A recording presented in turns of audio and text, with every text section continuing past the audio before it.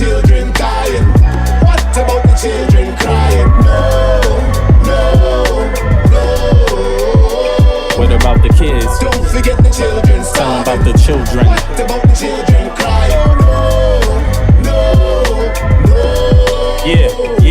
Yeah. Digging, scratching, working, struggling, hoping.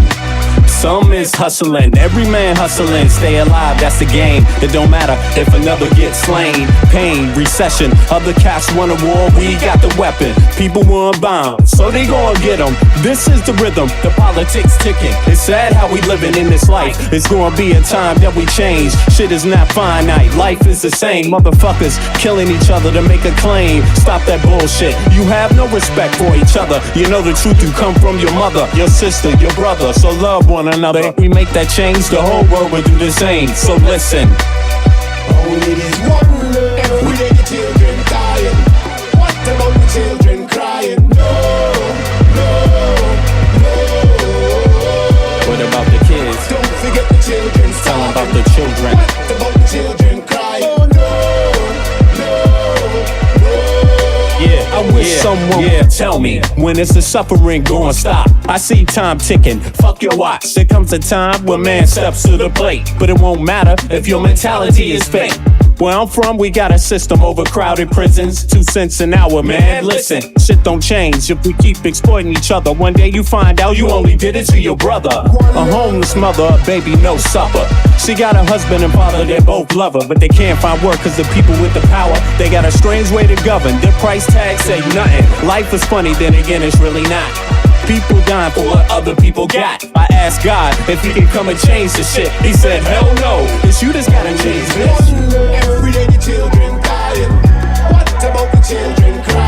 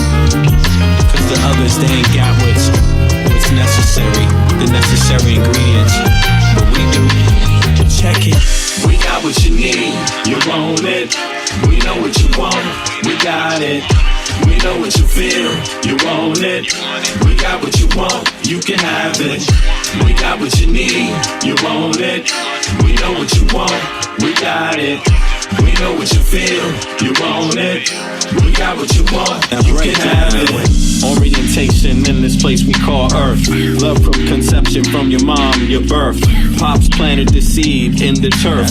From there, you must find out what life is worth. Grew up learning your do's and don'ts. before working on your motor skills, working on your coordination, right? And orientation to what your life, the brand new thing. So gentle, the soul we're capturing in this distance. The alphabets the kids sing. They celebrate when it's time to go outside. As you get older, you learn to let all the troubles in your life just glide away. Stay focused, keep it smooth, keep you cool. Things in life can make it get rude. If you let it, don't let it. If you let it, don't let it. If you let it, don't let it. If you let it, don't let it. If you let it, let it, let it, what? If you let it, don't let it, let it. If you let it, what? Don't let it. If you let it, don't let it, let it. Don't let it. We got what you need, you want it. We know what you want, we got it. We know what you feel, you want it. We got what you want, you can have it. We got what you need, you want it. We know what you want, we got it. We know what you feel, you want it. We got what you want, you can have it. We embark on this journey to your soul. We wanna have a good time. We embark on this journey to your soul. We wanna have a good time. We do something that you know you can't deny. We're just slipping in and out on a journey, you and I, on a mission to salvation. Our spirit be our transportation. We think you'll do a little love and that is true. For real, we bring something that you know you can't deny. We're just slipping in and out on a journey, you and I. What? We got what you need, you want it. We know what you want, we got it. What's up? Good morning. Good morning. Good morning. We got what you want. You can have. All right. It is Friday, the 24th. Happy Friday, July 0909 Central European Time. And that makes it 0303 Eastern Standard Time in the Americas. What's good, everybody? What's good? We made it another day. Some of us did. Rest in peace to the ones that didn't make it. Yeah, for all types of reasons, sadly enough. And I say that so easily, but these are horrible times and people have been under pressure and people have been losing their lives. Not that it doesn't happen all the time, but, it hasn't stopped. It hasn't slowed down. I mean, what conflict have you seen slow down? Is it in Sudan? Is it in the Congo? Has it slowed down in the Congo? I don't know. No news about the Congo. Has it slowed down with Iran, Israel, Palestine? Has it slowed down with Ukraine? Has it slowed down in the United States of America? What is, or has it just gotten worse? Has it just gotten worse? So, but it's up to everybody to be honest about their situation, how they feel, what's going on with them. And I don't expect people to. We asked somebody in the chat the other day, I guess a listener, right? What healthcare, what state do you live in and who is your healthcare provider? Isn't that too personal of a question? And, and then somebody else is like, you can't ask your age. Is that too personal of a question? It's like, no. How are you going to know how good or bad someone's doing just by them saying, I'm good. I'm good. Let us know. Let us know your details. While you're here, by the way, you spend a lot of time here. Let people get to know you. You know what I'm saying? Like straight up, don't be shy. I'm not being shy about shit, and why should people be shy? This is regular stuff we talking about. This is civics. This is life. Nothing special. Nothing special really, but people are like, it's got to be a secret. Why you want to know? Who are you? Are you the, secret government? You want to know what healthcare provider I have? It's like, no, that's not it. You don't take surveys, obviously, too much, do you? But having said that, great. It's great to, even those kind of viewers are great. But what's up to the chat? Let me see here. Who's there? Karina, Rafika. Yeah, Rafika is there. Jen is there. What's up, Jen? Oh, as a matter of fact, I think I'm going to I'm gonna make some new mods today. Hope you all don't mind. Not make new mods, but add some. Let me see here. There's Marinia McKay. What's up? The Fiend is in the house. What's up? Oh, wait a second. No, we don't need any fake patriots here. Let me just get rid of the skull with the flag. No, you got to do better than that. No hiding here. You got to have a real name, or at least a fake real name, and put a picture up. Put something up about your life. Put the kind of flower you take a picture of your garden. Let us know what the plant life looks like in your part of the world. You know what I'm saying? Like, do something, man. Come on. Let me see here. And as they say in Danish, Rosina i pulsen. That means you're bringing up the rear, man. Come on, catch up to the rest of everybody else. You know, your opinion is welcome, but not when you hide who you are. Really, then we can't qualify shit about you. I need some ones, and I need some direct answers from you. Like, I need some ones and some twos. Okay, otherwise, it's not good enough. It's just not good enough. You ain't hear what's the homeboy's song, Kendrick Lamar. Not good enough. What is it?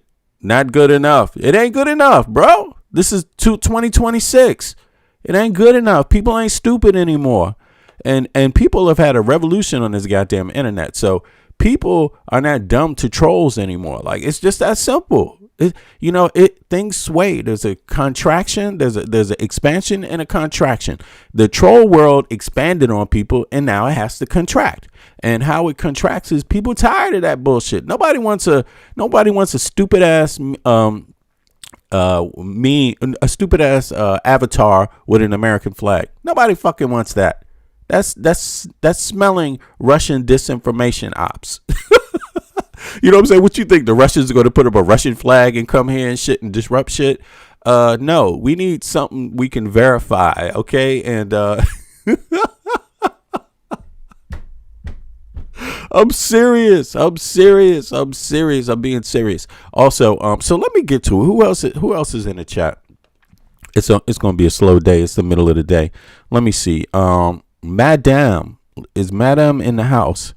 Madame is in the house somewhere. Where is Madame at? Did I see Madame in the chat early?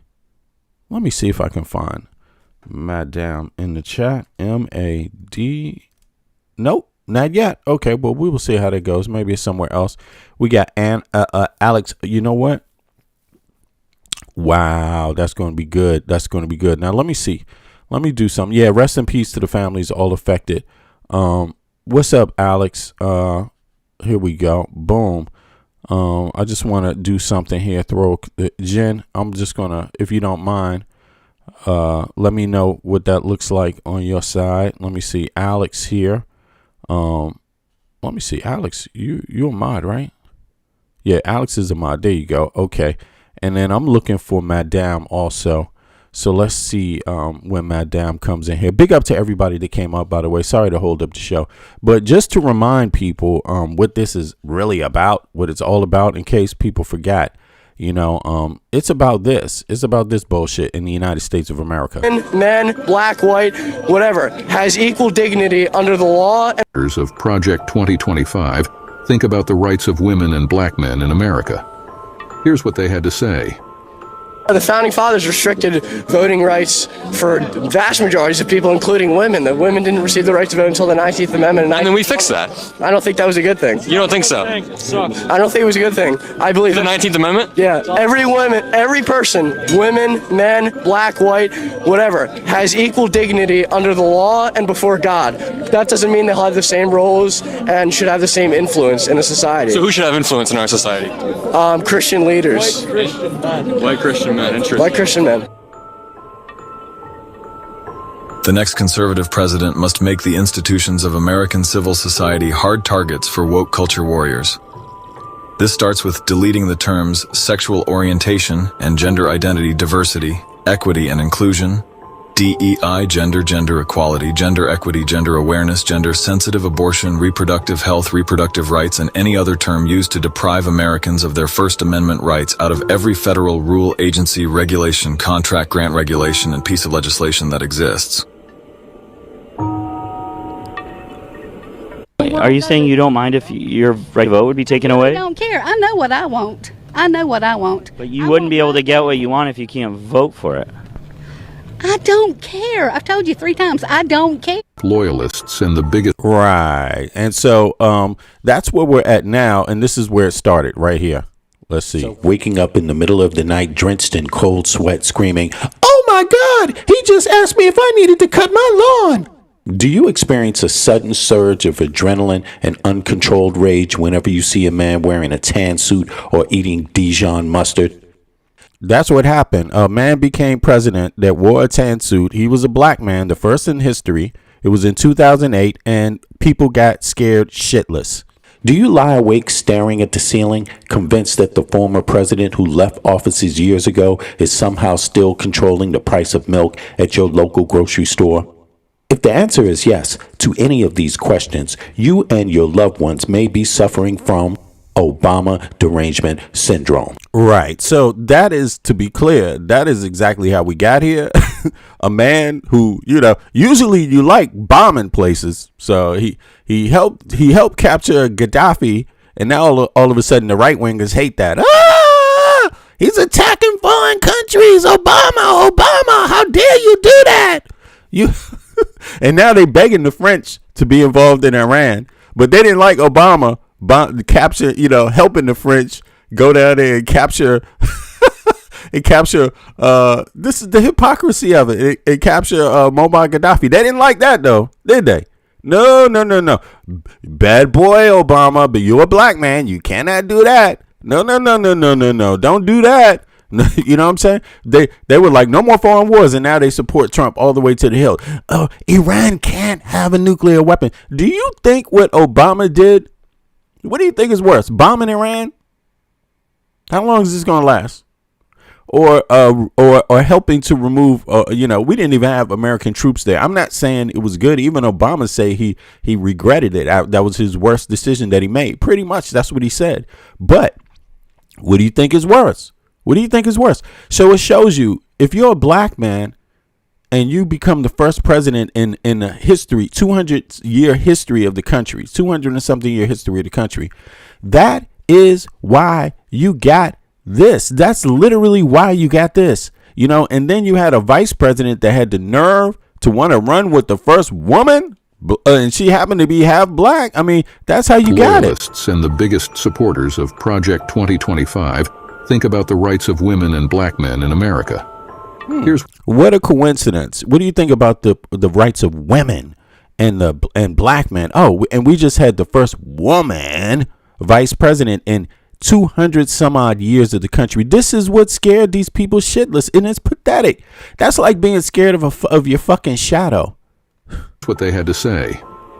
The founding fathers restricted voting rights for vast majorities of people, including women. The women didn't receive the right to vote until the 19th Amendment. And then we fixed that. I don't think that was a good thing. You don't think so? I don't think it was a good thing. I believe the 19th Amendment? Yeah. Every person, women, men, black, white, whatever, has equal dignity under the law and before God. Okay, so I see somebody in the chat wrote, Obama was considered the worst president ever. Murder rates. Okay, so I give you a challenge since you're talking about black people. You just raised the ethnicity specifically right there, right? And you want to talk about that too. I get it. No problem. So what's your ethnicity? What is your ethnicity since you said that? Let me put the panel link down so you can hop up. I want to hear your voice. It's always good for people who are of that group to really do the most talking. You know what I'm saying? But since we have a troll world that we live in, we know a lot of times the people that say things like that don't really believe the things they're saying and are saying them for ulterior motives. So that's why we have the panel, so people can come up and explain themselves, qualify that statement. Was Obama considered the worst president ever? How convenient is that? Because Trump is considered the worst president right now ever. You know what I'm saying? What the fuck? What a coincidence. Didn't I tell you? Wait a second. Guess what? We got somebody in the room suffering from Obama derangement syndrome. Yes. If you waking up in hot, cold sweats because you had a nightmare about somebody wearing a tan suit, you could be suffering from Obama derangement syndrome. Welcome. Well, you came to the right place because we got the cure over here, okay? And the cure is panel up, bitch. You won't be doing that anymore, will you, Johnny? Johnny the Johnny. You won't be. I'm pretty sure Johnny Krogan, real name is Mitchkov Sigaloff, some shit like that. Like, no pun intended to all the Mitchkovs out there. That's a wonderful name, but I'm sure that's his real name ain't Johnny Krogan.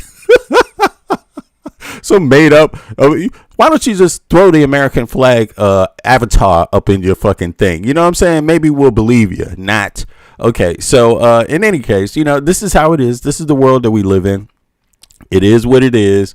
It is what it is, and the program is what it is. You know what I'm saying? We treat Obama derangement syndrome here from 0230 to 0830 Central European time too. I'm confused. Anyway, I'm just waking up, y'all. But you get the point. I'm opening up the Discord right now. It takes a couple seconds, but we're gonna get rolling. But check this out. So we don't have to wait. Let's just get into some of the weirdest news right now, right off the top. That is just dropped. Okay, the great podcaster Adam Mockler has done it again. So let's hear what he has to say on this reporting. All right, everybody. On screen now is a ridiculous video of Andrew Tate, who is currently sitting in shackles in a jail cell in Miami, Florida, awaiting extradition to the United Kingdom for charges of rape, human trafficking, sex trafficking, and CP. But I am not going to let up on this story. I want to double down on covering this case because with every passing day, it becomes more and more obvious that this administration is inexplicably intertwined with the Tate brothers case. Trump admin officials have been putting their names and reputations on the line over the past year or two in order to cover up for the Tate brothers, to try to get them to be released, to try to get charges dropped and investigations stalled, and it has culminated into all of these Trump admin officials having egg on their face when we now have more evidence and more court filings. The Tate brothers were doing exactly what they admitted. They were trapping women in certain countries and using them to do sex work, taking those women's money, taking their freedom, taking their dignity, and then lying to the women, stealing their passport and not letting them leave. Okay, the panel link is in the chat. So we want all patriots to hop up. We want pure-blooded patriots, okay? Whatever that means. Pure-blooded American patriots to hop up on the panel right now. To the allegations against the Tate brothers, and even when those allegations were already made in court filing years ago, Vice President J.D. Vance still decided roughly 1 year ago to follow both Andrew Tate and Tristan Tate on X. The Tate news account says maybe they should grant the Tate brothers full immunity to— Let me play that back. Listen to this. Listen. The women stealing their passport and not letting them leave. Those are the allegations against the Tate brothers. And even when those allegations were already made in court filing years ago, Vice President J.D. Vance still decided roughly 1 year ago to follow. 1 year ago, the vice president decides to follow the Tate brothers. This is this is sniffing of conspiracy. You know why it is? Think about this. It's like a rat never leaves the scene of the crime. They always go back to the scene of the crime. I mean, they might leave, but they always go back. That's the key thing. These real kind of crimes, they go back to watch what's going on, to control. It's a control mechanism. These people are surrounded by a system that is made to protect them, but also keep them from snitching, keep the information that they know, whatever it is, from snitching. I mean, that's what I make out of this. Otherwise, where do you ever hear of a vice president going out of his way to fucking befriend a sex trafficker that he doesn't know? And he's claiming, here's the worst part about it, y'all. He's really screwing over people because he's calling that freedom of speech. This is how you protect freedom of speech. He's not concerned about anybody else's freedom of speech, only the freedom of speech that is raping and hating and pillaging. Then you can have all the freedom of speech you want when you hate somebody for just who they are, right? When you want to kill somebody for just, or kick somebody or deny somebody their rights just for who they are, then it's freedom of speech. Talk it up. When you want to rape women, excuse my language, oops, YouTube doesn't like that word. I don't know if y'all noticed, YouTube is kind of like, what's going on here? But when you assault people, correction, YouTube, correction, assault, when you do things that are illegal according to the law, I'm about to just say that because they don't even like you doing. I'm telling you guys, if you knew how YouTube was right now, they got a machine moderating everybody right now. Listen, why would you befriend the dude? When he's like this out of the blue? Nobody asked you, and he went and did it. Well, somebody's asking them now, but this is a year ago. The vice president just shows up to the criminal's house and like, yeah, people are treating them unfairly, man. What's going on here? They're arrested of trafficking, and they have hundreds of they got criminal allegations and charges. Let me see. I'm dumb, so let me go and befriend them. Both Andrew Tate and Tristan Tate crazy. On X. The Tate News account says maybe they should grant the Tate brothers full immunity to stop foreign political persecution. Oh, well, foreign political, did you know? Foreign political persecution?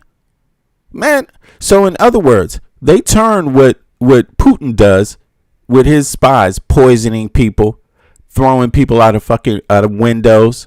He takes that. That's political, right? That's political, geopolitical, and political inside of his nation. These kind of things, and he's comparing that to this. He's comparing their endeavors. These guys just went out there and messed over little girls' lives, stole from people, really just went out there, and it's slavery. Don't you understand that? Like, trafficking is slavery. Trafficking is slavery. It is the controlling of a human being. You're supposed to be against that, JD Vance, especially coming from a country with your history that fought a war to pretty much end it. Now, maybe everybody didn't all agree, you know what I'm saying? But a war was fought to end it nonetheless. You know, and the Emancipation Proclamation came. You see what I mean? And of course, it took some time to ratify because the law takes time. As we know that one. The law takes time to ratify, y'all. But in any case, nonetheless, the abolitionists made that happen and forced you to make it happen. So it's not like they just started up all on their own. You know what? Let's just get rid of our free labor. No, the abolitionists, who were all types of people, were like, this is inhumane. This is against God's will.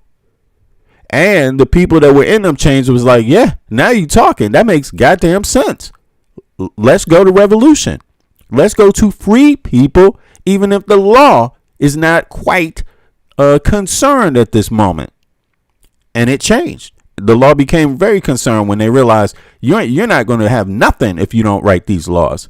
You know, and now this dude is back at it again. Now this guy is back at it again. Mr. J.D. Vance, in the name of the vice president's office. Best I can do is go hang out with some people that have criminal charges. Many, and horrendous criminal charges. You don't know them, buddy. Like, this guy doesn't even know them. And he's already like, maybe they didn't do it. Maybe they did this. Maybe somebody set them up. It's like, damn, what is this goddamn Yogi Bear investigation and shit? What the fuck is going on, man? What the hell is going on? Anyway. The Trump administration had been trying to get the investigation into the Tate brothers dropped. And I just want to point out the broader pattern right here. If you're a despicable human being, someone like Andrew Tate, Tristan Tate, someone like Jeffrey Epstein, then the Trump administration will not only launder your reputation and try to elevate you to the highest echelons of power, but they will also run cover for you. There is a surgical pattern of the Trump administration allowing the worst of the worst, criminals, people who have scammed Americans, people. So, I mean, in case people can't read what is on the screen here, right? I'm going to read it just in case people can't read it, of course. This is from the Vice President J.D. Vance, right? Vice President J.D. Vance started following Andrew Tate. This is the Tate News. Started following Andrew Tate and Tristan Tate, right? This is crazy. And then it goes on to say he's requesting this. Maybe they should grant the Tate brothers full immunity to stop foreign political prosecution. I mean, so they asked him a year ago, you know, and he actually goes out there and does something. Check this out. You might want to wonder why all this weird stuff is going around. And what does Trump do? Doesn't Trump always get someone else to do his dirty work? When was the last time you saw even Sasha Riley, the man, the vet, who said that Epstein and Trump trafficked him between the ages of 8 and 12. Sasha Riley, the veteran, the man who fought in the Afghanistani war, he said when he was between 8 and 12, Trump and Epstein trafficked him. And he names a whole list of people, right, that were there, right, in the 80s.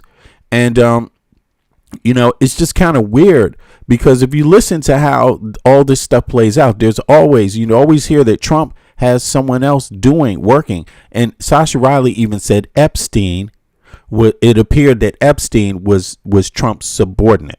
That's what Sasha Riley says. And if you say it ain't so, I'm going to have to play it. But that's how he describes it in his audio interviews that are on the internet. So just keep that in mind here. Just keep that in mind. And look at JD Vance too. Just look at him. I don't want to sound bigoted. And maybe I'm bigoted against weirdos. You know what I'm saying?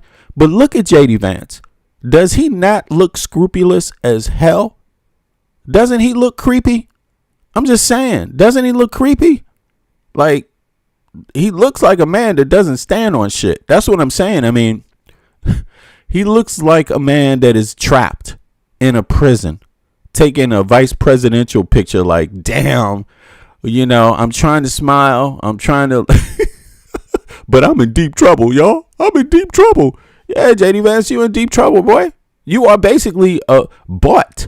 You are bought and paid for, man. You have no freedom. The moment you decide to say something free, talk about freedom of speech. The moment JD Vance decides to escape the plantation, let's go.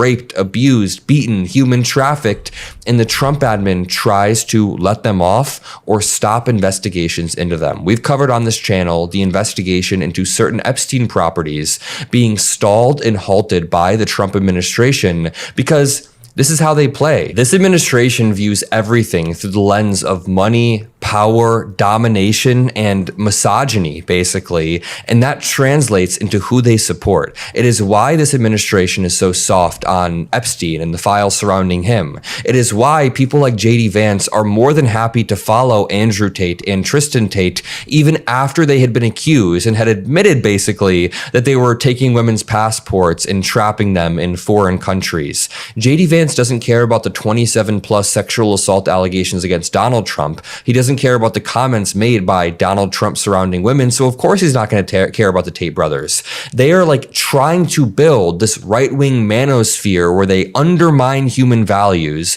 They try to degrade and humiliate women in a misogynistic manner and teach millions of young men that that is the way you should operate. Well, guess what? It leads to where Andrew Tate currently is, in jail. We have new filings that were released, and I just want to put into context what these people were supporting.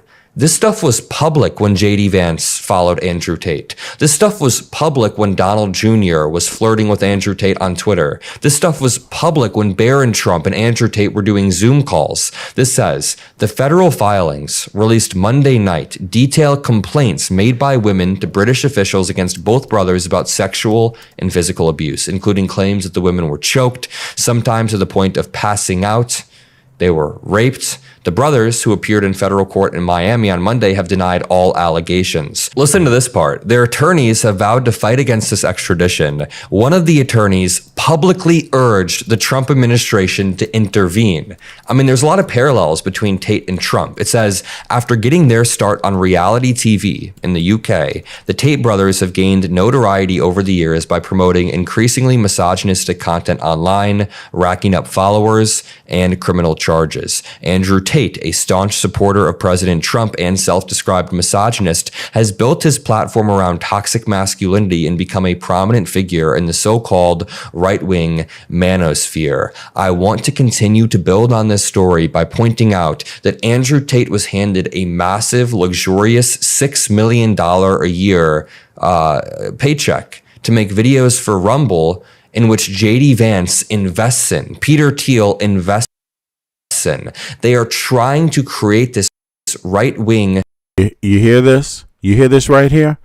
Listen to this. This is crazy. I mean, somebody asked me to do some videos on Rumble, and now that I think about it, now I understand. Like, this dude was deep down the goddamn rabbit hole. Like, and I'm talking about the crazy rabbit hole.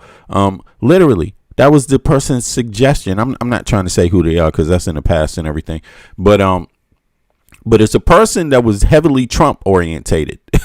definitely and should not have been, but was, because when you down that disinformation pool, right, you start doing the things they do. You go to Rumble instead of, not saying that that people shouldn't be concerned about freedom of speech and shouldn't be concerned also about their welfare in the platforms they support.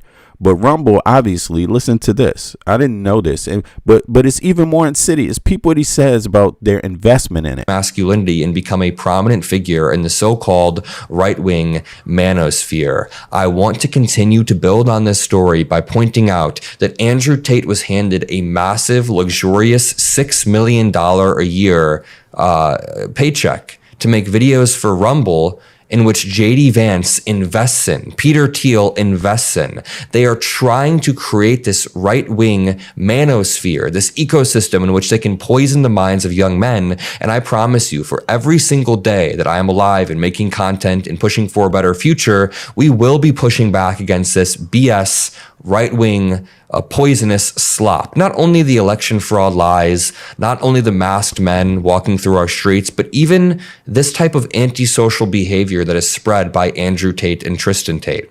There's already a problem with young men and young people in general being uniquely antisocial due to COVID, due to social media. There are many studies about this.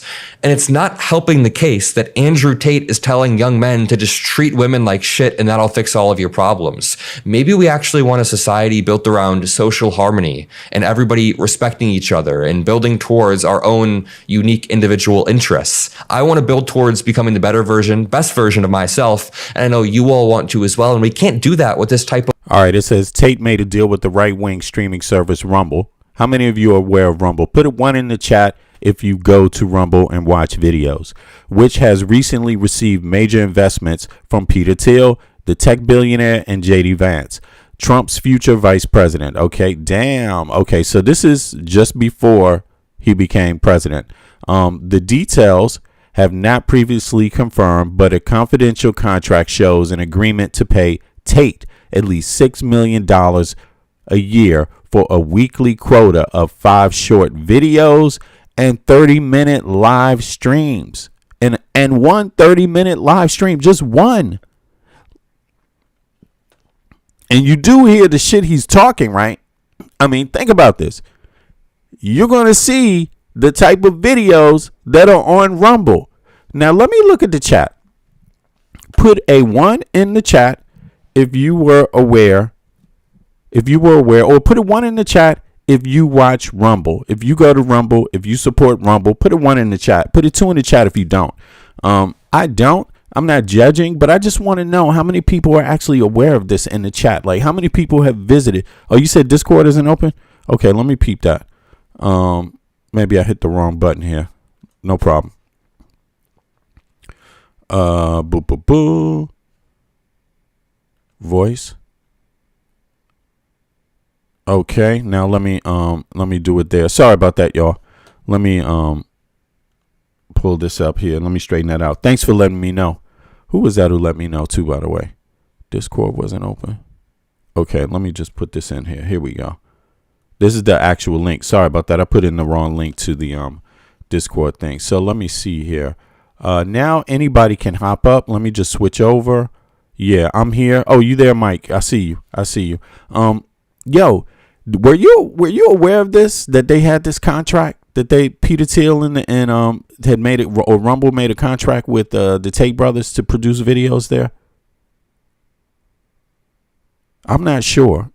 Okay, well, wait a second. Let's just hear some more, because he's going to play the type of videos that they actually pay. I mean, they're going to claim that they didn't pay them for that video, but nonetheless, they knew the type of content they had. So Let's play some. Watch of this. misogyny, humiliation, domination, convincing young men that their only problem is young women. It is disgusting and despicable. And really quickly, if you agree with these frameworks and what we're saying, make sure you drop a like below. Make sure you subscribe. Yeah, click the like button, y'all. Please click the like button. Subscribe if you're not subscribed, but definitely hit the like button right now. It's going to help more people find the stream. Build our own ecosystem. To continue, this says, Andrew Tate made a deal with the right-wing streaming service Rumble, which had recently received major investments from Peter Thiel, the tech billionaire, and J.D. Vance, Trump's vice president. The details have not been confirmed, but a confidential contract shows an agreement to pay Tate at least $6 million a year for a weekly quota of 5 short videos and a 30-minute live stream. His presence inspired a 45% increase in active users, sending Rumble to the first place on Apple. A few months later, Elon Musk bought Twitter and then reinstated Andrew Tate's account. This was after there were videos of Andrew Tate just admitting what he did. I keep getting these emails saying, Adam, you're being a broken record. These are the kind of damn videos they got on Rumble, man. This is crazy. And you're showing the same videos about Andrew Tate over and over. But I never watched this guy's. I mean, I never even thought to, because I'm not into that stupid, this weirdo stuff. You know what I'm saying? Like, what is it? What is it where men need to listen to other men on the internet to learn how to be fucking men? I never understood that. This is the weirdest thing. I had a father. My father raised me. My father is the guy who taught me how to be a man. Literally, from the time I was young, having to work with him as a young little child to learn how he did his business, his fine art. Learn how to work his tools by watching him work his tools. You know what I'm saying? I mean, doing the things, V, come here. Going right down, because that's what you do when your daddy calls. Take the directions, do this, go down here and grab this and la la la. And then you do that. Just basic command and basic commands. Yes, daddy. And then it elevates into, yeah, I need you to help me with this. Pick this up right here. Grab this. Come over here. It's none of this like, do you want to be a fine artist? It's learn how to be a fine artist. Here, I'm a fine artist. I'm working on a project. I need an extra hand. Come over here. Grab this thing. Hold it for me just like this for 2 minutes. And then you learn, you watch, you see the tools, you see the craftsmanship, you elevate from there and on and on. And then in that little time span while you learning a new trade, maybe some conversations come up about life. Then your dad says, oh man, you really, that's what maybe I could recommend a good book about that. Boom. You see what I mean? There was no internet. My father said, man, hey, go to Rumble and watch Andrew Tate. He's going to tell you how to be a man, bro. I mean, this is savage. This is savage. You got grown ass men going to the fucking internet to learn how to be a goddamn man. This is pathetic. This is crying. This is crybaby, bro. You know what I'm saying? This is baby boy. You know what I'm saying? Yo, what the? And what's even worse is a lot of these motherfuckers ain't even had something disrupt their life like prison. And this is some baby boy shit. You know what I'm saying? Like, this is crazy. This is crazy. Oh, damn. Anders said his father would have slapped him. Nah, man, my father wasn't like that. My father was very patient, very, very engaged, but also left me my freedom. You know what I'm saying? Is the yin and the yang. He left me my freedom, but when he, how can I say this? When he needed me to do something, to display something, or then he was also quick to be like, yo, come over here. He had the commands, but there's no slapping, because I never learned how to say no. You know what I'm saying? To my pops, I only learned how yes, yep. Wait a second, I could be doing whatever I was doing. And then all of a sudden I hear in the background my name just calling out, and I'd be like, did I just hear my father call me? Go right to him. Dad. And then he'd tell me exactly what he needed me to do. It didn't matter what I was doing. You see what I mean? It was, okay, now it's time for me to do whatever he needs me to do. La, la, la. Then I get back to the other shit. But yeah, I'm sorry for that. It sounds like Andrew Tate was your dad, because this guy is horrible. When you hear the kind of shit that this dude is talking on Rumble, and they're suggesting people, young boys, learn from this man how to be a man. It is tragic, man. I can only cry for boys that actually fall for this, that really believe this stuff. I can only cry for you because it speaks volumes to the fact that you didn't actually have something there. I mean, to me, there was no space for Andrew Tate because I had a dad. There was no space. There was no space. It just wasn't there. You see what I mean? And yeah, the internet too, the advent of the internet. But listen, this works in a lot of. You could have been watching some other TV show that has some misogyny in it and shit. The mama's at home. Okay, father, going to work every day and shit. And the mother trapped in the house and shit. I'll take care of the bills, baby. There's levels to this shit, but I mean, this is just gruesome. Listen to this. I disagree. I think this is an effective use of my platform to sit here and to show these videos of these right-wingers being absolute, I don't even know what word to use, pieces of shit, abhorrent, awful human beings who are talking about how they sex traffic women. And then I sit here and I play these videos and people want me to, stop playing them, to back off. We are not going to back down off of these freaks because the current administration basically has their back. They have the back of Trump and JD Vance and Barron Trump and Don Jr. and all of these people. And we have to push back against this and point out these power structures. Listen to this disgusting video. And I became a multi-millionaire. I did this by creating a webcam studio, by taking girls who didn't know how to be effective on webcam, girls who had never done webcam before, girls who didn't have the equipment, didn't have the know-how, didn't have the will, didn't have the premises, didn't have the ability to make money with this exchange. Wait, didn't have the will? What do you mean didn't have the will? I created a system that allowed me to convince girls to do this, allowed me to retain 100% control of their income, allowed me to make sure they were effective, because it's a super competitive industry. Don't think this is easy money. You're just going to put a girl on the camera and they're going to get rich straight away. No, it's very competitive and it's very difficult. I learned every tip and trick it takes to make sure a girl gets paid. So this is how they were doing. This is one of the ways they did their trafficking. They're setting them up for it. They're calling it a trade. Yeah, it's a trade. All right. You definitely did that part right.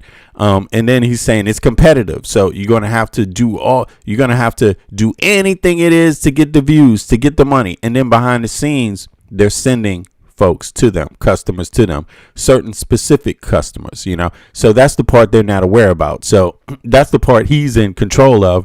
Right. And then when they come and those people, they have it all arranged. So basically, young girls that think life is easy or need some money desperately, they fall for a person like this because this guy is giving them an offer that maybe they're from a disenfranchised family. Think about how many people fall into this industry. American girls in the U.S. I mean, it's the same story that just keeps repeating itself over and over and over. It's disenfranchised young people. Right? Because they don't yet have access to real understanding, knowledge, information, education to know how things work, how you actually are supposed to get somewhere in life, or the system, where the system is there, how the system is supposed to help you. And in a lot of cases, the system is just not there. Think about this. When JD Vance is out there criticizing countries like Denmark, criticizing Europe, they have more of a safety net in place. Do you know, like, seriously, I'm not joking. Kids here in Denmark, for example, they already know they can leave their parents at 16. They can have their own place. If they have an abusive parent or if they have some situation at home that's bad, they already have the right themselves. Think about this. It doesn't matter for a child here. If they want to go to school and they have the grades, it has nothing to do with their parents, has nothing to do with money, has nothing to do with what kind of job they have. In Denmark, no matter how good your social situation is, a lane to better yourself in education is guaranteed. Very simple. Very simple. It's no connection. In the United States, you need a lot more help. You need a lot more personal, help. You need either help from family, help from friends, because the system is not really feeling that. But how do you have a system that does that? It's through taxes. Healthcare. You see what I mean? Where are you going to go to get healthcare if you're a teen? Where are you going to go? I mean, real healthcare. So, and it's not just about teens, but you see where I'm going with this, right? People, JD Vance and them, they like to talk about the system in Europe, but actually there's a lot of things that are built up that are part of that tax system that are there to prevent people like the Tate brothers from thriving. You see what I mean? Also, I mean, they do have laws, and there's a big conversation about the role of, what do you want to call it? Escorts and things like that in Denmark. There's a big conversation about that. But pimping is illegal. What they're doing is, no, a woman can decide what she wants to do with her own body and get a license. There's no man involved. That's where the crime is coming into play. If there's someone else making you do it, someone else interacting with you and how you're doing it, that's a crime. That's a crime in DK. So think about that. I'm just speaking facts. You may not agree with the facts. You may not think about the facts. You may not go research what I'm saying here. You might judge it before you do any of those things, right? But I'm just telling you the facts. That's how it actually is working, So, all right, let's hear some more. I don't know where he was living at this time, if this video was running in the United States, or if he was living in the United States when he made this video, or if it was the UK, or if it was Hungary. But let's listen. Make sure the girl can't run away. Make sure the girl can't run away. Make sure the girl can't run away. Allowed me to retain 100% control of their income. Allowed me to make sure they were effective, because it's a super competitive industry. Don't think this is easy money. You're just going to put a girl on the camera and they're going to get rich straight away. No, it's very competitive and it's very difficult. I learned every tip and trick it takes to make sure a girl gets paid. I know how to make sure the girl can't run away, because once you teach a girl how to do this, she has the ability to make unlimited money from home. Wait, she's doing against her. Somebody in the chat wrote no dad at home. No, it might be no dad at home, no mother in the home. It could be nobody in the home. It could be no one. You never thought of that? You never seen men and women abandon their children? You never seen that? Put one in the chat if you heard stories about that. Listen, a famous comedian, right? What's the guy's name? He's actually from DC, man, or he spent a lot of time in DC. He was with the In Living Color cast. He's the guy who does the Latino jokes often, I'm talking about la la la la la Sunday, I forget his name. He's really, really funny guy, right? This guy, he was abandoned. He was abandoned by his mother. The father was nowhere to be found. But that's not a good look either, right? But the bottom line is that if you are a man, there's a lot of men that have children that don't even try to contact them once. There's a lot of men that have children that literally are just like, I don't want to have anything to do with this. You see what I mean? And then there's a lot of women, too, that are left with the baggage of a one night affair or something like this. There's a lot of different things that go along with this. But the key thing is not, you could claim the value of a dad. I mean, I had a dad, but I'm a boy. But I had a dad, but I had a mom, too. Right? You can go at it that way if you want. But I think the better question is, if you know these things exist, what do you want to do about it as a society? Where will the structure be to balance this situation out? And I think that's where I come in the picture with a good conversation, because I'm living in a place that's designed to balance out stuff, give people rights. It's not perfect, but give people just a little bit more of a way out of a tough situation that may seem insurmountable and may be insurmountable to many. So where's the role of the system here? For a 15-year-old girl, for a 16-year-old girl, or boy, to actually be able to have a normal life. Should they be able to have a normal life? You know, what, you know, of course there's group homes and there's things like this, but how much do we invest in it as a system, as a country? Are we really, really doing our best, or are we shunning it? Are we complaining about it? I mean, we complain about the healthcare system. I don't want to pay for nobody else's healthcare.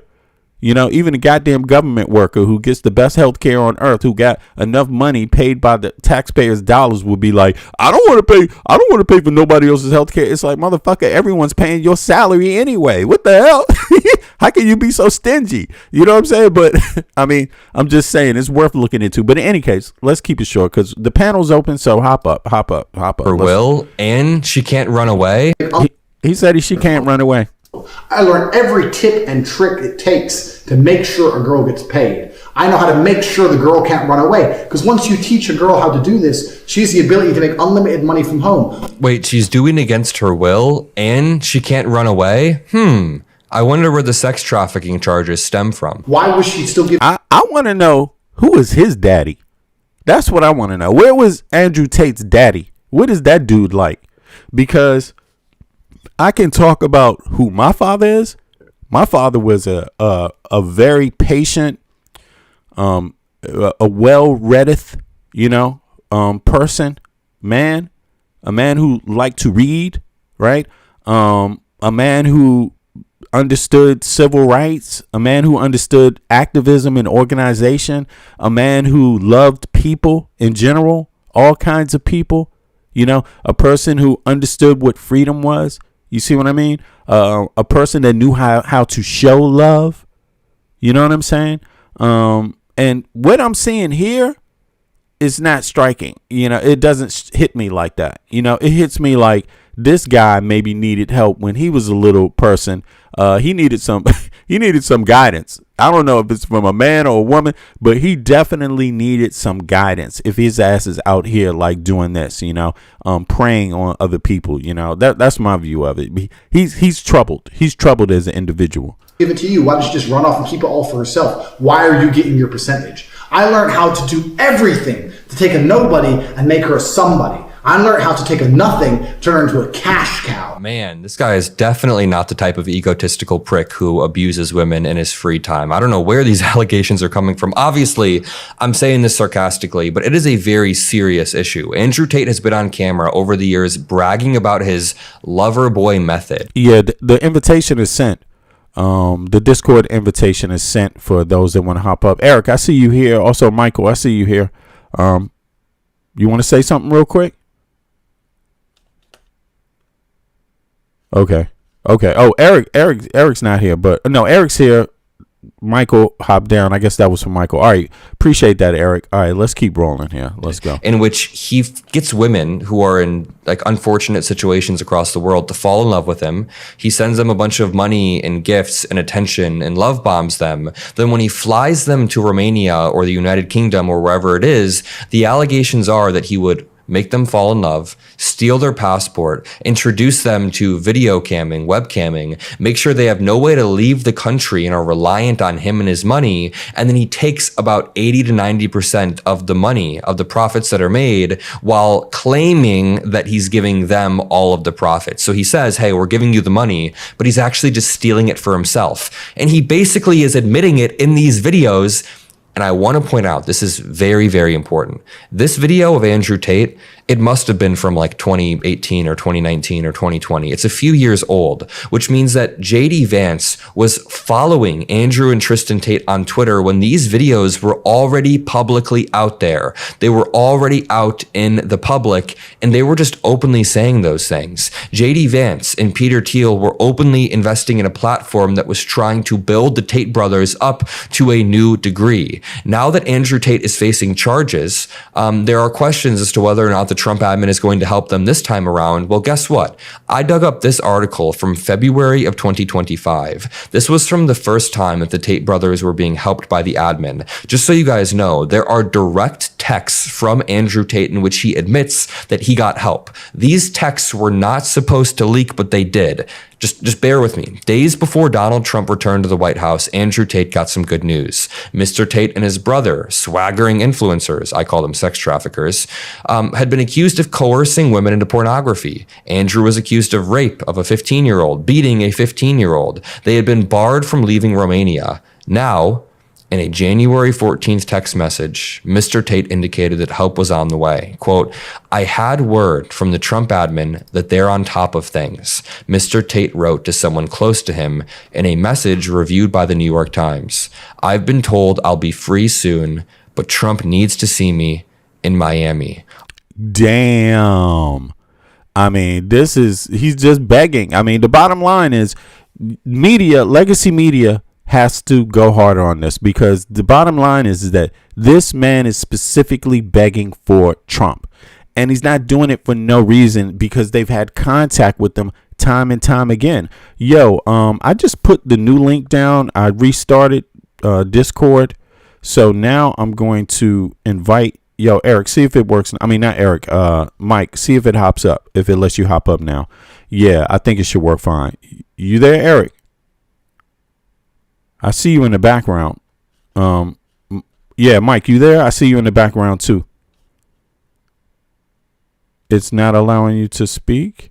It's not on my side. I'm checking it. It's not on my side. No. Disable video. No, it's there. You seem to be fine. Interesting. But you are on mute for some reason. I don't know why it says it's on mute on my side. Let me see if I mute you on my side and then I take you off. No, I'll try to work it out. I don't know what that is. I will try to restart it again. I'll see. Look in the settings. Let's go. All right. Sorry about that. Only a few months later, J.D. Vance followed the brothers on X. To this very day, Vice President J.D. Vance still is following them on X. And the reporting is, when Andrew Tate was originally facing the charges, there were rumors that formal extradition would, quote, go down badly, end quote, with J.D. Vance, who cares deeply about free speech. You know, J.D. Vance is one of those people that's constantly railing against European countries and other countries for what he views as failed free speech. They're arresting and jailing people for no... Think about this. You know, he's gone around Europe talking about failed free speech. But what is the exact speech that J.D. Vance is talking about? You see, and then he uses free speech in the same context. So here's the game. If you want to if you're anti-immigration, it is a carte blanche for a sex offender. That's what's going on here. It's the same thing, you know. It's always you're anti against this. The reason why you're doing this because you don't like this kind of person. No, all you have to do is say, hey man, they're trying to stop my speech, you know. And so then there's no hate speech. There's no talking about sex drive. You can't talk about women openly. How you gonna, basically not let them escape. You can't say that. That's not you know. It's like, so what are you? Who are you trying to give the freedom to? Right? Are you trying to give freedom to sex traffickers, the ability to communicate openly online to their victims? Are you trying to let them use social media to get more victims? Is that what you want them to have the free speech to do? Is that what's going on? Do you want people to have the free speech to be able to speak hate towards a specific group of people, so these specific groups of people will become victims of hate crimes, right? Be attacked, mauled, and then there will be the excuse, oh, it's just an immigrant, they deserved it anyway. Oh, it's just this person. If you like freedom of speech, why'd you hate Martin Luther King so much? If you hated freedom of speech, it doesn't make any sense. You see what I mean? If you like freedom of speech, I mean, think about all the people that you hate just because they spoke. What did Obama do to you? What did he do to you? What did Kamala Harris do to you? She talked about housing. You're like, and you like, you didn't like that freedom of speech. You call that communism. When they use freedom of speech to talk about get a few more people on healthcare for all this goddamn money that we're spending on it, you need to manage it better. Way more people could be covered, but you're blowing the money the way that it's organized. They call that communism. They don't believe in freedom of speech then. When you start talking about why is education so expensive in the United States of America? Why are less people having access to it than in other Western countries? Why are other Western countries guaranteeing that every citizen has access to higher education? Why are they against that freedom of speech? You see, they're total hypocrites. They're only for freedom of speech when it's about hate or trafficking people. That's pathetic. That's the only way they use freedom of speech. Hate or sex trafficking. Those are the people they defend with freedom of speech openly. Anybody else use freedom of speech, they call you a communist, call you a socialist, tell you that your society is, you're losing your society. Like, it's crazy, man. Let me see. No reason. All right, I see I got to do something about this because I see Mike can't get up here. 2 seconds. I'm going to have to change something here. Let me see. Sorry about that, y'all. Let me play a little more. Mike, I'm going to try something else. Well, those people are Andrew and Tristan Tate in this case. A UK request to extradite Andrew Tate would be a, quote, huge mistake and risks jeopardizing Sir Keir Starmer's relationship with Donald Trump. Now, this article is about a year old. Keir Starmer is no longer in power, and the extradition push has gone through. It's gone through. Yvette Cooper, the Home Secretary, is considering extraditing Mr. Tate and his brother Tristan to the UK. The brothers, who are under investigation for sex trafficking, traveled to Florida on a private jet. Any request could sour relations between Trump's administration and the British Prime Minister, who enjoyed a successful trip to Washington. A formal extradition application would, quote, go down badly, end quote, especially with J.D. Vance, who cares deeply about free speech, it is understood. Quote, J.D. will make it a huge issue if they go for it. Well, guess what? They went for it, and J.D. Vance has no moral high ground. Andrew Tate himself tweeted out 3 years ago, there's no easy way out. There's no shortcut home. 14 months of investigation. Now, I'm still not charged with any crime. And guess who responded to this?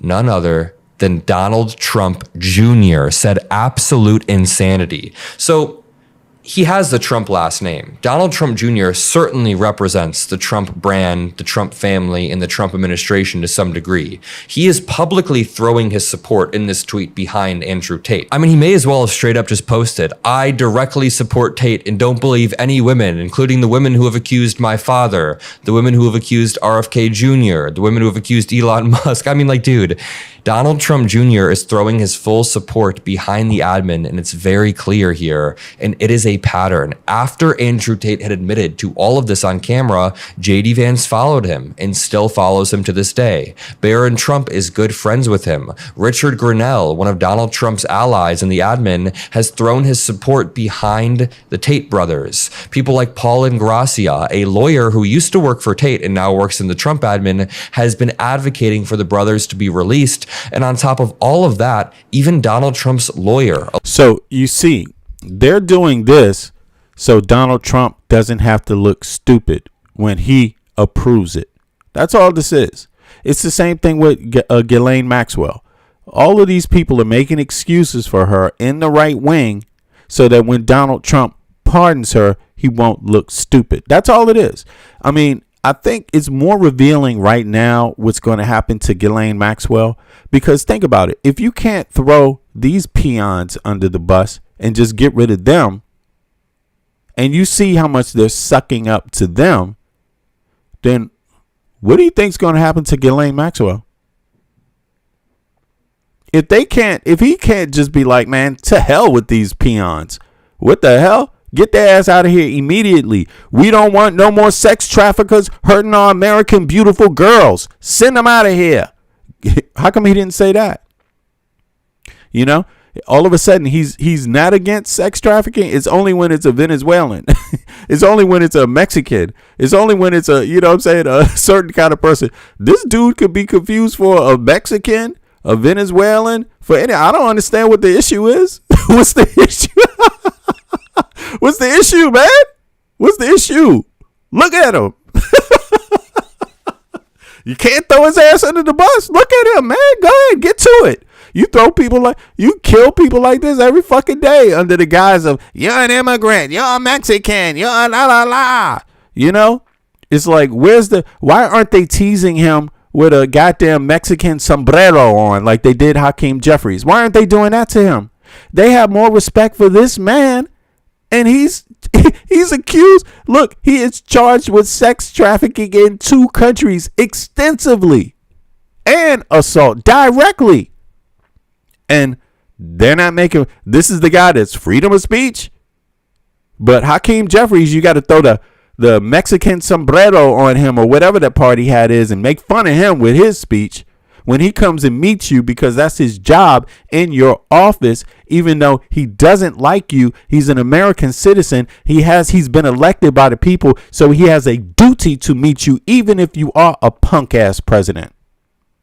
Even if Mike Johnson is a punk ass representative for Americans, Hakeem Jeffries still has a duty to meet him, whether he likes it or not, because the stakes are so high. They make fun of him.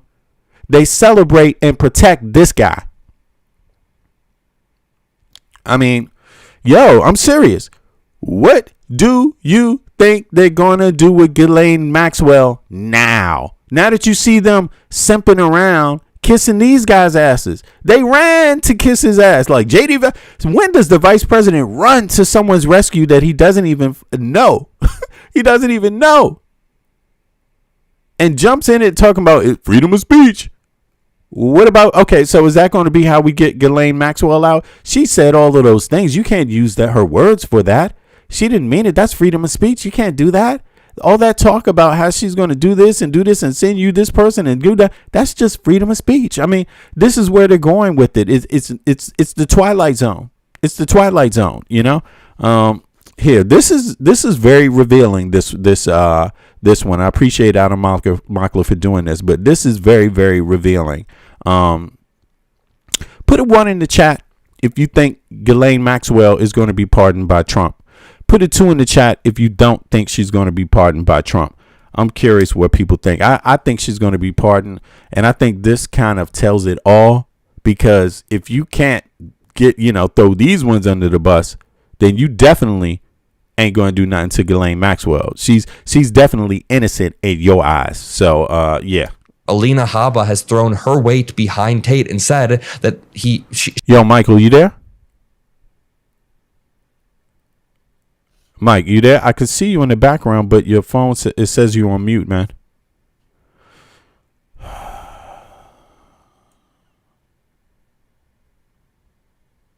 You're not there. All right, you there, but for some reason, you know what? 2 seconds.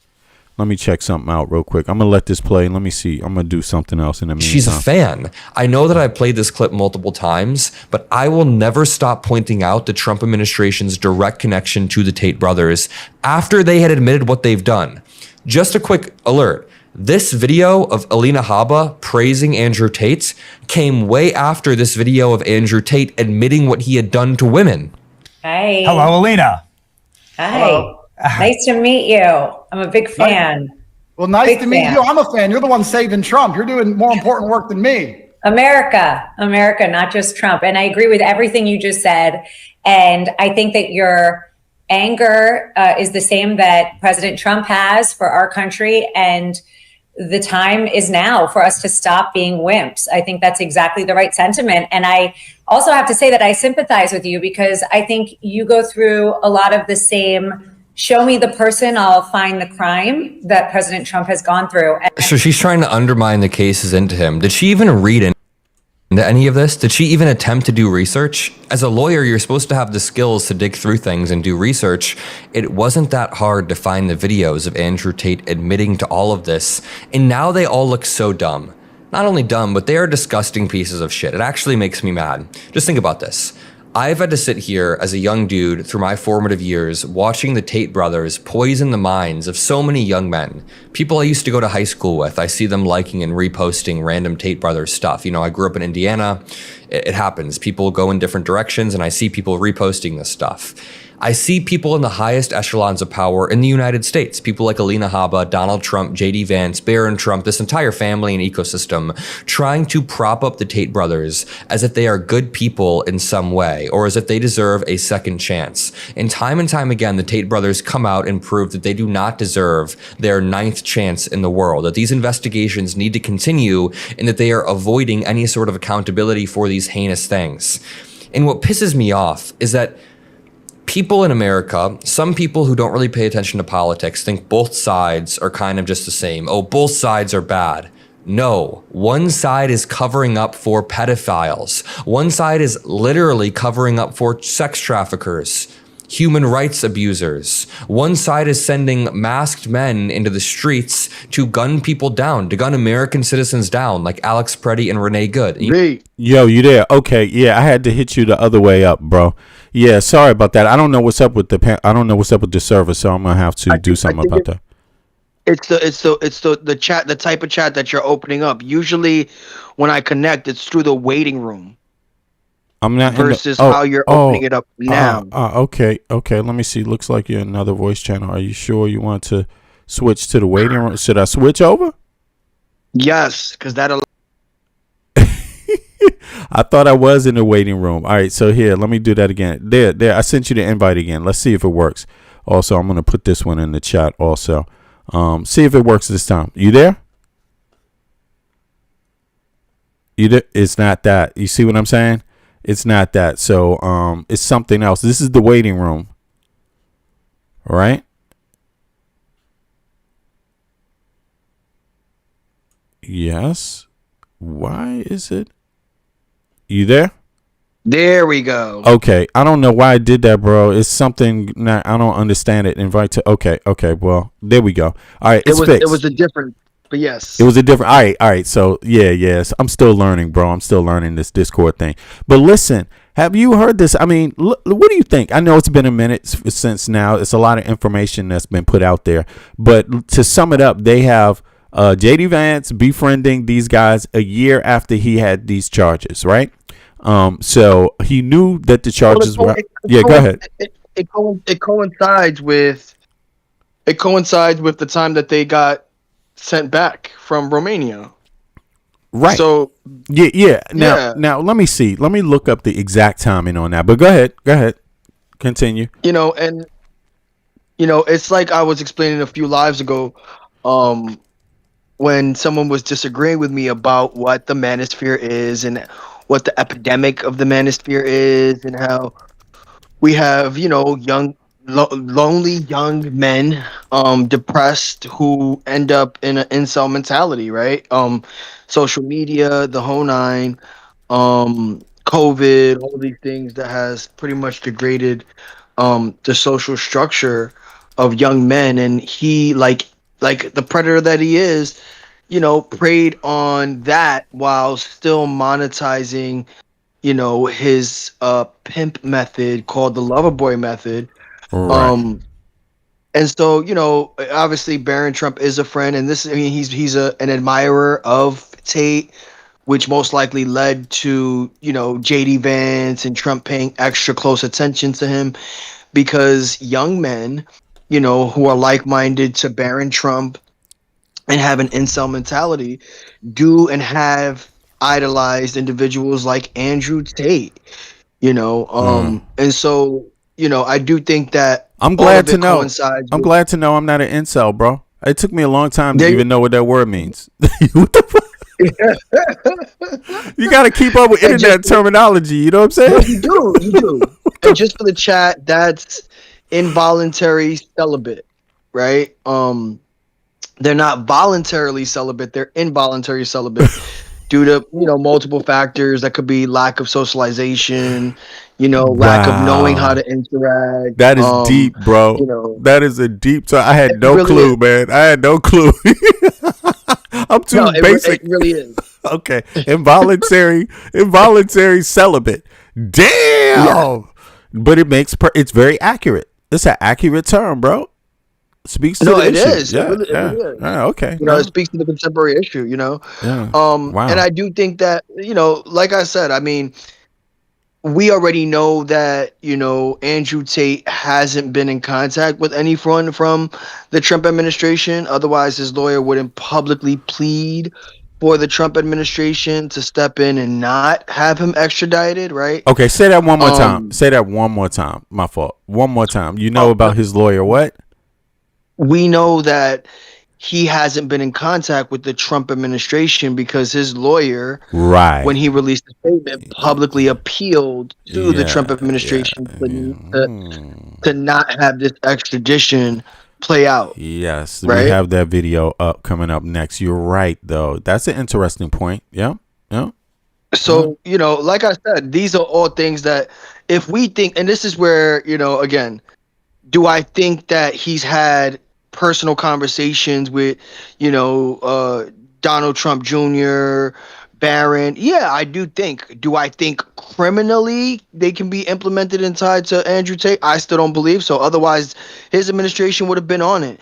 And, we can call Trump not the brightest, but he has Todd Blanche. And if Todd Blanche is covering up Epstein and not releasing those files, do we think as his former criminal attorney that he wouldn't have first hands and first interviews with a person like Andrew Tate and his brother if he didn't, right? If he did have incriminating evidence against, Trump and associates, so again, I still don't believe they would have even written out the extradition. Do I think they know random personal facts about Barron and maybe Donald based on their conversations? Yeah, I do think so, right?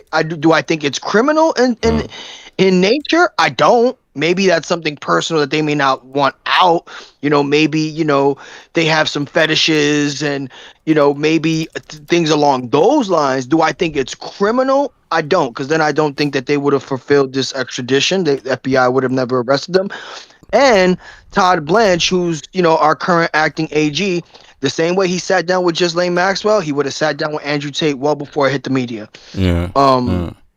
And so, and he wouldn't, and their lawyer wouldn't be publicly appealing to the Trump administration to step in.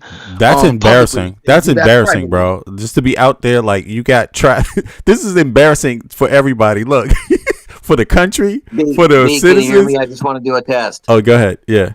Yo, no problem. It's working, Eric. Yeah, finally working, man. Okay, great. I that want to was make good. sure so someone else can hop up.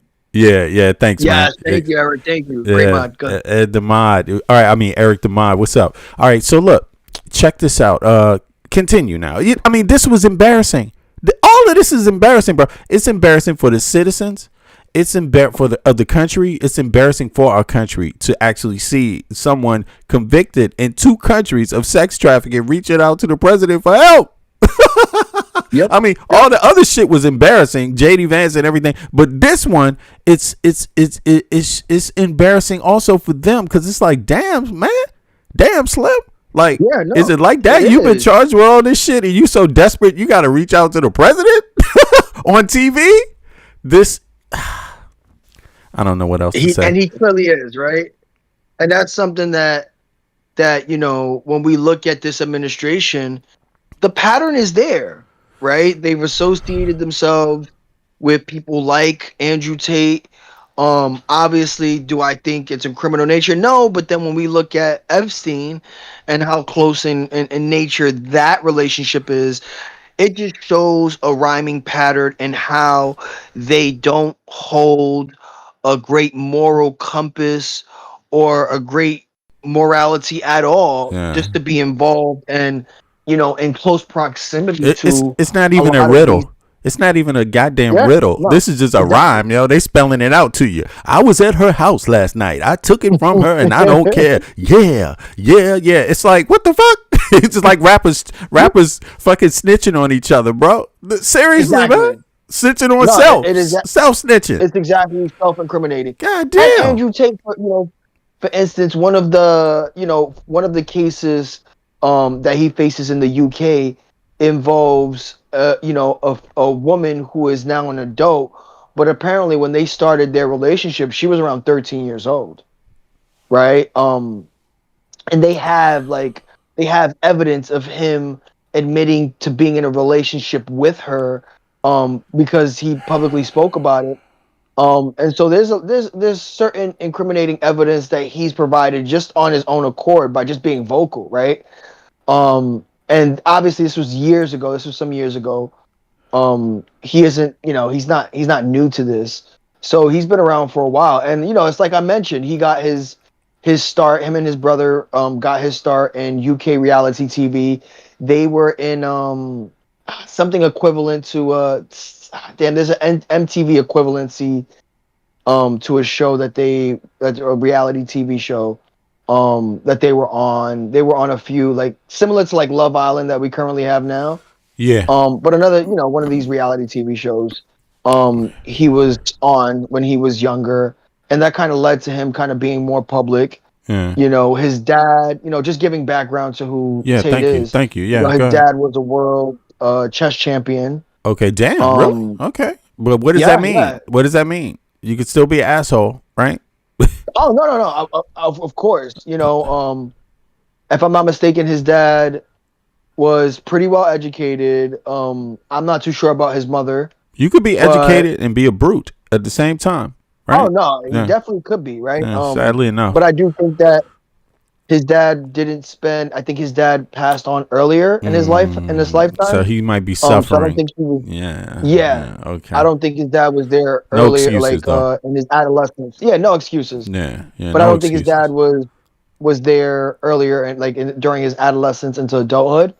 And that was the primary reason for him growing up in the UK. So I think his mother is from the UK. Okay. And so that's from there on they started living with their mother, and then became the Tates that we obviously know today publicly from whatever image they portray now. But he seems to have always been Go ahead. I think his dad had some crazy ties to like the CIA or MI5 or something like that. Really? Oh no, I'm not too sure. All I know is that his dad was a chess player, like a world chess player, and he traveled the world, and essentially that's how he met their mother. But I didn't know about we'll research that. Yeah. I'm gonna check in on that. How many of y'all in the chat have heard that his dad was had some connections with MI5? Let me know if you have. If you've heard that before, put a 1 in the chat. Any intelligence. And intelligence, yeah, But, in general, yeah. I mean, and so I don't. but does that mean? Sure. I mean, it could be. But does that mean Does that mean your poor behavior is excused? Oh, absolutely not. I mean, is that what it's going to come down to? That,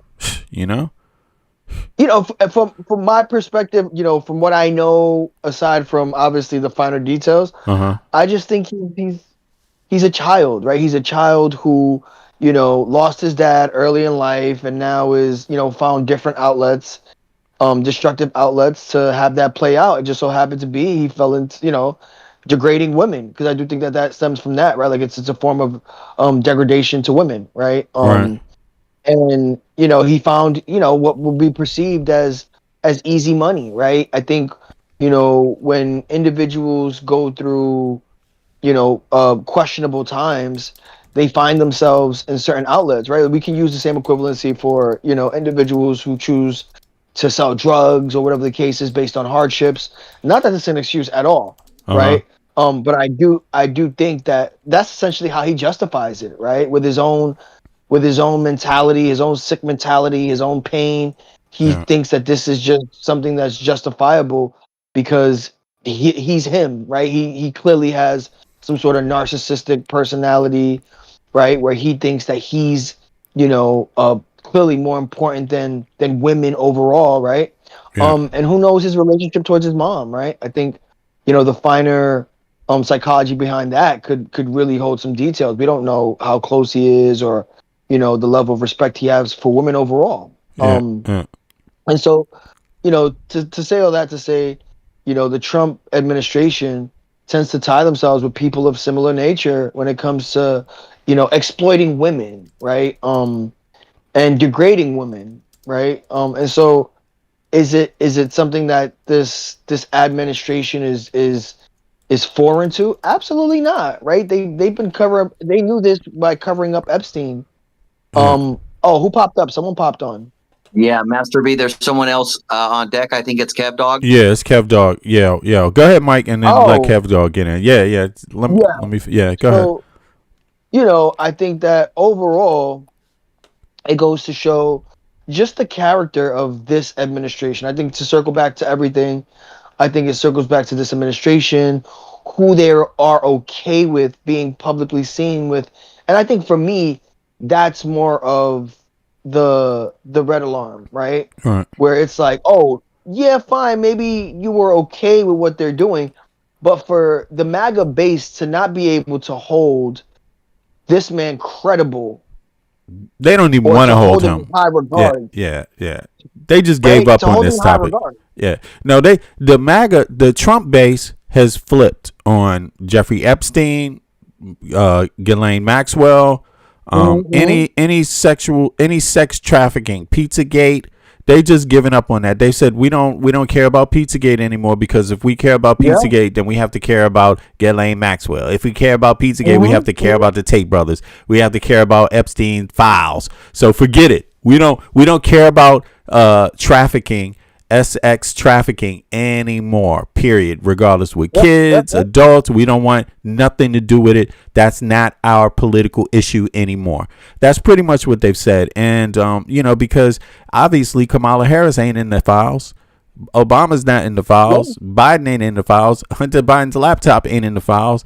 With the Benghazi's not in the files. The Benghazi emails aren't in the files. I mean, so there's nothing there for them in the files. There's nothing there anymore, so they don't want it. And basically everything in the files outside of Bill Clinton is a bunch of, it's something very sad. And but it's a bunch of Republicans in those files. And think of this. Speaking of this, guess what, bro? Not to leave Kev Dog on hold, but peep this. You guys are going to trip out when you see this. First of all, this is really, really strange right here. This is how strange the world has gotten. This is how strange the world is. The MAGA world is right now. Lo and behold, peep this. Let me pull it up so you can see exactly what I'm talking about. Ain't this a goddamn sham? Hold on. Here it is. Let me, is it here? Right. Look at this. Lo and behold, you won't believe what is going on here, man. Hold on. I got to format it a little bit so everybody can see what I'm talking about. Look at this. Boom. Sasha Riley. Look at this. Jim Jordan accuses Jack Smith of lying to Congress in a criminal referral. But lo and behold, guess who Jim Jordan is, right? Isn't this the same Jim Jordan that Sasha Riley accused? Yes. Look at it. Ain't this a hypocrite? So Jim Jordan, the guy who's going after, you see the connections? The guy who's taking the lead, and this is the same thing. He was the lead in the when they brought all these people to question the Epstein stuff. He was the lead, and that dude has been accused by Sasha Riley himself of being a part of the Epstein conspiracy directly. Sasha Riley says that Jim Jordan himself assaulted him between the ages of 8 and 12. It's like it's coming full circle, Master V. It's coming full. That's what I'm saying. I mean, you can't make this shit up, bro. It just bleeds. It tells its own story. Like, now the traffickers, the ones that are involved in the Epstein files, they're going after the good people that wanted justice. That's what's happening. It appears to be that way in the United States. The traffickers, and I said this a long time. It's not that this is the first time I thought of this. I mean, I've been thinking this a year ago. You know what I mean? It looks like the traffickers got control. It was a soft coup. They used this trafficking, this cabal. Excuse the term, but you know what I mean. This little private island grouping. You know what I mean? And use trafficking to keep people in check. And it's a long operation. It spans over 30 years. You see what I mean? And they used all those secrets to get power over the U.S. government. And now it's full circle, to where a man who's literally out there publicly accused himself of being part of the Jeffrey Epstein tapes. He's never even responded to it. I mean, I don't know how many of you have heard of Sasha Riley. Let me know in the chat. Have you heard of Sasha Riley? Put a 1 in the chat if you've heard Sasha Riley's claims against Jim Jordan. Put a 2 in the chat if you never heard of those claims. Let me know. I mean, I've heard of those claims. They're just bleeding. They're bleeding out there. The man just put all his shit out there in the audio interviews, like all of it.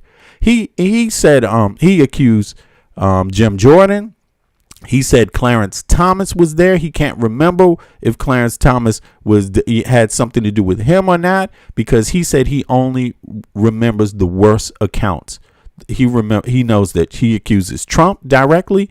He also accuses Trump of taking of his henchman of taking the life of a young girl that was also trafficked, right? His henchman. These audio tapes are so graphic, and Sasha Riley is a U.S. military veteran who said this happened to him, and it's just a shame, it's a shame when you have a world where there's even people looking in the chat that are just like, they don't even want to hear it. They don't care. It doesn't matter how many times sex, teeing, the trafficking comes up with this administration or people in this party or people defending Trump. It just doesn't matter. They don't want to hear it, period. They don't want to hear it. They refuse to hear it. I mean, MAGA is like horses being led with a wagon. They pull in the wagon. This is what it looks like. And the MAGA, the rank and file MAGA is like the horse, like this. I don't want to see nothing. They may as well have their ears covered too and shit at this point. It's like, I don't want to hear nothing. Now look at this. Yo, listen, we do have mods in the chat, so just keep the direct insults to a limit, please, because then we're going to have to pause you out. You know what I'm saying? The chat is open. You shouldn't be so hostile, right? I'm pretty friendly as a host. I'm a gracious host. I invite people up on the panel. The chat is open. It's not even in subscriber mode. So, treat people how you like to be treated yourself. You know what I mean? Be respectful in the chat. Otherwise, I won't have to release Rafika on you. So, Rafika, you know what I'm saying? There's somebody not acting right. But seriously, this is what's happening here. Eric gave you a warning, though, by the way. You got a warning, so, calm it down. Look, Sasha Riley accused him. Now, if somebody doesn't want, have you heard? I asked a specific question in the chat. Put a 1 in the chat if you heard of Sasha Riley. Put a 2 in the chat if you haven't. So, if you have not heard Sasha Riley's accusations, put a 2 in the chat. I mean, I'm trying to figure this out, because there's some people that, Agent Smith, did you skip around the question? Don't skip around the question. That's the rules in the chat, Agent Smith. If you're in the chat, you have to follow the rules because the chat is open. That means every once in a while, I get to ask everybody in the chat a 1 or 2 question. That's all that means. That keeps the chat open. That's all that means. Okay? Yeah, let's stay mature. I just saw something in the chat I thought was a little rude. But it's no need to take it personal because, listen, there's no attack here. Nobody. I'm not in I can't reach you. You see what I mean? Like, and I don't even know you. You know what I'm saying? Most of the people I don't know, so there's nothing personal to this. So it's just about having a conversation and bringing some enlightenment. Yo, I saw somebody in the chat say something about healthcare. Most of the Western countries don't have free healthcare. No, it may not be called free, but it's 80% to 100% subsidized in Europe. Period. So if you're a person of the lower class, it's pretty much equals the same thing. Now, in some Western countries like Denmark and the Nordic model, it's all free. They don't even call it free, by the way, but that's a simpleton term. But everyone has a right to it, and you get paid a salary to attend, right? So it varies from different Western countries, but they all subsidize education far more than the United States subsidizes higher education. So, yeah, when you hear it, you can't unhear these Sasha Riley tapes. Anybody that wants to hear it, just go to my post, and there's a post up there that says Jim Jordan accuses Jack Smith of lying to Congress in a criminal referral. And lo and behold, listen to the link. Click that link. Listen to it. The first audio tape in there's a whole list of audio tapes, and it's like hours each audio. The first one, he tells you what Jim Jordan did to him, literally. So you got a man who's on top of this guy. What does it sound like? You tell me what it sounds like. I mean, it's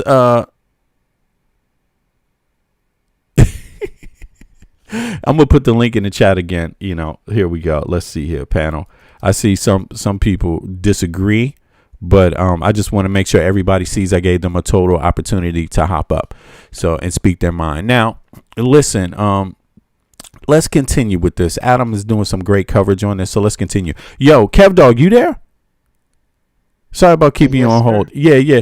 What do you think about this, bro? Yeah, I can hear you. What you think about this, man? Oh, I was gonna add something to the Andrew Tate aspect of tonight's discussion. Yeah. Feel free. Go ahead, like, Kev. okay, all right. One thing is, I just thought it was fun. Like, the parallel between Trump and Tate, and just the Trumpsteins in the class and the Tates and all that. Yeah. Okay. Go break that down. Do you guys remember Trump University or whatever that failed scam was? Yeah. I remember. Yeah. Well, I know Tate was running like a Hustlers University, wasn't it like a similar scam? Wow. Get you to sign up and shit. It essentially gave them tips on like trading, random, just grifts. Really, just it was speculative. Rug pull, like Crypto Boys, like Island Boys, whatever. But wasn't that similar to Trump's university? Because Trump is not a genius. Isn't it like a business scam school? I mean, what were they teaching? What were they teaching there? It had different tiers, and so what they were teaching is money making schemes, pretty much. Okay. That weren't really viable at all, right? They were just, crypto scams and NFT scams and, just basic marketing, like basic 101 marketing kind of courses that allowed them to. I figured. Yes, now I remember. Okay, so what he allowed to do was to reshare his clips. So his clips, they would be able to monetize his clips. So they would take any of like his podcasts that he would have, and they would be able to break that up into shorts, YouTube shorts, and monetize that and be able to start their own channel using those clips. That was a part of it as well. Along with like basic marketing and then crypto scams. But yeah, that was pretty much the idea of Hustlers University. It was a way to discredit college and kind of put a quote unquote a hustler's mentality to show you how to make money, without, giving that money that you would go to a university to his Hustlers University and be able to make money. But go ahead, Kev Dog. No, wait a minute. You just reminded me of something. Isn't that similar to kind of what Charlie Kirk? Did he have a like a program like that where it's like, oh, you don't need college, just Charlie Kirk, I'm not too sure. I know he was under he had his own TPUSA situation. I'm not sure what his entailed. I only know him for Charlie Kirk was more like PragerU. Yeah. PragerU, TPUSA, yeah.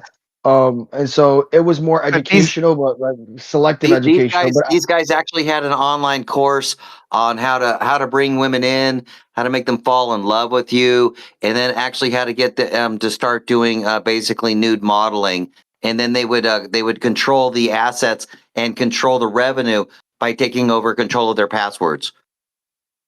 Yeah, it was the Loverboy method. So he would teach that as well in combination with the crypto scams, in combination with monetizing Andrew Tate's clips, right, through YouTube, right? So they would create another channel where they would show clips of him, quotable lines from his podcast that they'd be able to now share through YouTube Shorts and monetize on their own. And then obviously the Loverboy method of how to get a girl, they would call it how to get a girl. They wouldn't necessarily say that it was, exploiting women. It would be how to build your confidence. It was like a confidence class course within and within Michael, they were confiscating they were confiscating and controlling their passports, which is kind of a form of kidnapping, especially with immigrants.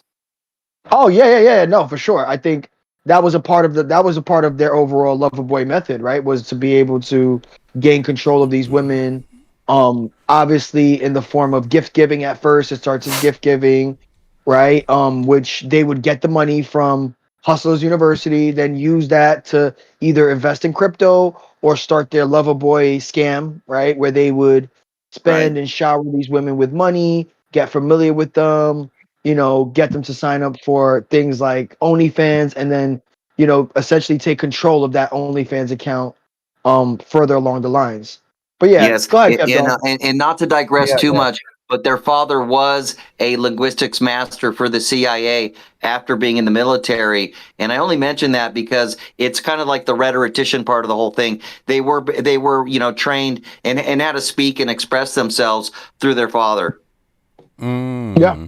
But isn't that like, to me it sounds like that's a selling point, like, because think about this. If you tell these girls, my dad is this and was a CIA, that gives them the idea that they can't escape. That statement right there reminds me of what the victims said that Jeffrey Epstein and Ghislaine Maxwell told them all the time in Florida, that we own the CIA, we own the FBI, we own the police, we own the what did they say? We own the police, we own the DA, and we own the FBI. That's what they constantly reminded them of. So, you're talking only like 2 degrees away from the FBI. Yeah. The CIA. But I just mean, like, the relevance of them, I'm just curious. It could be true that, of course, their dad is that, right? But we just heard that their dad was also estranged from them. But to me, it just reminds me of, like, maybe they use that as a talking point to make their victims feel helpless and not report the crimes, because that's what the statements that Ghislaine Maxwell and Epstein produced in their victims, like, by saying that we own the DA, we own this, implying that we have high up help, that if you say something, nothing's going to happen anyway. You see what I'm saying? Yeah, no, I think because I'm not sure about the CIA. I think let me look into that. Something who knows? Quoted. Okay, so I'm on Wikipedia. You could Emery Tate is his dad's name. Okay. Yeah, it's Emery Tate Jr. He's an interesting character. Okay. And so he was. I think where the CIA's inserted. I'm not too sure. I think that had to do with the Tates kind of expressing that. I don't think it was confirmed. Oh no, it was confirmed. It was through his military career. Okay, there you go. Yes, sir. Okay, so I'm curious. Did they tell their victims that though? I think whenever, because remember they were social media personalities in the UK well before, and I think they when they would give like bios of themselves, in particular Andrew Tate, he would mention that from time to time. When he would speak of his dad, but I know his parents had got divorced earlier in his divorced. In his childhood. I think he was around around 14, maybe 13, 14 years old, and his brother was a little bit younger. Okay. But he got divorced earlier on, so that's when their mom is initially from England, and she moved with them back. So then they pretty much were estranged from their dad after that point. You know what? And he became a kickboxer. They told the Tate brothers claims about their father's intelligence background, right? What does it say here? Hold on. Okay, in a leaked text, let me see. Official indictments or leaked text messages indicating that Andrew and Tristan told their victims. Okay, so there's no record yet that they told them that. Yeah. Not yet. Yeah, because obviously maybe this is a sealed indictment, number one, the one in the UK, right? What about the one in Romania? Is it sealed also? Because that's where that would be, right? They would be using that as evidence to indict them. Let me see. Yeah, well, I think it was still pending. Like those the first round of charges were resolved. I think there was a second round of charges that are still pending in Romania. Okay. Yeah, and they probably they might have been better off just staying in Romania. Yeah. Okay. Yeah, in Romania and okay. Or UK. Yo, but that was interesting, this the part about the universities, how they kind of parallel the scam university shit. But it says here that no man. Yeah, Kev Dog. Go ahead. Yeah, that's exactly going to bring up my second point. So, with these universities, they were living in Romania. I know they got deplatformed eventually, but during this university I guess, a period of their timeline, they were openly bragging about almost everything they were doing, and they would always say like, okay, part of our angle is you come to you go to a country, for example, we live in Romania, right? The age of consent is lower. This is that. This is laws different. The government won't touch us. We're untouched. Like they would brag all the time. Like we pay them off. Yeah. We're in bed with the And, local police. yeah, Whatever. and Romania had a war, so they have a lost generation of orphan childs. So they have a very big orphanage situation, and that's where a lot of that turned into child trafficking. Yeah. So then what gets me is like they were getting away with it. Just like they were going to get away. Like it seemed like they got away with it because it was just out in the open, all of it, with the whole university. Like we've skirted the law. We've like, here's our hack, here's our cheat code, of getting around the entire system just to like make money exploiting women. Yeah, basically like, oh yeah, we've found like, yeah, exactly. We found like the loophole here. And it's like we don't care who knows, it's out in the open. They know, we know, they know, we know, and that's it. We're untouchable.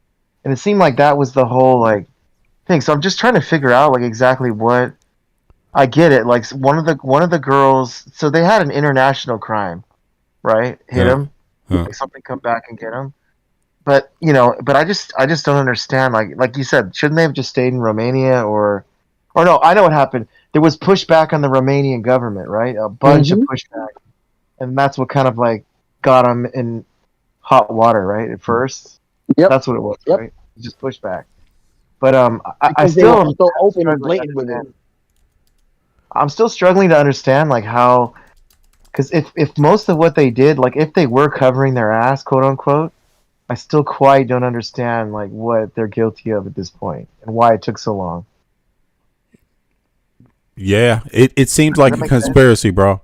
Like straight up, it's a conspiracy. Somehow we may not know what it is. We don't have to know what conspiracy it is to believe it's a conspiracy. But look, the bottom line is if this was any one of us, our ass would never be getting out of fucking jail. They would never be shipping us from Romania. What are you talking about? Come on, these guys are wanted in 2 different countries, being protected by basically the United States government at this point. Because although it's technical, and you could say that it's the Tate brothers using their right to fight extradition, yeah, but they're doing that with the president while we have a president who is the unitary leader of the country, right? Who was the best friend of the most prolific sex trafficker on earth, a 34-time felon, a guy who cheated on his wife with a porn star and covered it up and got felonies from sending her money. You know what I'm saying? To cover up a crime. It's like the dude is involved in all types of shady stuff right now in our face. Come on. No reasonable person would just give these people the benefit of the doubt anymore. What if you give them the benefit of the doubt, they're going to be selling your ass soon. That's what it is. You going to be on the whole strip. You know what I'm saying? Next. Like seriously, that's what they want. They want your house. They want you out there on the street selling your ass. You know what I'm saying? And you just got, at some point, you got to speak up for yourself. You know what I'm saying? But I'm saying this is what it is. They want everyone being there. They want everyone being their property. I'm gonna leave a link in the chat. It's pretty much covering the legal troubles of the Tate brothers. If you want to cover that. Yeah. So like, look real quick. I think the political climate has shifted on both sides as far as like this whole Epstein debacle that we've been going through. So like I think the Free the Tates movement, that shit was like, wasn't that like 5 years ago? Like I just don't see that. Like these kids have all grown up now. They don't play CS:GO anymore, and I just don't think they're gonna get like whatever. This might be a sacrificial lamb scenario. That's what this looks like to me, and I just don't think they're gonna have everybody say, because wasn't that a thing for a while, Free the Tates and all that, like a few years ago? Sadly, yes, that was insane.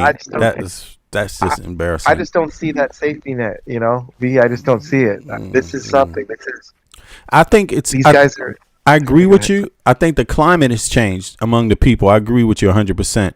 But I think the only thing that's really going to be the decisive part of this, I think, well, there's two things. What the people want, which are last, because the people have always been last in this. What the American people want, you're last, man. You can't even get the Epstein files. So you are last in this decision. What you think and believe and want and think is right for the country doesn't even matter. What's going to supersede you is what Trump believes is going to have to happen and who is connected with them and for what reason. That's what's going to supersede. It's always Trump first, his interests first, his family first. So if his sons have any connections to them, it's going to be about protecting that. If they've done anything, that can be seen as criminal or, or otherwise or civil, that's going to take precedent over anything else. That's what I believe. So people are just going to have to watch. But I do agree with you. Like the people generally across the country, the United States, red people, average Americans. Let's stop saying red and blue and liberal and all this, because that shit is not the only way to qualify a group of people. You know what I mean? Those are just two words and everybody doesn't succinctly follow along in every exact category. That's not how human beings work, but the average American, the average young person too, they've grown up with this shit. They've seen this 10 years now. No, they've learned a lot about Epstein. That shit backfired now. I think people are starting to wake up and young people are like, wait a second. Not only was Epstein a real scam on our country, a real attack on our country, but our damn government is whack. I think that's where it's going. So they don't trust any of these people. It's all connected. We got a whack ass government that's out here entertaining, protecting Ghislaine Maxwell. Young people aren't stupid. The young people can't even afford, the average person can't afford school. They can't afford, to live, have the type of groceries they want in their home, right? They can barely afford things. And meanwhile, we're spending all of our time in the government protecting wealthy people. Elon Musk, Rafika sent this to me. Elon Musk lost a case in Nevada for something like $300 million he was sued for. Something like that over waste management, dumping waste. I think it was like either somewhere it's in the million. It's in the big millions. I don't know if it's 300 million or if it's 660. I can't remember the number. I didn't get to the article yet. Matter of fact, I should just open it up right now just to illustrate a point for dumping waste. You know what I'm saying? So it's kind of like the wealthy people have carte blanche right now. We're living in a time where Howard Lutnick went out and on TV told everybody how great tariffs were, told everyone how the president was right. And then his son went and bought and knew somehow had the wisdom to bet against that and went out and bought up all the rights just in case. Just in case it turned out to be illegal. Yeah, just in case it turned out to be illegal. Wow. And guess what it did? He went out and bought all the rights from different companies, said, you know what? I'll give you $5 on a dollar. I'll give you 60 on a dollar. Yep. Come on. If it turns out to be illegal, I'll give you 60 on a dollar up front and let me get the rest of the case. Let me get the reward if it becomes illegal. Turns out, became illegal by the Supreme Court. All these, and they made all that money. The same person who sold the whole thing to the American people his son reaped billions. So these are the times we live in. We living in the scamtopia. We living in the scamtopia, and I think young people just see it, man, and everyday people see it. And if you have any brains, you would just be tired of it. Nobody else would accept this, So I think it's also led to the gambling, right? The gambling addiction that America has and the country has now. Well, I think the people are on, at this point, the people are on one side, Trump is on another. The people are on one side, the Trump administration is on another. The people are on one side, the Republican Party is on another. Now, the Republican Party is starting to fracture a little bit because, but these are old assholes that are used to getting their way no matter what. The American people have paid their salaries, have paid for them to have private health care. The American people pay these representatives so much, they don't need Medicaid and Medicare. It's only the broke asses out there arguing about Medicaid and Medicare. If you don't want someone else to have Medicaid and Medicare, you're probably the person that needs it the most. That's how absurd it is, because your taxes pay your representative and they don't even need it. You pay them so much, they got all private health care. That's how absurd it is. So these people, we don't have a good government, bro. We don't have a good government. And I think the people in general are starting to wake up against it. So I think you're right, Kev Doug. Like, the people are tired, but these people standing in the way that have had it so good, they're just too self-centered to notice what everybody else thinks about them. And everything is set up to where they always get their way. The TV is set up so they always get their way. The PACs are set up so they always get their way, and they think it always works. And I think they're about to find out for real in the United States of America if those same mechanisms are going to continue to work on the American people. How much can you use it before it wears off? Like, just like a lab rat, you could give it certain kind of poison, you know, but after you give it too much poison, does it become immune to the poison? That's what I think is going on in the U.S., man. People are about to find out, man, you know. So, but go ahead. Mike, you want to say something? Should we roll some more of this? Or Kev, either one of y'all want to say something? Yeah, let's roll some more. If Kev wants to speak, yeah, he can say, but I think we can continue. Go ahead, Mike. No, I'm good. I'm good for now. So far, I'm good. If you have anything else you can contribute. The question is, are they actually going to get extradited, or are they actually going to get deported to England, or is Trump going to try to interfere? Yeah. Put a 1 in the chat. Is Trump going to try to interfere? Put a 1 in the chat if Trump is going to try to interfere with extradition. Put a 2 in the chat if they will make it to the UK. If you think they're going to make it for any reason, right? Put a 1 in the chat if you think they won't leave for any reason. Put a 2 in the chat if you think they will. They will get out. I don't think they're leaving, bro. I don't think they're leaving. That's just my view. Anybody's guess, but I don't think they're going to make it out of the U.S. because did Ghislaine Maxwell make it out of the U.S.? Look, everybody wants to put her ass on trial. You know what I'm saying? So she's not going anywhere. If she leaves the U.S., she's going to a place with a no extradition rule on a private plane in the middle of the night. You know, where they're not going to allow nobody to know, you know, because everyone wants her. You know what I'm saying? Just like now they want the Tate brothers. So I don't think they leaving, bro. I think it's going to be the same pattern. But in any case, let's rock some more. Somebody's audio in the background muffling. Something's happening. Oh yeah, about that. No worries. Right, with what you just said. Okay, go ahead. Yeah, I think we'll interview Trump, and it'll be one of those things where, hey, it happened. Mm-hmm. Trump won't. I don't think he'll be the direct, co-signer of it. Exactly. But he got stooges. Trump will give one of those answers like, "Oh yeah, I don't know much about that," but it's like, we all know, and it's happened before, but it's even we know. But yeah, I think you're right. They're not going anywhere. I think you're absolutely correct. Hey, Kev Dog, where can you remind people where you from? What part of the country are you from in the U.S.? California. There you Orange go. County. Okay, Orange County. All right, perfect. All right, so let's go. Let's hear some more of this. This is quite revealing, and there's more. You know what's interesting? The investigation into those ICE agents who killed U.S. citizens. I used to live in Irvine, Kev. Okay. Did you need me to say? No. It's all good. We about to run the clips. We're gonna run some more clips now. So, all right, appreciate that, Eric. All right, let's go. Investigation was covered up by the Trump admin in the same way the Tate investigation was covered up by the Trump admin, in the same way the Epstein files were covered up by the Trump admin. I feel like there's a pretty particular pattern that is currently being painted here, right?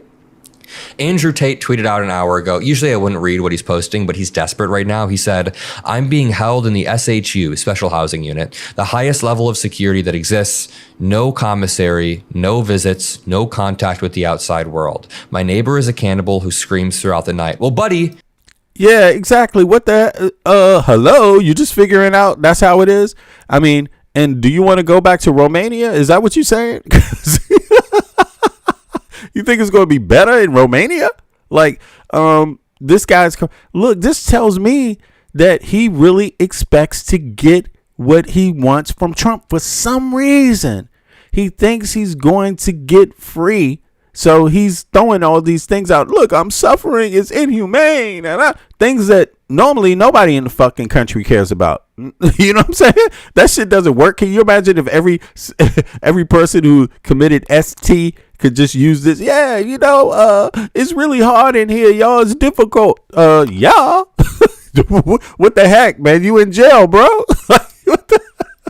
Maybe you should have thought of that before you sex trafficked women, bragged about it, did it again, bragged about it again, and then bragged about how the Trump admin completely let you off. Here is Marco Rubio actually being asked about the Tate brothers yesterday.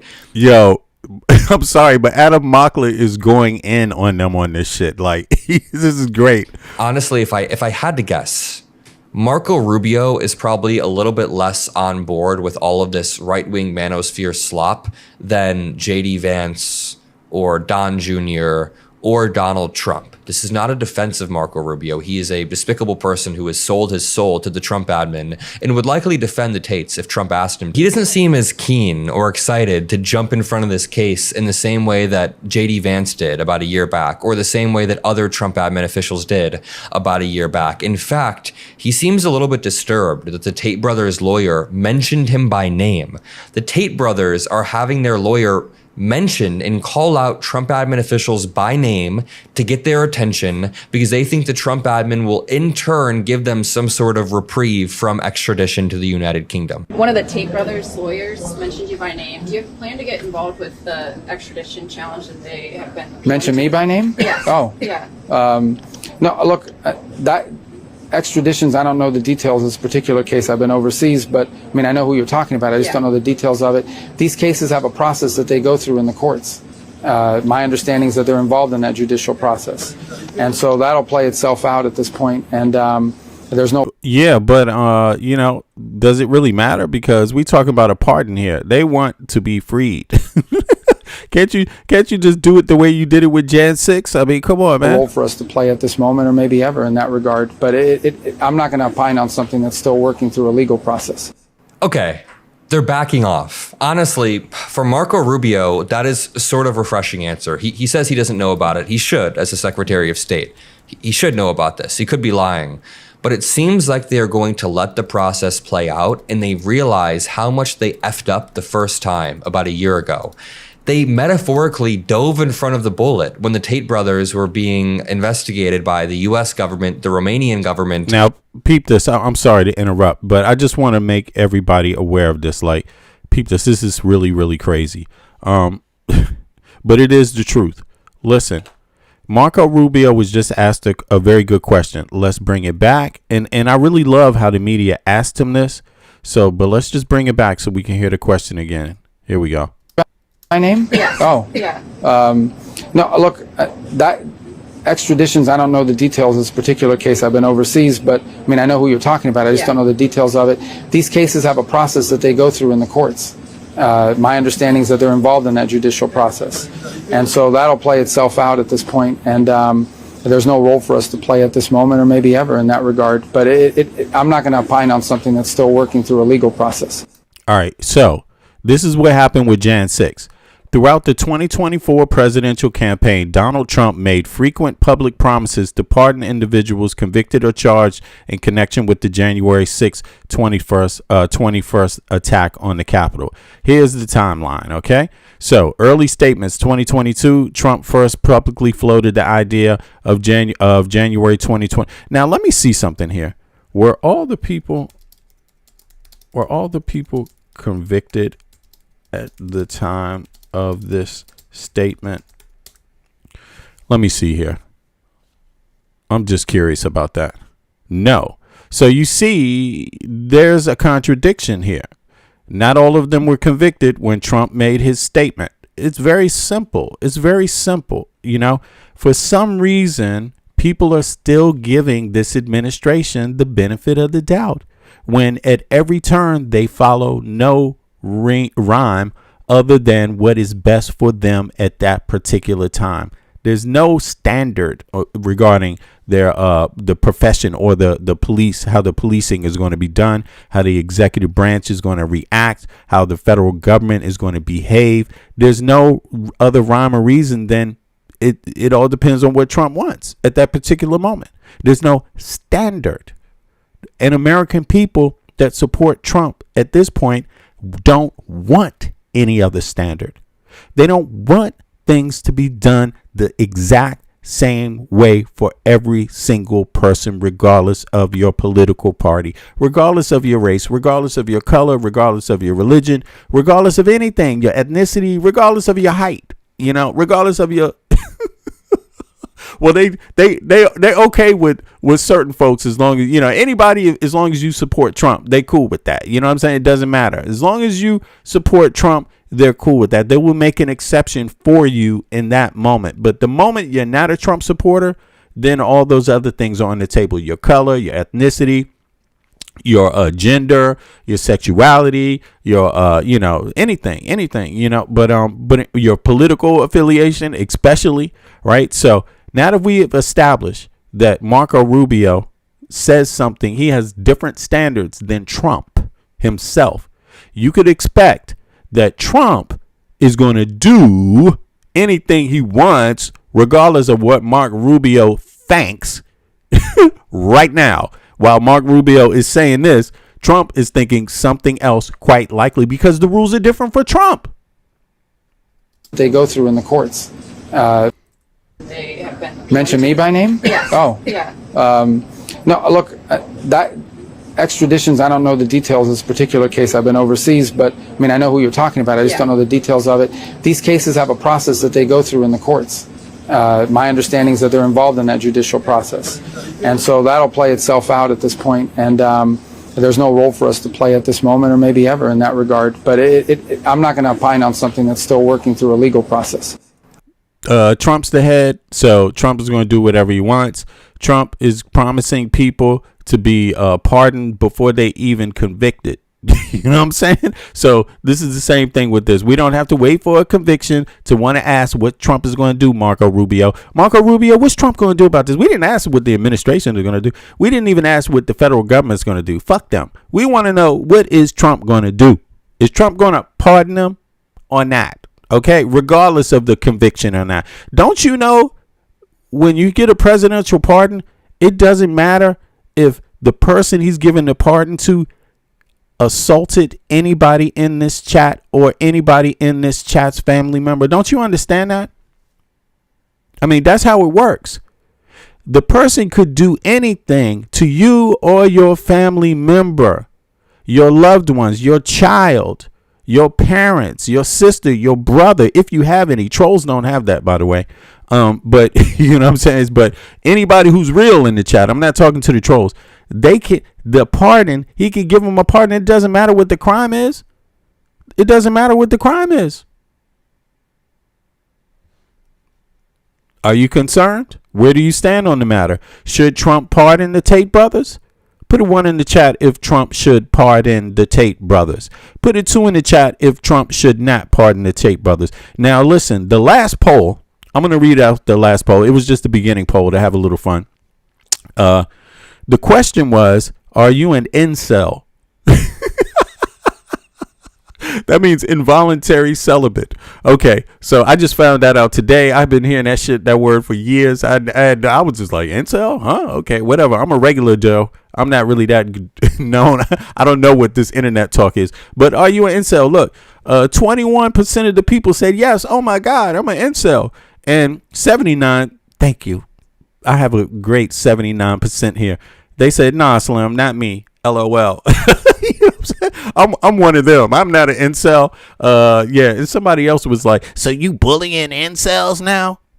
Dude, do you even know what the fuck the word means? Like, come on. So look, I'm going to put the next chat up. I'm put up the next poll. And the next poll, I'm curious about what it's going to be. What the answer is going to be. Should Trump pardon? Is it pardon with an E or pardon with an O? Pardon the Tate brothers. Even though he's not up for, or no, better yet, should Trump intervene? Should the United States, how can I say this? It's a hypothetical. So I'm going to pose it like that. Let's say hypothetically he could. All right. Should Trump, even though they always say I ain't going to answer hypotheticals, but I'm asking the chat, should Trump pardon the Tate brothers? Let's say they're charged in the U.S. Pardon the Tate brothers. Right. I don't see why. Doesn't the criminal justice system work? Yes, I'm stupid. And then and no, hell no,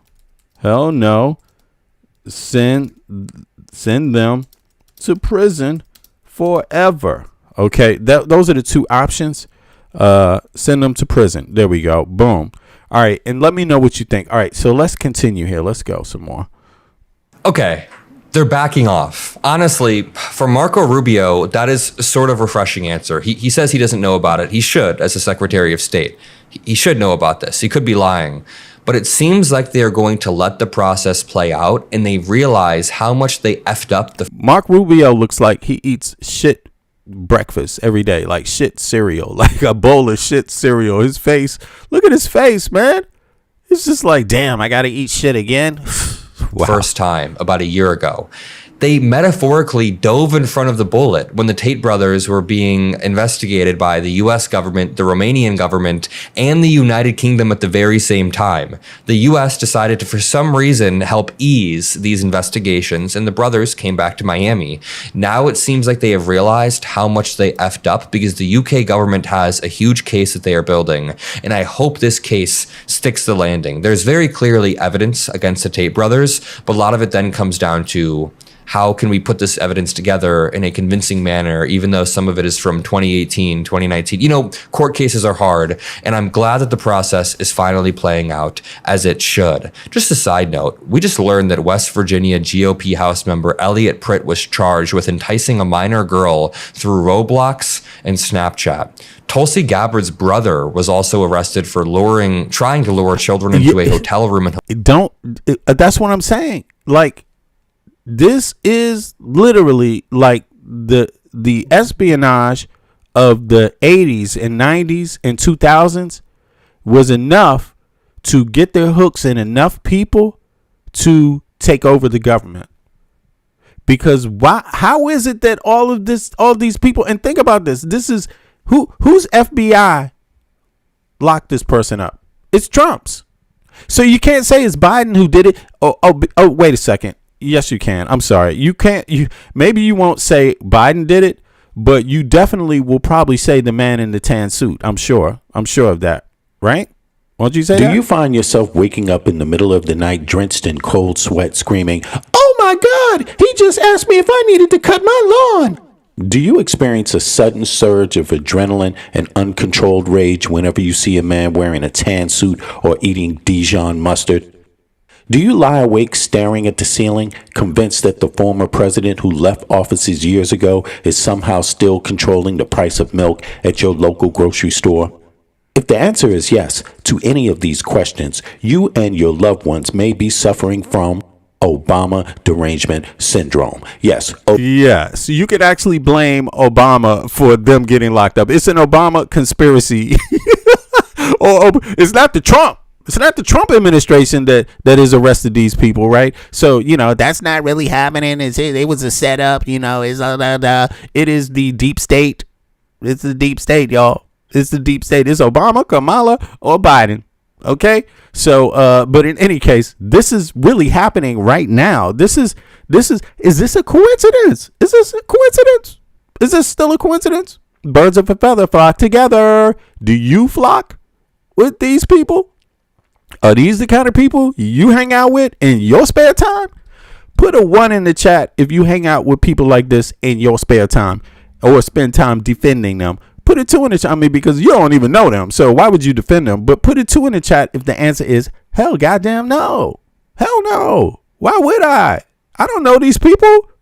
They charged with real crimes. Why would I defend them on the internet? Evidence together in a convincing manner, even though some of it is from 2018, 2019. You know, court cases are hard, and I'm glad that the process is finally playing out as it should. Just a side note, we just learned that West Virginia GOP House member Elliot Pritt was charged with enticing a minor girl through Roblox and Snapchat. Tulsi Gabbard's brother was also arrested for trying to lure children into a hotel room in Hawaii, and part of Andrew Tate and Tristan Tate's charges were actual CP, child pornography. So let me end off with this clip of Candace Owens. I know that there's some audience overlap where some of my viewers also watch Candace, but I just urge you to watch this clip with an open mind because Candace Owens had met Andrew Tate back in 2019 and said that he was a pimp. She realized very quickly that he is a pimp. But for some reason, Candace Owens then decided to do an interview with him. But for some reason, the grim gnome can't realize he's a pimp. This man's a pimp. Don't you realize this man's a pimp? Come on, grim gnome. Hop on up, man. Come on. Let's have a dialogue. Don't be scared. Let people know what's on your mind, man. Let people hear you. Find out. Come on. I mean, let people know a little about you, man. It's not illegal what you're doing. Let me see here. The Grim Gnome. Hop on up and speak to people. Speak to people. It's free and it's a safe space. That's if you're not scared of your own shadow. But in any case, let's hear some more. 4 or 5 years later, where she pretends that all of the charges were fake. And this is the problem with this internet right-wing sphere. Everybody is incentivized to create these conspiracy theories about the Matrix coming down on Andrew Tate and trying to destroy him. Because it gets them money. It makes Candace Owens money. It's profitable for Andrew Tate and Tristan Tate to pretend like they are the victims. They are not the victims here. Candace Owens should not have done this disgusting whitewashing interview where she pretends like the Tate brothers were the victims. Here's a montage of what they said in 2019 versus the interview that Candace Owens did a few years later. It's going to cut in between those. You and Candace went to Romania with Andrew Tate. Candace interviewed Andrew Tate. Long time. I know. It's been a very long time. Very long time. Actually, I met you downstairs at the Ritz. Correct. As I was having this dinner with my husband and his friend, Andrew Tate was there. I had no idea who he was. This is kind of before he really... Damn, this is so like weird because all of this is going on in these places. The Ritz, it's not even that ritzy. You know what I mean? Like, I mean, it just tells me something else. Like people they feel very important when they're in these places. And but look, this is just another place, and it doesn't give you license to feel like you're better than somebody else. I mean, and just look at them; they really impressed with themselves being up inside the Ritz. It's like with the high sedity people, and look at what they're caught up in. Look at this, dude is begging for help from prison. Kind of like Trump begging for the NATO to come help him in the war with Iran. It's the same shit. It's the same shit, you know? Do dirt and end up with these problems, you know? Lay down with dogs, you get fleas. Like really. It's crazy.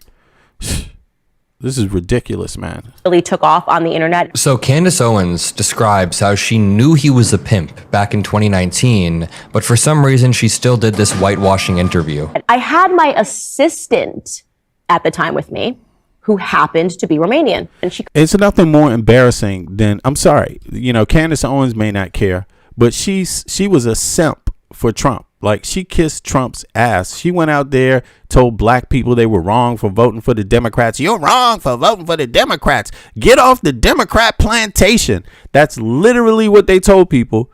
And she was out there capping for Trump. So get off the Democrat plantation and get on the sex trafficking plantation. That's a step up, huh? Like, really, this girl is a buffoon. She made a complete, utter fool out of herself. And she used the race card to do it, as if, like, her voice, because of her ethnicity, was supposed to be symbolic of, like, a group of people. No, African Americans are very diverse. And on top of it, it doesn't give us license to be a goddamn fool either, or stupid or ignorant. And Candace Owens used a lot of bigotry that doesn't make any sense for her to be doing, for her to be doing, specifically her ethnicity. Like using that kind of bigotry doesn't make sense in that ethnic group's situation, right? Regarding their particular history in the country and what they actually mean to the country, what they've been involved in the country's growth, what they fought for in the country, what their actual history and legacy is. It doesn't make any sense, you know, but yet she went down that hate immigrants shit and, you know, capping for Charlie Kirk, who talked all kinds of shit about Martin Luther King. It's like, man, why don't you respect the dead a little bit, you know, especially somebody who preached peace. You know, it's so funny how they could talk down to somebody who preached peace. Peace. Martin Luther King preached peace, and you didn't like that. You couldn't respect it. You had to find something wrong, something to say he's invalid, just something. That says a lot about you. You don't respect peace. You don't want to give a hand to somebody and say, you know what? But this man, at the very least, he's doing it peacefully. So I respect that. No, they don't respect it. They don't respect it at all. That should really show you. And people like Candace Owens didn't respect it either, because if you respect it, you would never allow someone to have Martin Luther King's name in their mouth in a disrespectful way. You would never allow it. You would cut yourself off from somebody like that. You see what I mean? Like, just straight up. You could disagree with it, but you don't have to belittle the man or talk down about him. You see what I mean? Martin Luther King wasn't just a champion for African Americans. He was a champion for workers' rights in the United States of America. You ever heard of a fucking union? You dumbass. You think he literally was out there talking about poor white people too? Literally. Did you fucking forget? Like, yeah, these people fucking forget, man. This is where they are. Now she's up there with a picture. Look at her. This is the real her. She comes over to me afterwards and she says, this guy, Andrew Tate, I think he's a pimp in Romania. How long ago was your webcam business? Yeah, so I stopped having any involvement with it. I think 8 to 9 years ago I stopped. Andrew Tate is not hiding exactly who Andrew Tate was. I've had nothing to do with it for 10 or 11 years. It was a long time ago. It was at the early stages of the internet. Digging back 10 years. I don't know who could survive that litmus test. Again, if you this is just 3 years ago. Found Candace 10 years ago and you asked me about pornography. It's okay, this is 10 years ago. Do you see the game that is being played here by Candace Owens? Candace Owens knew what Andrew Tate was back in 2019, and she openly said it on her podcast. She said he is a pimp. And then in 2023, when it financially benefited her to play blind and play dumb, she keeps using these weird lines like, oh, none of us would survive if you look 10 years into our past. We all... Wow. No, you wouldn't, because you have no morals and ethics. You wouldn't because you have no morals and ethics. That's what that is. What are you talking about? Like, these people will sell themselves for a bologna sandwich. Like, straight up. If they could just sit down in the same room and take a fake ass picture. You know what I'm saying? They never heard of ethics before. They didn't learn that. See, I'm gonna explain something to you.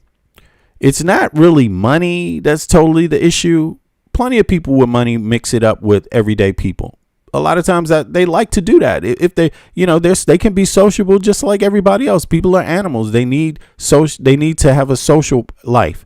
They need to mix it up with people. That's what makes life good, right? That's the free part, right?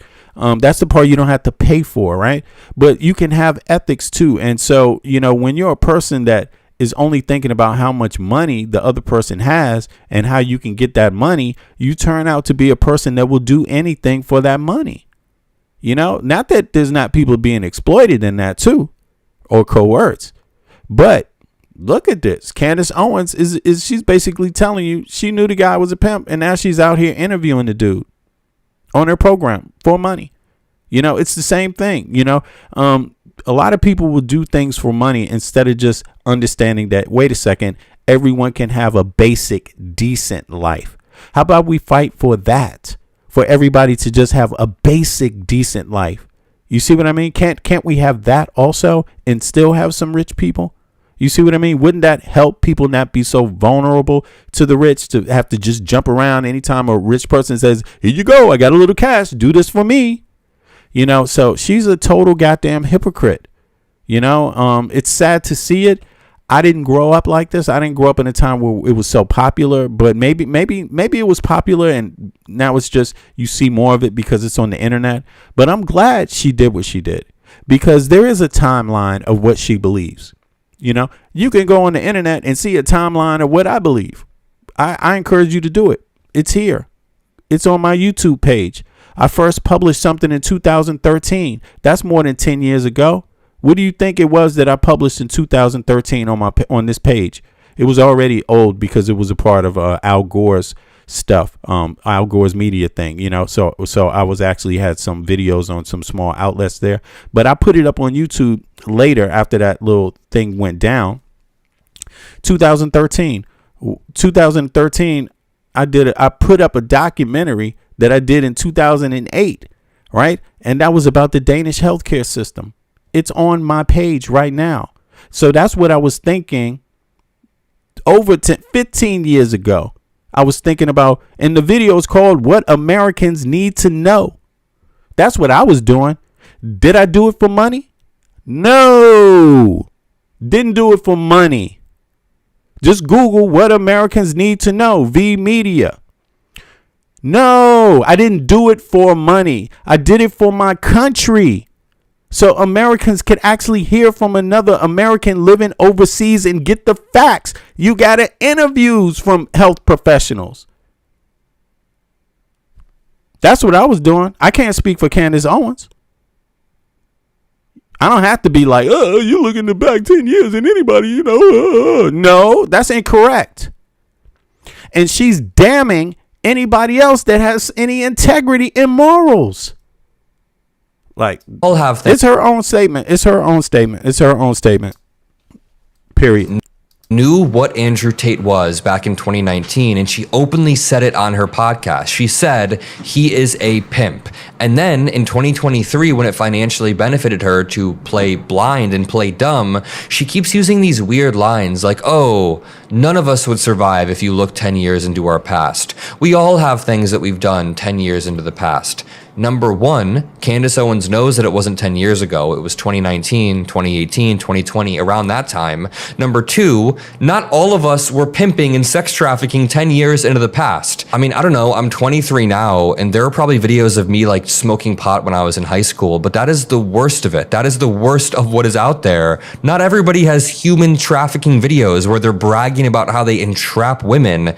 Candace Owens is playing a sick double game where she's trying to downplay and reputation launder the Tate brothers in the same way that JD Vance tries to reputation launder the Tate brothers. I guess I want to end this off in the exact same place I started this.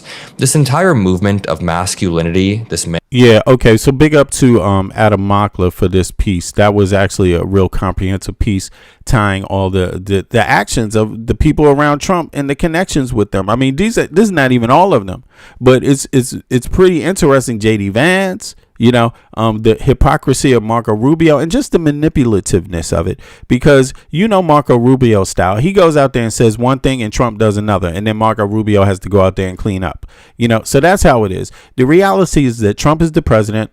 He could do anything to help these people. It's not beyond something he would do on any normal day, period.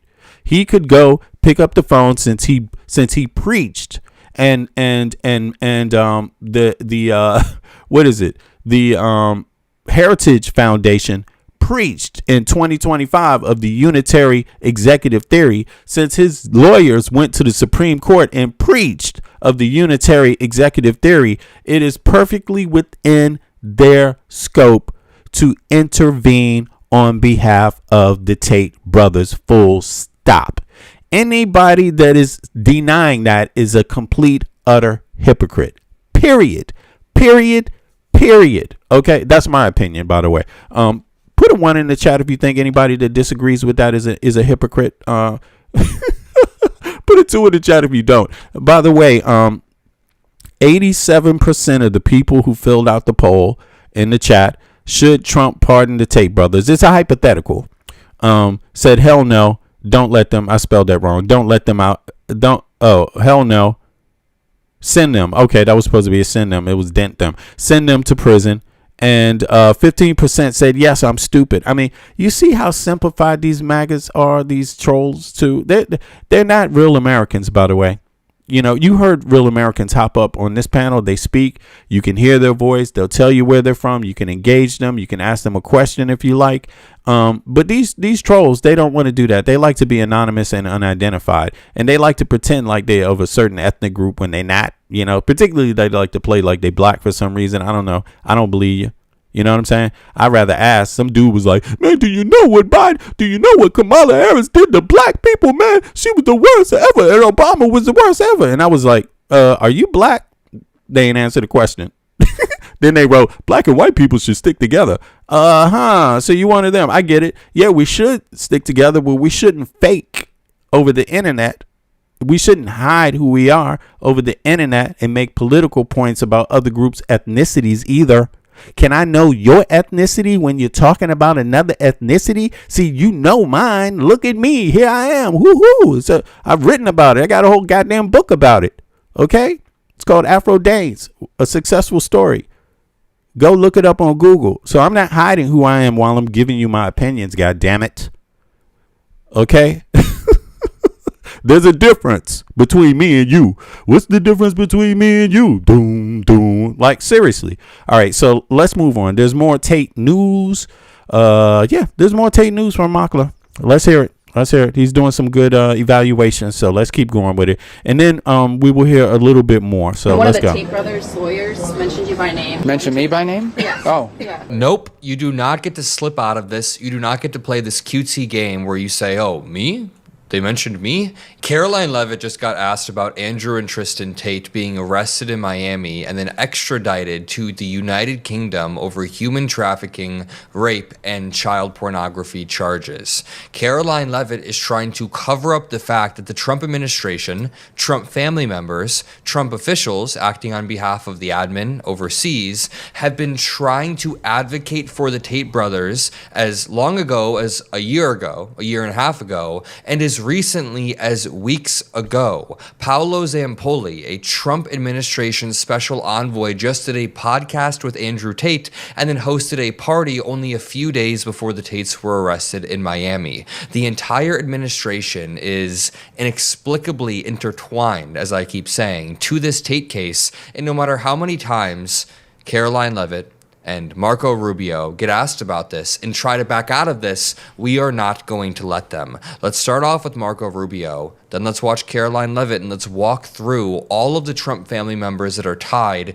to the Tate brothers. Not just tied to the Tate brothers, but actively advocating for them. People like Richard Grenell, people like Barron Trump, Donald Trump Jr., people like Paolo Zampoli, people like Paul Ingrassia. I am sure J.D. Vance, who is still following the Tate brothers on Twitter, was a fan at some point. They're trying to push this toxic right-wing atmosphere. We are going to push back. Make sure you drop a like. Make sure you're subscribed to the Adam Mockler feed. We are constantly giving updates about this. Do you plan to get involved with the extradition challenge that they have been? Mention me by name? Yeah. Oh. Yeah. No, look, that extraditions, I don't know the details of this particular case. Oh, well, mention me by name? I don't know anything about that. Mention me by name? Who? Oh, really? I'm surprised. Wow, do they know me? That's the equivalent. That's the equivalent, really, of saying, essentially, you're Trump's pawn. Behave like one. Pawn.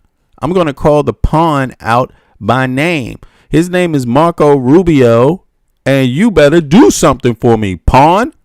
I'm going to call it out in the open for everybody to hear. Hey, y'all, I'm calling on Marco Rubio to intervene on behalf of Trump. Get busy. You know what you better do. And this dude is like, huh? I didn't hear that. What is that all about? Oh, really? Make sure you're subscribed to the Adam Mockler feed. We are constantly giving updates about this type of news, other political news, and cultural news. Take a look at this clip of Marco Rubio. Denying. One of the Tate brothers' lawyers mentioned you by name. Do you plan to get involved with the extradition challenge that they have been? Mention me by name? Yeah. Oh. Yeah. No, look, that extraditions, I don't know the details of this particular case. I've been overseas, but I mean, I know who you're talking about. I just don't know the details of it. You know, these cases have. I mean, this is just straight up out of the Trump rule book. I didn't know. Deny. I mean, right in people's faces, you know. He had no idea, right? He had no idea this happened. Wow, that's amazing. Everyone else knew, but he didn't know. That's crazy. Good afternoon, everyone. So today went as expected. There was never going to be any fireworks today. Today wasn't about controversy. Today was about just enforcing Mr. Tate's, Andrew and Tristan Tate's rights and objecting to the extradition process. We are, of course, objecting to extradition because Andrew and Tristan are innocent. They've never done nothing wrong. They shouldn't be extradited for crimes they did not commit. They're entitled to have their day of court that we've been litigating the case for 3 years in Palm Beach County in Florida. So we're fighting extradition. We've assembled a team here. These are from the Roy Black's prestigious firm. The Honorable and since passed on Roy Black, he's a legend, and they're here. They have joined our team. We have a competent team. Look at how they're not even close to this guy. Like, let me just show you how far away they are. You know, this is interesting. And there's one other thing here. I don't know, but just language wise, like, look, you see how distant they are?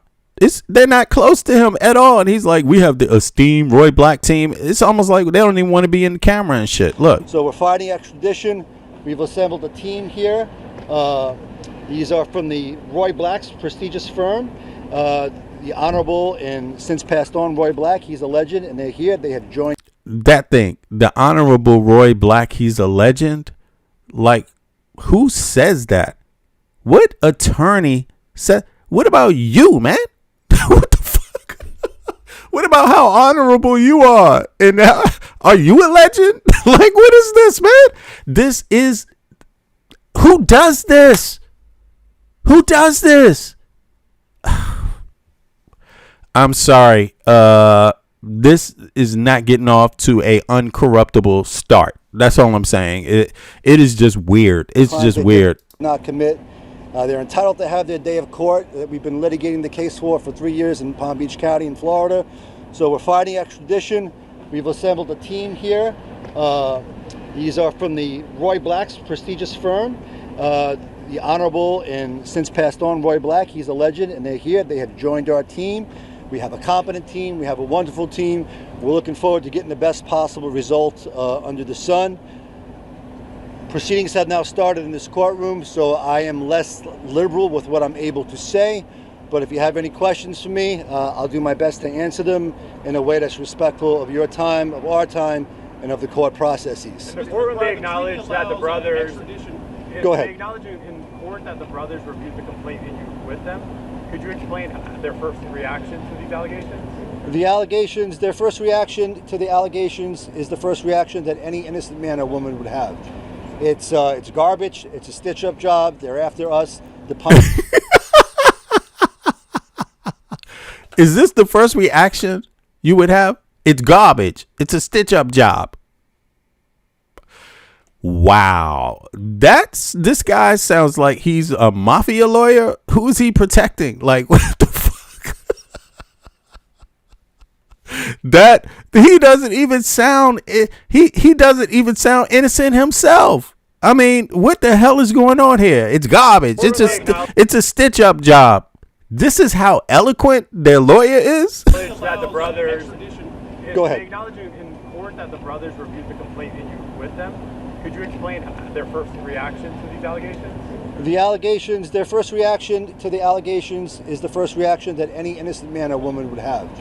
It's garbage. It's a stitch-up job. They're after us to punish us with the process. The process is the punishment. When you drag somebody's name through the media, when you slander them, when you defame them, when you accuse them of heinous and terrible allegations, the process becomes the punishment until you can clear your name. They've been clearing their names domestically and abroad for years. This is just the next logical conclusion in that situation. So the next logical conclusion is to not be extradited and not face trial for the crimes that you're charged of. That's the logical. How many of you would that be the logical conclusion for? I'm sure every criminal would like that.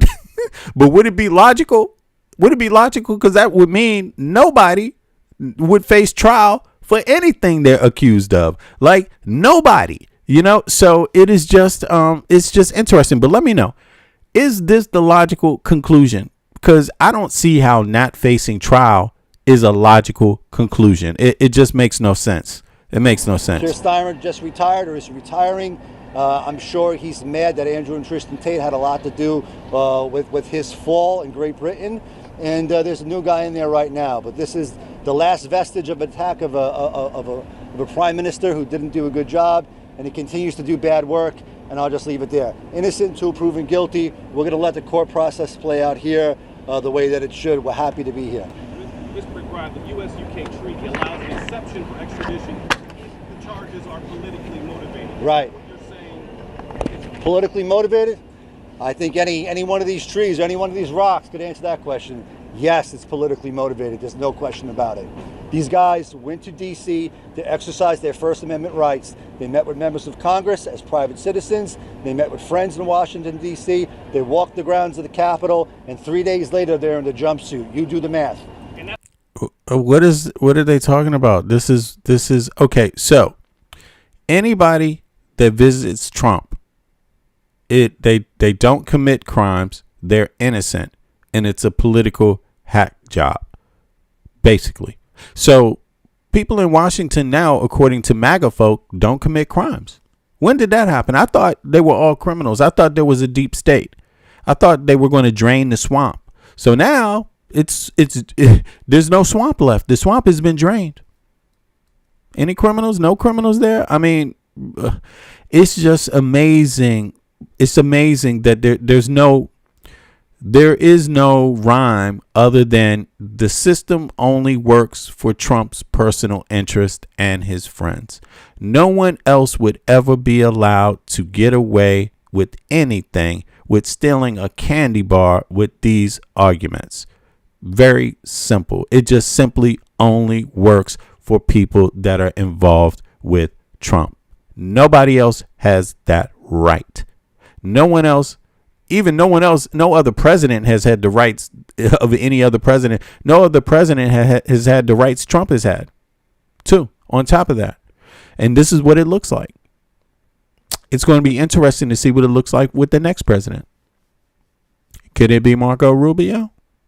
Probably not going to be J.D. Vance, right? More neocons are going to vote for Marco Rubio if they have to over J.D. Vance, right? Unless it's that fucked up in the Republican sphere. I mean, maybe it still is that fucked up. Maybe the Electoral College won't allow somebody like Marco Rubio to win, and only a person like J.D. Vance. I'm not saying they're both not stooges. They look like stooges to me. They both come from broke ass backgrounds. They both basically are going to capitulate logically to it seems to Peter Thiel and Elon Musk. They have way more power. Peter Thiel and Elon Musk, a president is like a little toy to them. At this point, Trump is giving them so much power. It's hard to work it back. That much power once it's given to you, So, it's very interesting. But here, I want to hear him mention Marco Rubio. So let's go. We have many tools. One of the ways that we'll argue, I'm not going to give away our entire arguments here, but we're certainly going to say that there are special circumstances. We're certainly going to use a totality of the circumstances argument, and that will be one of the things that we argue for certain. Mr. McBride? Yes, sir. Ultimately, if the legal process goes towards extradition, it will be up to the Trump administration and the Secretary of State to decide to sign off on extradition. What do you believe the administration is seeing?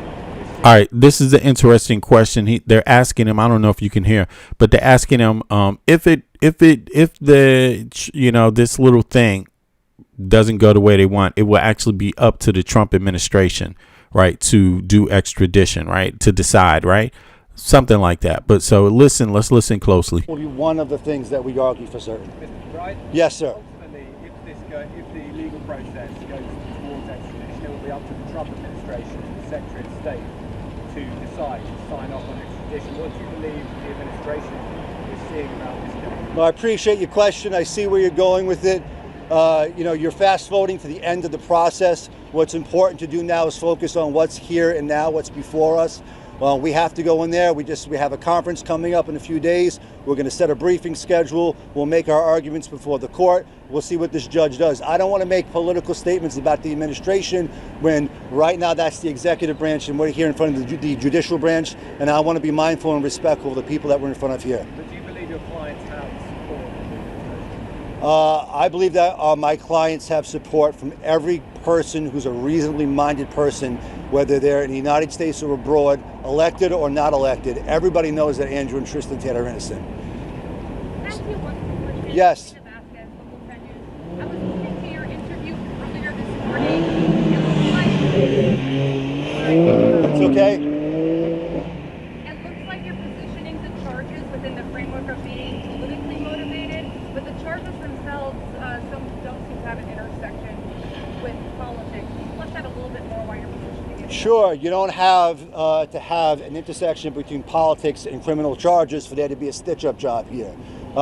The man that I voted for office, who's currently in office, had millions of charges slandered against him all over the place. Some of them he beat, some of them he didn't beat. Most people who understand the process know that that was a load of crap. Most people who see this for what it is know that it is the same exact thing. Anybody else? Yes, ma'am. Right, there were multiple women who came and they were victims of the case. Are you saying that those women are politically motivated?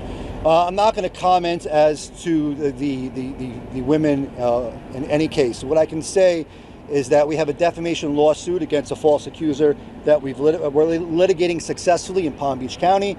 That case is getting ready to go to trial.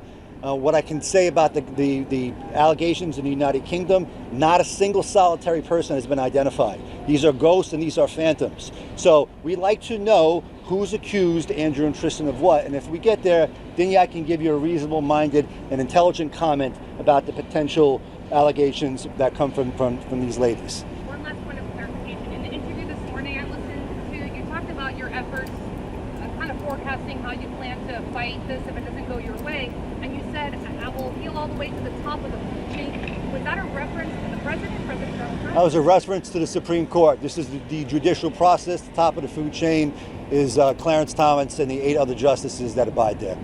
Mr. McBride, I missed it at the beginning. What was their initial reaction? Okay, so that's interesting too. Clarence Thomas is another person mentioned in Sasha Riley's audio tapes. Sasha Riley, the veteran of the U.S. military, he made audio tapes, right, where he's interviewed and it goes at length for hours. It's on YouTube, it's on the internet, it's on Substack, it's on many platforms where he identified Clarence Thomas at attending private, parties that were adjacent to kids being assaulted and trafficked in the 80s, like straight up. He names Clarence Thomas in these audio tapes. Also adjacent, not adjacent, but directly involved. He directly involves Trump, Epstein. Who else? Another. We just said his name. Another representative in Congress. What's his name? Jim Jordan, who actually, oddly enough, is heading up this thing. He heads up a lot of things regarding Epstein in the Congress. Jim Jordan, right? Jim Jordan accuses Jack Smith of lying in Congress, and you see, so this looks like there's a lot of blackmail going on. You gotta peep that game, like how it's set up. Like it seems like whoever is behind this espionage, they have had their hooks in people for decades in the United States government. And if you took Bill Clinton serious, then it would be totally irrational for you not to take this just as serious or 100 times more serious, because this guy names a lot of people. Bill Clinton obviously is only one person mentioned in that, but these people are directly accused by a grown-ass man who's a military veteran who was adopted, and he has audio tapes saying the people that were involved in trafficking him as a kid between the ages of 8 and 12. So when he says that, just connect the dots. Listen. They seem so confident about this. What? How? Who? What sex? Would people charged with sex trafficking go to the Supreme Court? Would you be able to go to the Supreme Court? If you did this same thing in the United States, would you be able to go to the Supreme Court? What are they talking about? He's talking about going to the Supreme Court so the Supreme Court can say, no, you cannot extradite them. They're charged with crimes, serious crimes. 2 different countries. Just understand this. When has the answer ever been, if you're charged with those crimes, you don't go to court and trial to litigate them criminally, to defend yourself? When have you ever been given carte blanche when you've been charged of something? Put a 1 in the chat if you've been charged of something in the United States of America and the government has literally come to your rescue and argued. This isn't the government, by the way, but the government ever agreed that, nah, you shouldn't defend yourself in a court. Like, when does this happen? It just, is it constitutional even what they're doing? I don't know. People should look into it. But it just looks so strange that so many people would go out of their way over 2 people. What is the meaning? Why are they so important? What is the importance of them? Are these people political? I mean, are they being politically attacked? Is that what people literally believe?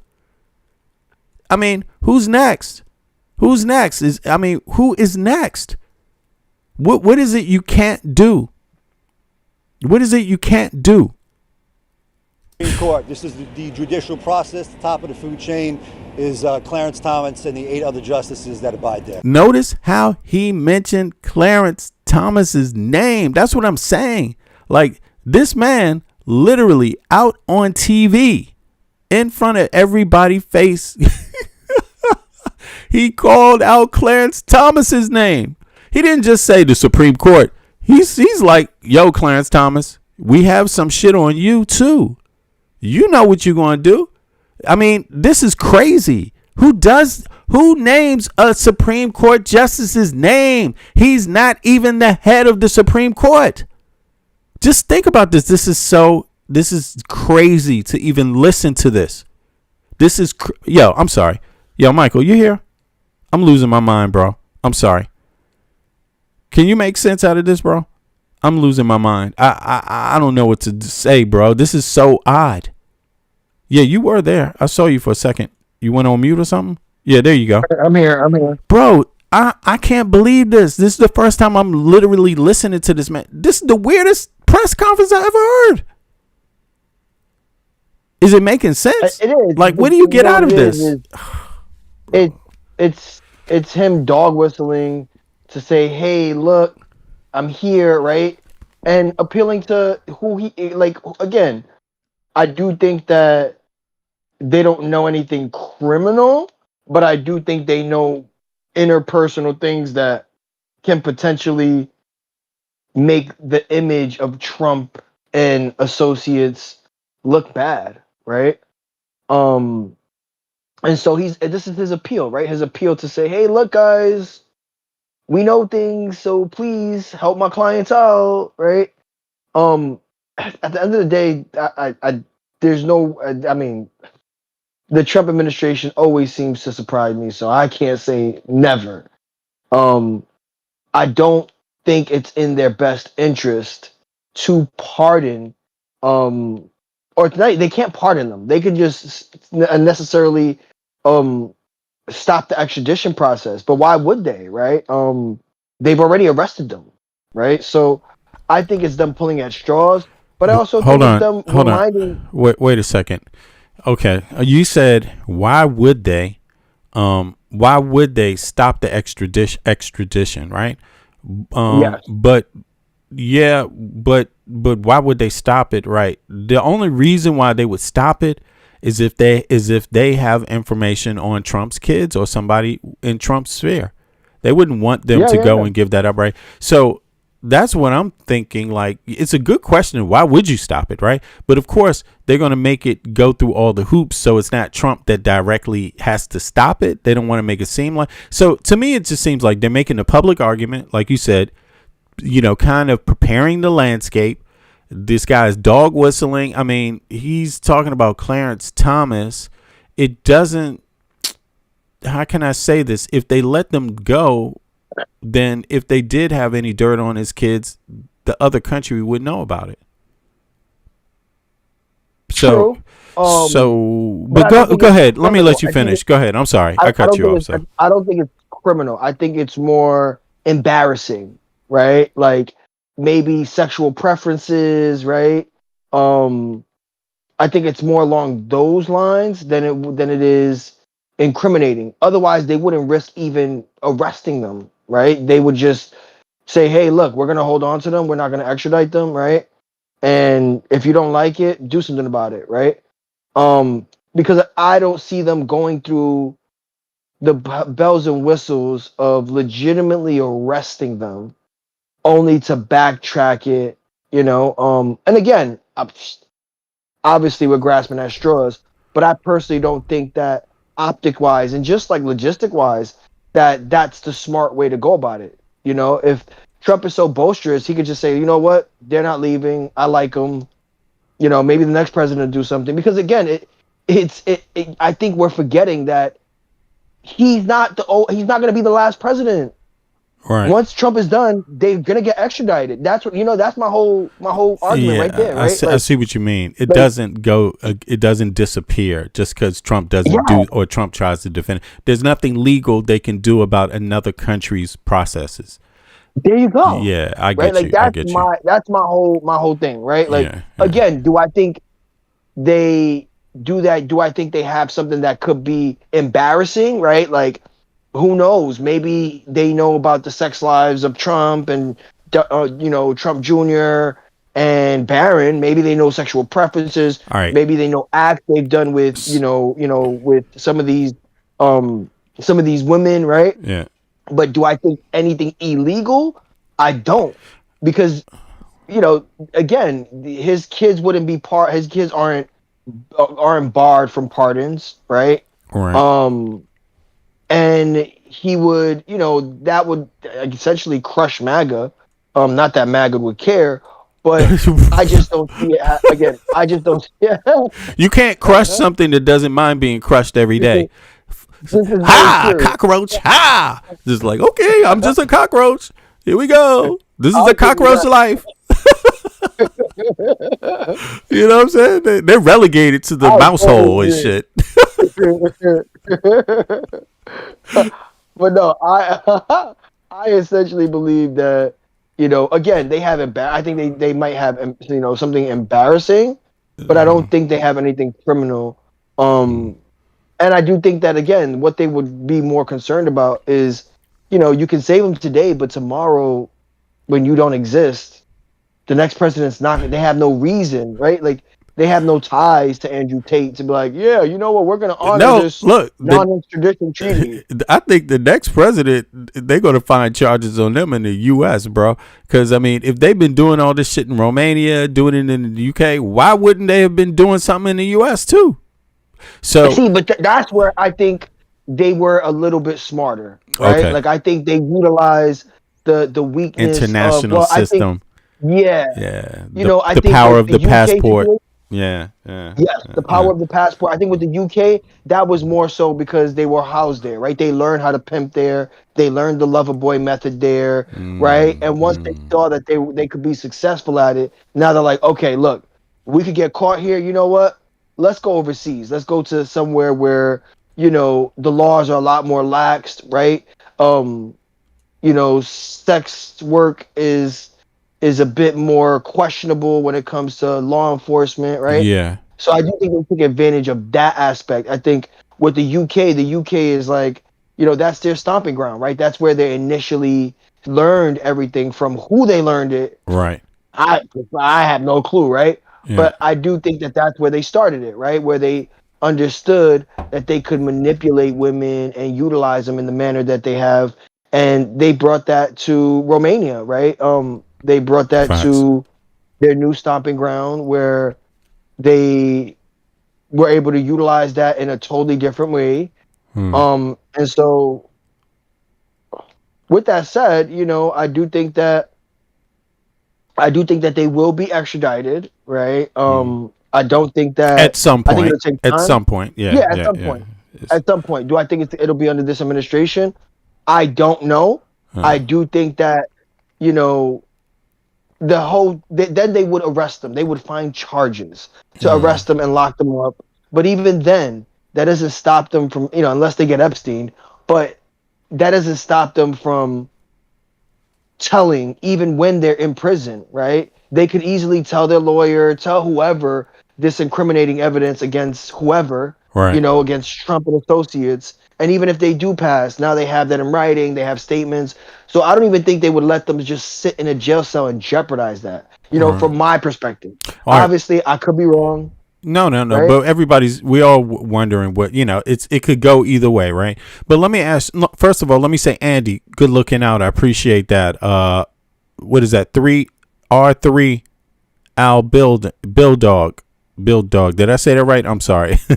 I appreciate that also. And Jenny Steiner, I appreciate that also. I see you. Appreciate the thumbs up and everything and the jewels. Yo, so let me see here. Let me ask you one more question. What is the thing about calling out Clarence Thomas? Is you saying it's dog whistles? Is that what you mean? Because of, are they trying to imply? Is this like to their base? Not that they're connected or know anything, but they like the conspiracy theory world. Yes. They know Clarence Thomas's name has come out in line with that and some others. And so they're just kind of throwing that out there to the public just to see how it can be spun somehow, like to make the public feel like there's a chance they will get out when really the Supreme Court don't want to hear this case. That's ridiculous, right? What the fuck? The Supreme Court won't hear the case. This is ridiculous. This is crazy, bro. Like, what's this man talking about? Won't hear it. It has nothing to do with our court system, right? It has everything to do with our Department of Justice literally just extraditing them, enforcing treaty laws, right? Yeah. Extradition laws. Yeah. Amongst close allies. That's really it. It's extradition law. It has nothing to do with fucking with the. This is the craziest shit I ever heard, bro. This is the craziest shit I've heard. I think it's one of two things, right? I do think most likely I do think it's dog whistling to make the perception of, oh, we're in the inner circle and we're name dropping Clarence Thomas as a point of authority, right? Like, oh, we know us Supreme Court justice. But it also could be that who knows what they know on Clarence, right? We don't know. And that's what I mean about them being around the Trumps. It doesn't necessarily have to be Trump in particular, but it could be someone of high stature that they've gotten exposed to or know a secret about that puts them in a position like the one that they're trying to kind of dog whistle to him in particular. Like, hey, look, Clarence, we know stuff and please help us, right? It could be that as well, right? I think it's one of those two things, right? It could be them just, blowing smoke and, having their base believe that there is something that a Supreme Court judge individually could do. Like you said, he's not the head of the Supreme Court. It's not like he could do something and force it to be heard amongst the Supreme Court justices. But I do think that, it could be that he is, again, we can't deny the fact that he's had an influence and knows this administration, including Trump Jr. and Barron, right? And Barron and Barron Trump, right? So I do think that it could be, either one, he knows something, right? And he's kind of, giving the signal to Clarence, like, hey, let's work on this, or it could be that he's just kind of blowing smoke to his followers, saying, oh, there's hope, while he goes through this, putting pressure on a public perspective on the administration, knowing that he has some sort of influence with a certain audience, right? And I think those are the two perspectives that I could come up with. You know what, bro? It's really interesting because let me see here. Check this out. No, 2 seconds.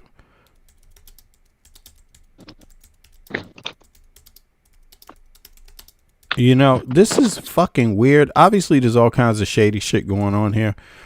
Abnormal things. And where there's smoke, there's fire. Who knows what what the smoke leads to. But listen, bro, we can't underestimate this. June 30th, Clarence Thomas made an unannounced visit to the Capitol. How many weeks ago is that? That's less than 30 days About 3 ago. weeks ago, 4 months ago. That 30 is days ago, a month that ago. is like 3 weeks ago. 3 weeks and some days ago. Just 3 weeks and some days ago, this guy is calling out Clarence Thomas's name. Like, and think about this. Like, these Epstein people, not to say it's directly related to Epstein, but maybe it cross correlates. These Epstein people definitely get information from high places. That's what they were all about. They had people inside of the UK government. They had people inside of the US government, bro.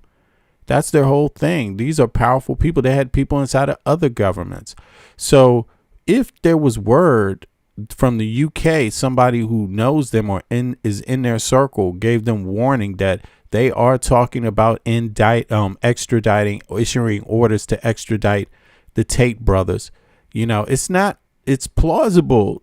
It's plausible that fits in some kind of time frame, because obviously you don't issue an extradition order the day you conceive of trying to do it. It takes time to process. That extradition order's been in process for a while. We can look that up.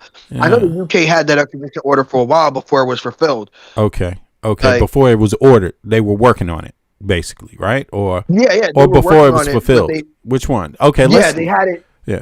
They had it out for a while. They had it. They had an extradition for a while. If I'm not mistaken, it was shortly after they came back from Romania. That's when those charges were brought up. So almost a year ago, if not no more than 8 months ago, where these charges were already brought out against them, right, in the UK. In the UK. Yeah. So it's plausible. Now that We don't know if it's connected to him. Right. But we don't know if it's connected to him. But it's interesting that just less than 30 days ago, Clarence Thomas was up at an unscheduled visit to the Capitol. Nobody knows what it was about. Nobody knows. They still won't tell anyone. And then less than 30 days later, this dude is mentioning his name. Like, why would you have to mention his name? He's not even the head. He's not the head. He's not the head justice anyway. So it's like, it doesn't make sense. But here, let's hear it again. Allegations that come from these ladies. One last point of clarification. In the interview this morning I listened to, you talked about your efforts, kind of forecasting how you plan to fight this if it doesn't go your way. And you said, I will heal all the way to the top of the food chain. Was that a reference to the president, President Trump? That was a reference to the Supreme Court. This is the judicial process. The top of the food chain is Clarence Thomas and the 8 other justices that abide there. The top of the food chain is Clarence Thomas and the 8 other. Clarence Thomas is not the lead head justice of the Supreme Court. So that would be Justice Roberts, right? I'm thinking. Let me see. Yeah. But in any case, this is bizarre. This is just bizarre. But let's hear some more. Sorry. I missed it at the beginning. What was their initial reaction when when the brothers were picked up? Their initial reaction was, "What's going on?" We've been, in the United States, hanging out on multiple trips for a very long time. We haven't been accused of anything of substance here. We're American citizens. We operate freely. We operate as law-abiding people. We went to see our Congress people in D.C. and now we're getting arrested. This feels political, and they, of course, they didn't like it. No one. Okay. So when did they go see the Congress people in D.C.? I wonder what that timeline is. When did the Tate brothers? Yes, it would be Roberts. Roberts is the chief. Okay. Go to visit Congress this year. Said they did so before being arrested. Is he talking about? I mean, he must be talking about, right, what just happened in the last couple months, right? Yeah, July 18th, 2026, the Tate brothers' lawyer, Joseph McBride, addressed the media outside them, right? This is what they're talking about. McBride and brothers had visited Capitol Hill to meet their friends in Washington, D.C. mid-July. Listen, bro, this all is like at the same time. this Clarence Thomas visit to the Capitol? These guys visiting. What date did it just says mid-July? What was the exact date? What was the exact date of the visit to the what did they say? To Capitol Hill. To Capitol Hill for the Tate. I'm just curious about that Tate brothers. You know, because I don't believe in that looking at the math. It's okay to look at your heart and what you suspect, but it's the actual definite dates and times and numbers matter. Let me see here. It was the 15th. Okay, July 15th. And what date did Thomas go on his unscheduled visit to the Capitol? Just curious about that. Okay. Are they trafficking little kids to goddamn Thomas? It was the 30th, 15 fucking days after, bro. Like, I don't understand. I don't know. Maybe it doesn't make sense. But that's if anything, I do think that they would, like, with Thomas, I do think that he's Trump's kind of voice to the Supreme Court. You know, that's a whole different conversation. But I do think he's that megaphone to the Supreme Courts, without having to meet with them or send individuals to meet with them individually to not put them in contempt. You know, and so do I think that, again, do I think Andrew Tate has anything to do directly with Clarence Thomas? I personally don't. What I do think is that he might know something. I think, if anything, he knows something that already existed just being in that circle with the administration, right? Something could have gotten out, something could have been said, something could have been told in confidence, right? And I do think that that's more along the lines. You know what, bro? But yeah, go ahead, baby. I'm just thinking about Clarence Thomas. He looked, first of all, he looks very corruptible. He is very corruptible. He is very corruptible. And I'm thinking about, you know, how a man, you know, look, let's just be honest. Now every man is not every man is obviously not into women, right? But I'm speaking as a man who likes women, right? So I know about those kind of men, right? And men don't want to be alone. You know, men enjoy sex, heterosexual men enjoy heterosexual sex, right? I mean, it's part of being social, right? It's a part of your life. Sex is a part of people's lives, right? Men and women. Why wouldn't Clarence Thomas enjoy sex? And then when I think about it, I'm like, who is he? Is he cut off from that? Is he stopped? Is he not interested, or is he interested? And if so, where would he be getting some from? Because I mean, is the man really getting down with his wife? I'm just saying. I'm just speaking as a man. That's just a regular guy. I don't know the answer. But there's plenty of people that are married, and when it comes to things like that, you know, maybe it's not happening. But they're married because they got a certain age together and stuff like that. But I'm just saying, I'm not saying all men do that. I'm not saying that's normal in all families.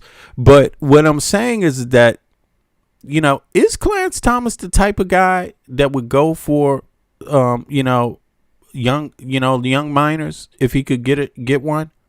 Could he be blackmailed by the Tate brothers? All right, that's a fair question. I'm serious, and I'm not saying I know. I'm just, as I look through this information, I never seen this video. As I look through it, I'm thinking about it, and I'm just saying what pops in my mind, you know, and I'm not going to lie. That is what has popped in my mind. So the last poll was, should Trump pardon the Tate brothers? 17% said, yes, I'm stupid. 83% said, no, send them to prison. Now, let me end that poll, and I'm going to start the next one. And the next one here is, did Clarence Thomas get caught in the Tate? No, let me see. Did Clarence Thomas get trafficked?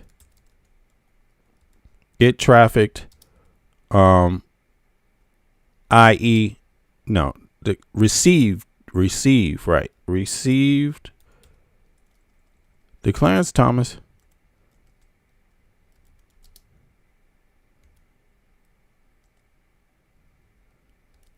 I hate to call it. What can I call it? I don't want to offend anybody.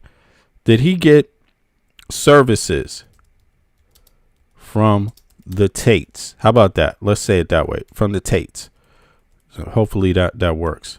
From the Tates, yes or no? Okay. Hell yes. No, I don't think so. Let's just keep it. Let's just keep it straight on this one because nobody really knows, but I want to know what people think. Did Clarence Thomas? Because he seems like just the energy I'm getting from him is scumbag, old creepy man. You know what I'm saying? So, I'm just being honest. It's just the energy I'm getting from him. Scumbag, creepy. This guy, another scumbag, creepy, younger guy. He's he looks like he went to the barbershop, had a little shave, but he looks creepy nonetheless. The way he talks as a lawyer doesn't sound normal. And he just threw out Clarence Thomas' damn name. I mean, like it was nothing. Clarence Thomas and the Supreme Court, like, hello? Like, couldn't you just say the Supreme Court? Why'd you throw Clarence Thomas names up? Yo, bro, I'm sorry. Clarence Thomas was in the Capitol. What day did it say? The Tate brothers were in the Capitol on June 30th. Clarence Thomas had an unexpected visit, an unscheduled visit to the Capitol 15 days before that. I don't know, but it just seems so weird. In any case, I'm not claiming that I know anything. I'm just saying to me, it's not out of the league. It's not out of the league of suspicion. A lot of strange things that can't be explained as normal. But all right, let's go. No innocent man likes getting taken to jail. It's a horrible situation. But we're going to do everything that we can do with this wonderful team that we've assembled here to get them out. Counsel, what is their home residence? Is it Miami, a different state? Where are they called? Rob, we're trying to figure that out right now. Andrew and Tristan are citizens of the world. I think it's on public record that they've been in between Dubai and Romania for some years. We will sort the rest of that out in due course. Just for clarity purposes, the judge mentioned that this wasn't a criminal proceeding, but the extradition process hasn't begun. Where are we now, just legally, clarity-wise? So yeah, this is not a criminal proceeding, and what the judge was talking about is that the Bail Reform Act isn't the operative law here. We're looking at the extradition process. This is the first small step in that process. There's a lawyers-only conference coming up in a few days. Our legal team will talk to the government will talk to our team, we'll converse with the judge, we'll set a briefing schedule for substantive arguments to be made at some point in the future. You also posted on X about solitary confinement. Can you touch on that? Yes, solitary confinement is torture. When you look at the international law on it, the Nelson Mandela rules, the Geneva Conventions, solitary confinement is outlawed, prolonged solitary in 16 different states. It is. How many years was Nelson Mandela in solitary confinement, and how many days was this dude in solitary confinement? I mean, what the hell? What the hell is going on here? What the hell? What? Wow. You mean now? I think the Tate brothers, you know what they're going to be like now? They're going to be champions for criminal justice reform. That's going to be their new angle and shit. Their new scam. Is defined as captivity of a human being for 22 hours or more a day in a cell. Prolonged solitary confinement is universally condemned around the world as torture, as a human rights violation. So anytime you keep somebody in solitary confinement, what you're doing is you're keeping them there to break their spirit, to break their soul, and to break the psychology of the mind. They're the Trump administration gonna start singing Bob Marley songs and shit. The songs of freedom. Emancipate yourself from my slave. You know what I mean? Like it's like they're gonna put on the whole victim mask and shit now for these dudes and shit. There's an egregious misuse of the judicial system. And by the way, Andrew I shot the sheriff and Tristan have not been convicted of any crime. The Fifth Amendment of the United States protects them. It's not the standard of cruel and unusual punishment that the Eighth Amendment gives. It is the Fifth Amendment person. No innocent person can be punished while they're being held for any proceeding.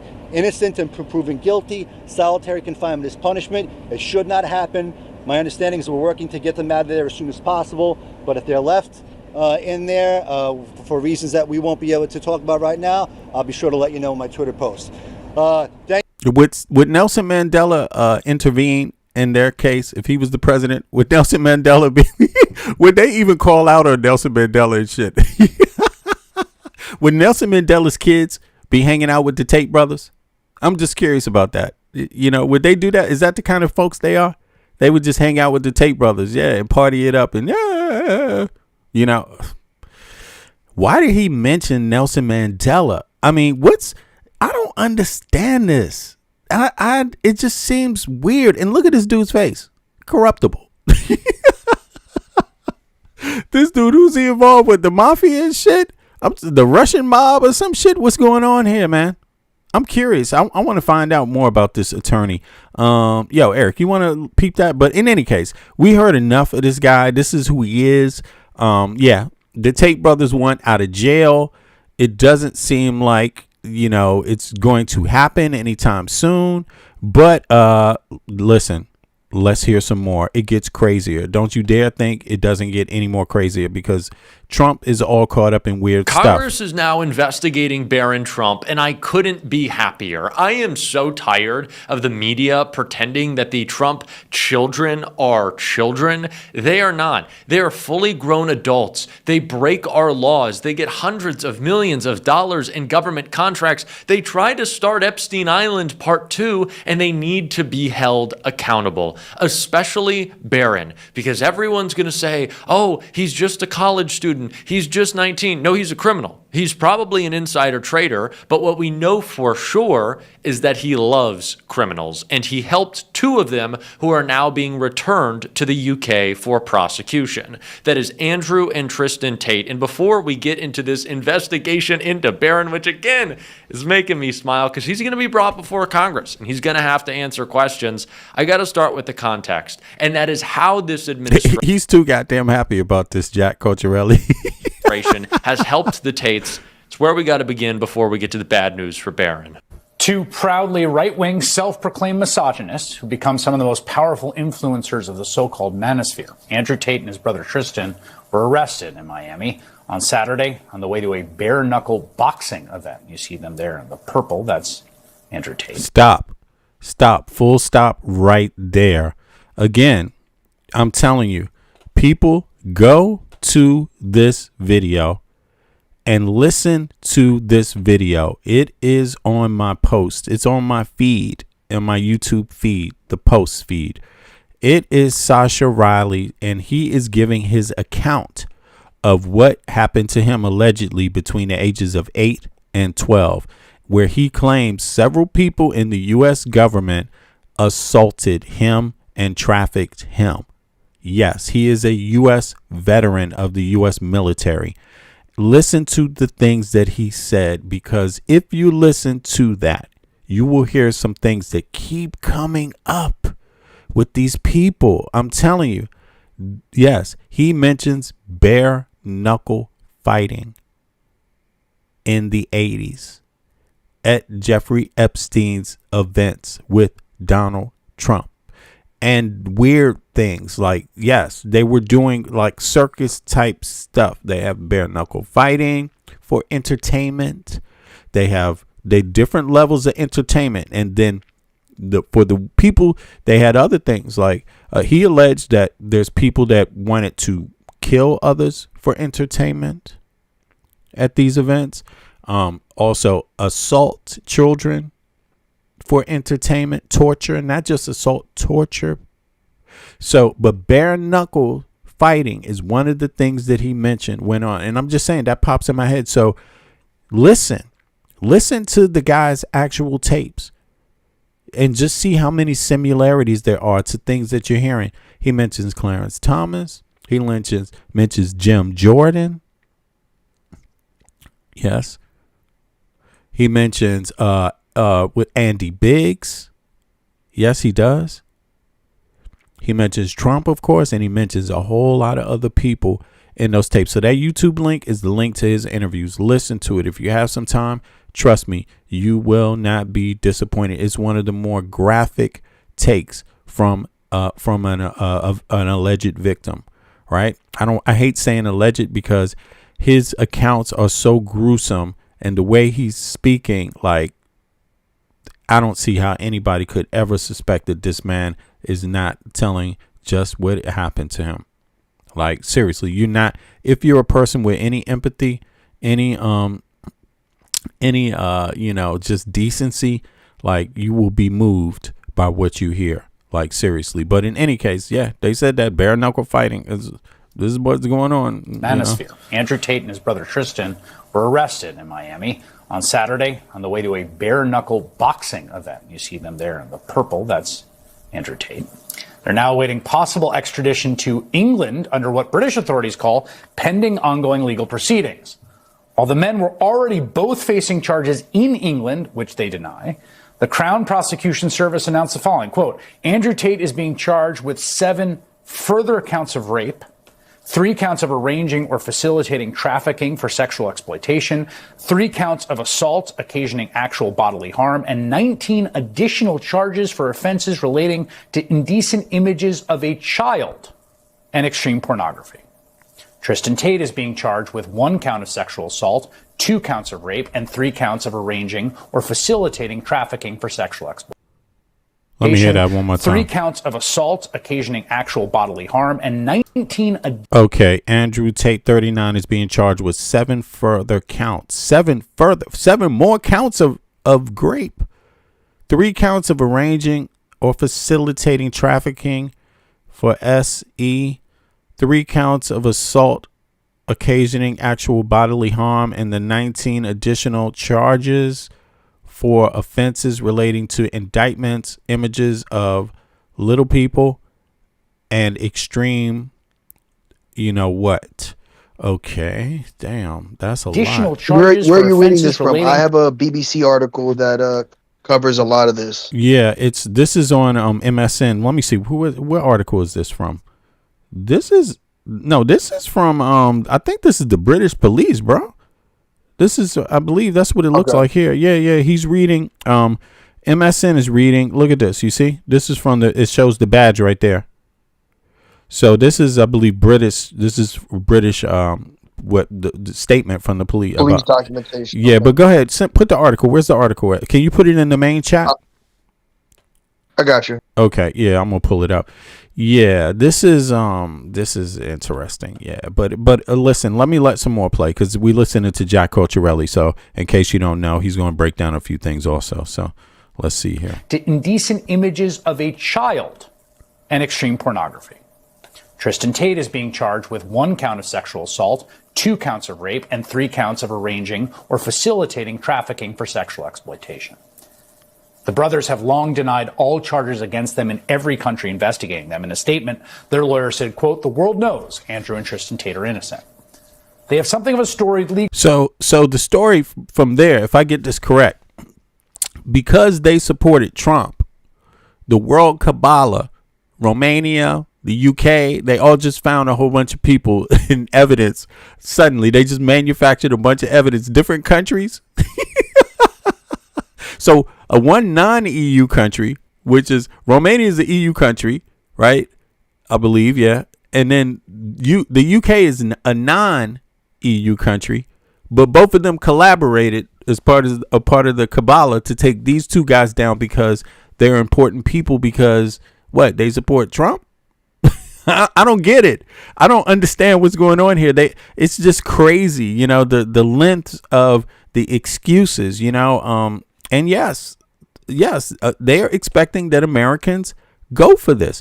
They want Americans to put pressure on Rubio. They want Americans to put pressure on Kash Patel. They want Americans to put pressure on Clarence Thomas. They want Americans to put pressure on Trump to free them Free the Tates. Emancipate yourself from it. You know, these are the freedom fighters and shit.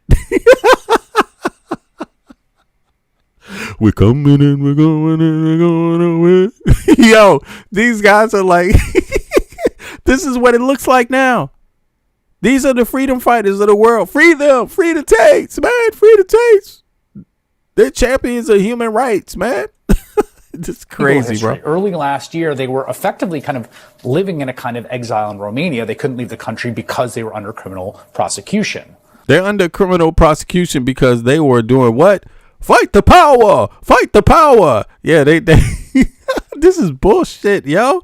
This is There was crazy. an investigation there into multiple allegations against the two men, including human trafficking, coercing women to pornography, and an allegation that Andrew had sex with a 15-year-old, beating her with a belt and choking her until she passed out. That's per the New York Times.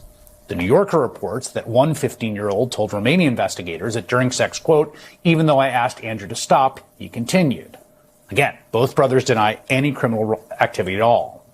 But as the New York Times also reports, the brothers had cultivated relationships with many people in Trump's inner circle, including his sons Barron and Don Jr., as well as Trump's former personal attorney, Alina Habba, and conservative media personalities like Tucker Carlson, who interviewed the brothers quite favorably. The Times reports that the Trump special envoy, Rick Grenell, also in the Trump circle, even discussed the Tate's case with two Romanian officials in 2024 after Trump won, and then early 2025 as he was preparing to take office. Now, Grenell denies having a substantive conversation about the tapes, though that would seem to indicate they did talk about it. For the Trump's part, neither Don Jr. nor the White House gave the Times comment on the Tate's relationship with Trump's oldest and youngest sons. The White House told the Times it is not involved in anything related to the Tate's legal matters. But here's the thing. The brothers started to get some good news not long after Trump won the 2024 election. They're sitting in Romania. They can't leave. Quote, I had word from the Trump admin that they're on top of things, Andrew Tate wrote to someone close to him in a message reviewed by the New York Times. I've been told I'll be free soon, but Trump needs to see me in Miami, he added. And sure enough, soon after, in February of 2025, the Romanian government, again, which had these sort of pending allegations against them, said, actually, they're free to go. They can leave the country. And immediately they did. In fact, they came to Florida. That's the same state, of course, where a Trump ally once granted a generous deal to another man accused of human trafficking, Jeffrey Epstein. President Trump says he knows nothing about the conditions of the Tate's travel ban in Romania being lifted. Alina Habba denied any role as well. But what happened was Trump got elected. They got let out of Romania. They came back to the U.S. Donald Trump's administration is set up to protect pedos. Now, that's probably because Donald Trump himself is a pedo, but that is what they do. If you got a little bit of money or influence to throw Donald Trump's way, you can get off on your crimes. You don't have to do the time as long as Donald Trump likes you, but it is important to recognize that Donald Trump doesn't just bump into an Andrew or Tristan Tate. Well, he does because they go to the type of disgusting parties that Donald Trump historically likes. But no, someone has to lobby on behalf of the Tates. And who is that person? It was Barron Trump. Andrew Tate made it very clear that Barron was working behind the scenes to get that push from the special envoy, to have the administration and its officials talk about them. Barron is the one who really liked all the manosphere influencers who endorsed Donald Trump. And so, Barron, you've got some questions to answer, buddy. And I'm not the only one who thinks so, because thankfully we have a new generation of Democratic leaders in the Congress who aren't willing to take any shit and will actually get things done. And that is why Congresswoman Yasemin Ansari has made a big announcement, and it's bad, bad news for Barron. Congresswoman Yasemin Ansari shared on Twitter this tweet in a letter to James Comer in which she writes, Andrew and Tristan Tate have been indicted on horrific charges of rape, human trafficking, and the exploitation of minors. Chair Rep. James Comer of the Oversight Committee must swiftly open an investigation into the Tate brothers' coordination and extensive relationships with members of the president's orbit, including his son, Barron Trump. I love this, and I want to read the letter because I think the actual content of it, not just what's happening, is so important. Ansari writes, Dear Chairman Comer, I write to respectfully, I think that's with a little bit of shade, request the Committee on Oversight and Accountability immediately open an investigation into potential political interference and improper conduct by the federal government regarding the criminal prosecutions of U.S. British citizens Emery Andrew Tate and Tristan Tate. These two individuals have been handed down 38 sex-related criminal charges in the United Kingdom, in addition to charges in Romania, but have yet to face extradition or face other penalties by the Trump administration, such as prosecution or detention in the United States. Recent reporting and public disclosures raise extremely grave national security, diplomatic, and ethical concerns about whether political networks in the president's orbit, including members of his family and other public officials, leverage their influence to shield these men who are facing grave criminal indictments on human trafficking, assault, and exploitation of minors, among other appalling offenses. Shockingly, the Tate brothers and their representatives have successfully cultivated ties with conservative political figures and Republican members of Congress, including meeting with Congressman Wesley Hunt in Washington, D.C., as of recently as last week. Most egregiously, correct. What? Oh, shit. Yo, this is looking. Yo, Mike, you want to chime in here? I got your article up also. This is wild, bro. This is wild. I don't get it, man. This is deeper, bro. What does it sound like to you, man? I mean, just let me know your thoughts, bro. I'm like, every step it just keeps getting deeper. Like, on the Tates, on what's going on, what they're covering now. Yeah, they're talking about his youngest son now, and the Tates. The letter here. Let me blow the letter up. Let me see here. I'm gonna take this back a little bit. Jack is reading it. I don't know how good the let me see. It's on HD, so let me try to make it bigger. Hopefully people can read it, right? Let me see if I can get it a little clearer for folks. Yeah, here is the letter. It's not that legible, sadly enough. It says, all right, this is from, they're writing to Chairman Comey, number one. And this is from, let me see, who did he say? Hold on, I'm just going to play it back because it's not that legible, this letter. So let me just pull it back. Let's hear what he has to say. This is crazy. Here we go. Grave criminal indictments on human trafficking, assault, and exploitation of minors, among other appalling offenses. Shockingly, the Tate brothers and their representatives have successfully cultivated ties with conservative political figures and Republican members of Congress, including meeting with Congressman Wesley Hunt in Washington, D.C., as of recently as last week. Most egregiously, investigative reports have detailed direct, extensive communication between Andrew Tate and Barron Trump, the president's.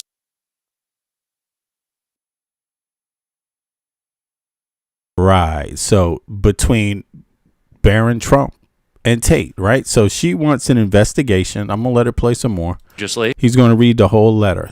All right, here. Hunt in Washington, D.C., as of recently as last week. Most egregiously, investigative reports have detailed direct, extensive communication between Andrew Tate and Barron Trump, the president's son, as well as the Tate brothers' broader interactions with high-profile political figures within the president's inner circle. The committee must investigate whether back-channel communications between the Tate brothers, presidential advisors, and members of the First Family, such as Barron Trump, influenced official actions or administrative policy regarding criminal prosecution and investigation of the brothers or international law enforcement cooperation. Right. So you heard that, right? That is wild. So they want to investigate whether Trump is using him or someone is using him as a backdoor channel. The son. Yeah, no, I heard that. It's widely known that, Andrew Tate, Barron Trump was a fan of Andrew Tate overall. In fact, they say that that's what led to Trump intervening in the Romanian case and having them be able to come back to America in general. Okay. His son personally asked because he said he's a huge fan. I think obviously with something like that, I do think that the investigation should be there. I do think that that's something that the people should know how close, or in what context the relationship between Andrew Tate and Barron Trump is. Ultimately, I do think that it has to do more so with Andrew Tate's appeal to the youth, to that younger youth, the crowd of the age group of Barron Trump, right? I do think obviously Apple doesn't fall too far from the tree when it comes to devious mindsets in terms of Barron Trump and obviously his dad. So I do think that some sort of mentor-mentee relationship could have taken place. I do think that maybe they were in contact on a semi-frequent basis. That, and if so, what did that hopefully investigative journalism could uncover what that type of communication looked like between the two. Yeah, because think about this. It seems like it's plausible that both are true, because if they did have some type of if they were mentors to Barron, let's put it that way, right? In any way, shape or form, or provided services, but we don't know what that means, or were involved in any type of illicit activity, right? It seems pretty logical that they would be like trying to use that to their advantage to get Trump to get, and it seems like to get them off, and it seems like Barron would want that too, if that's the case. If that's the case, right? I mean, I'm not saying it is. Nobody knows, but it's hard to. Let me just see, because obviously, listen, I don't believe the trolls. I'm a grown ass man. I've been on Earth for a long time. I know there's trolls out there in the internet, but I just gotta ask the chat: what do you think? Do you guys think that there was some interaction there? Like, do you think that the Tate brothers actually have some illicit activity or some dirt or something that they could use against Barron to get him to be a backdoor mediator to Trump, to get Trump's to use his influence to get them off and out of being extradited? What do you think? Do you think it's possible? Let me see here. Let me remove. Yeah, put a 1 in the chat if you think it's possible. Put a 2 in the chat if you don't think it's possible. All right, I don't care whether you think it is or isn't. I want to know if you think it's possible. Put a 1 in the chat if you think it's possible. Put a 2 in the chat if you think it's not possible. I'm just out. This is bizarre, bro. It just keeps getting further. Like, it's almost like being led to. It's like, it reminds me of the phrase, I can lead you to the water, but I can't make you drink. I mean, because it's like every day there's a new person involved in trafficking in the Trump administration, or their brother, the administration, this person appointed to this got a brother who's going out there to, trying to find little kids. And then another one is out there himself on goddamn roadblocks. Like, come here, little girl. Like, what the fuck is going on, bro? Like, I'm not trying to drink the water, but damn, I might have to. Do I have to? I mean, let me go. I don't want to. It's almost in line. See, you're arguing it from a legal perspective. You're just going about it according to what the rules would be in a certain facts, what we know definitely. But it's hard to resist the water, bro. It definitely is. No, that I'll give you. It is definitely harder to resist. Just blatantly calling it for what we can speculate on in terms of what's being reported and what we know so far. Like, it's hard to believe that he does. It's hard to believe that either activity hasn't happened or secrets haven't been divulged, because I think that's more so where it's at. Again, I think if anything, at the least, at the most, activity, at the least, secrets. Secrets, right? Yeah. Tate has, his, Barron's preferences and things of that nature. Maybe personal stories that he's had, experiences, and I think that that's what Tate is holding on to be able to leverage his way out of something that I don't think he'll be able to leverage himself out of. Because again, remember, whether it's now or whether it's in 2 years, that man's he's gonna get extradited. So either Trump's, Barron's secrets get let out now, or they get let out later on. Hey, but there's also a three. There's not only a one possibility that there is some illicit activity and he's holding that over the heads. It's not only two, maybe it's just secrets and he's holding that over the heads, trying to get something out of that. But there could be a third outcome to this, like, whether he's extradited or not. Let's say he's not extradited. Let's say he is, or let's say he isn't. That's two possibilities. Yeah. But there's a third one.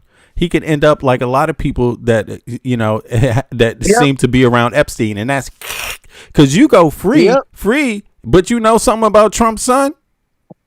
How long you gonna walk around? Do you feel safe? Is it safer to just stay the fucking jail? Yo, this guy is this is going to be, we get a chance to see somebody squirm, first of all. And he's naming people. I mean, it's a good day. He's naming Clarence Thomas ass. I mean, that'd be great if they have something against Clarence, for Clarence Thomas, because then he could just get removed, right? Yeah. And we get to watch old ass Clarence Thomas squirm too. Wiggle his ass up there to the Capitol and shit. Then again, they have, the majority in House and Senate. Maybe after the midterms, that'd be great. But Trump will nominate, obviously, a conservative leaning. He'll only have a young conservative leaning judge as well. So it's like Clarence Thomas is old enough that it's like, should we just wait him out? But you know what? But if you were involved in any crimes, Clarence Thomas, if you were involved in any crimes, you should be held accountable. Yeah. So I mean, it's going to look weird for a president to be pardoning a damn Supreme Court justice who, why are you pardoning him? What did he do? What you need to pardon him for? Did he break the law? See, the Trump administration seems so full of crud around them that they just have to pardon anybody, the whole government, everybody. The whole Supreme Court getting pardons. Everybody who's a right winger is getting pardons, bro, by the time Trump leaves. Whether they've been charged of anything or not. It's just like at this point, it's bizarre. But yeah, let's see. Is there more dirt on these dudes? Like, what the hell? Now, okay, I think that was that. Now, check this out. Here's more squirmish stuff. There's more squirming going on in this administration, which is really, or with their groupings, let's say. That wasn't the only one. Let me see here. Look at this one. Wow. Hold on. Where is it at? This one is also very, very damaging. Here it is. Look at this. This is crazy. Our best friend right here, Mr. Michael. Mr. Mike, whatever his name is, Magic Mike Johnson. The Republicans in Congress are sick freaks and sex criminals, and that is not an overstatement. That is an understatement of the reality of Mike Johnson's majority that is falling apart because of new scandal after new scandal after new scandal. And I want to get into not just one, but two of them today that had Mike Johnson confronted and not sounding too great when a reporter asked him about his majority, which again is falling apart. Already unpopular because of Donald Trump's war, Donald Trump's crisis of affordability, Donald Trump's general idiocy. But this all makes it worse. I want to start with an incredibly disturbing story, so trigger warning here. Right. Trigger warning. Watch this. Before we get to Mike, how everything's collapsing, and at the end, a little palate cleanser, Jasmine Crockett calling all these freaks out. MAGA reps' drug-driving lies exposed. The explosive claims were unearthed amid his bitter custody battle with ex-wife Emily Moreno. A bitter custody battle between Rep. Max Miller, a Republican congressman, and his ex-wife, Emily Moreno, has unearthed a trove of court filings filled with accusations of violent and erratic behavior. The roughly 2,000 documents detail a closed investigation into Trump-endorsed Miller after his 2-year-old daughter landed in the emergency room, along with allegations of drug abuse, violence against multiple women, and even threats against his former father-in-law, Senator Bernie Moreno. Miller, a former White House aide during Trump's first term, has strenuously denied the allegations against him. According to the court filings, law enforcement opened an investigation after Miller's daughter broke her collarbone unexplainably.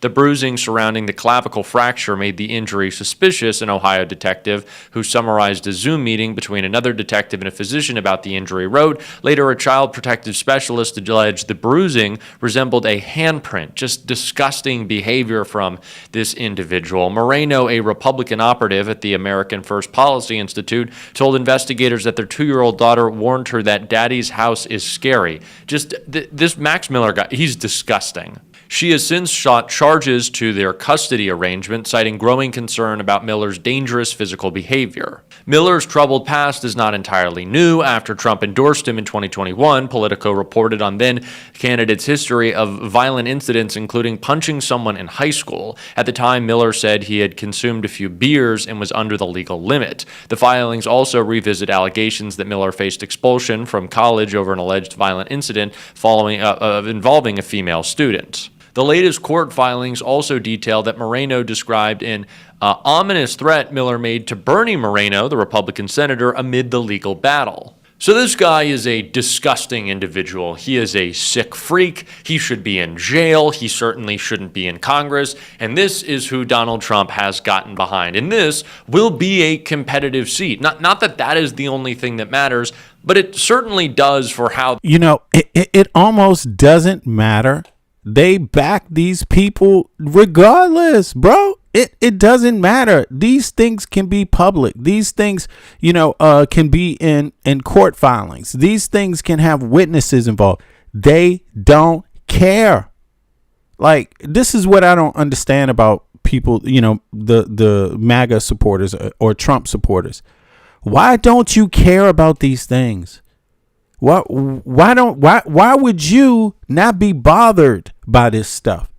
Like, it can't work both ways. You can't be concerned about crime of immigrants and this you turn a blind eye to and make excuses for. Like, I don't get it. And listen, you don't have to go far to find this shit. This shit is just there. I actually, to be honest with you, when I review these videos, I don't watch any of them.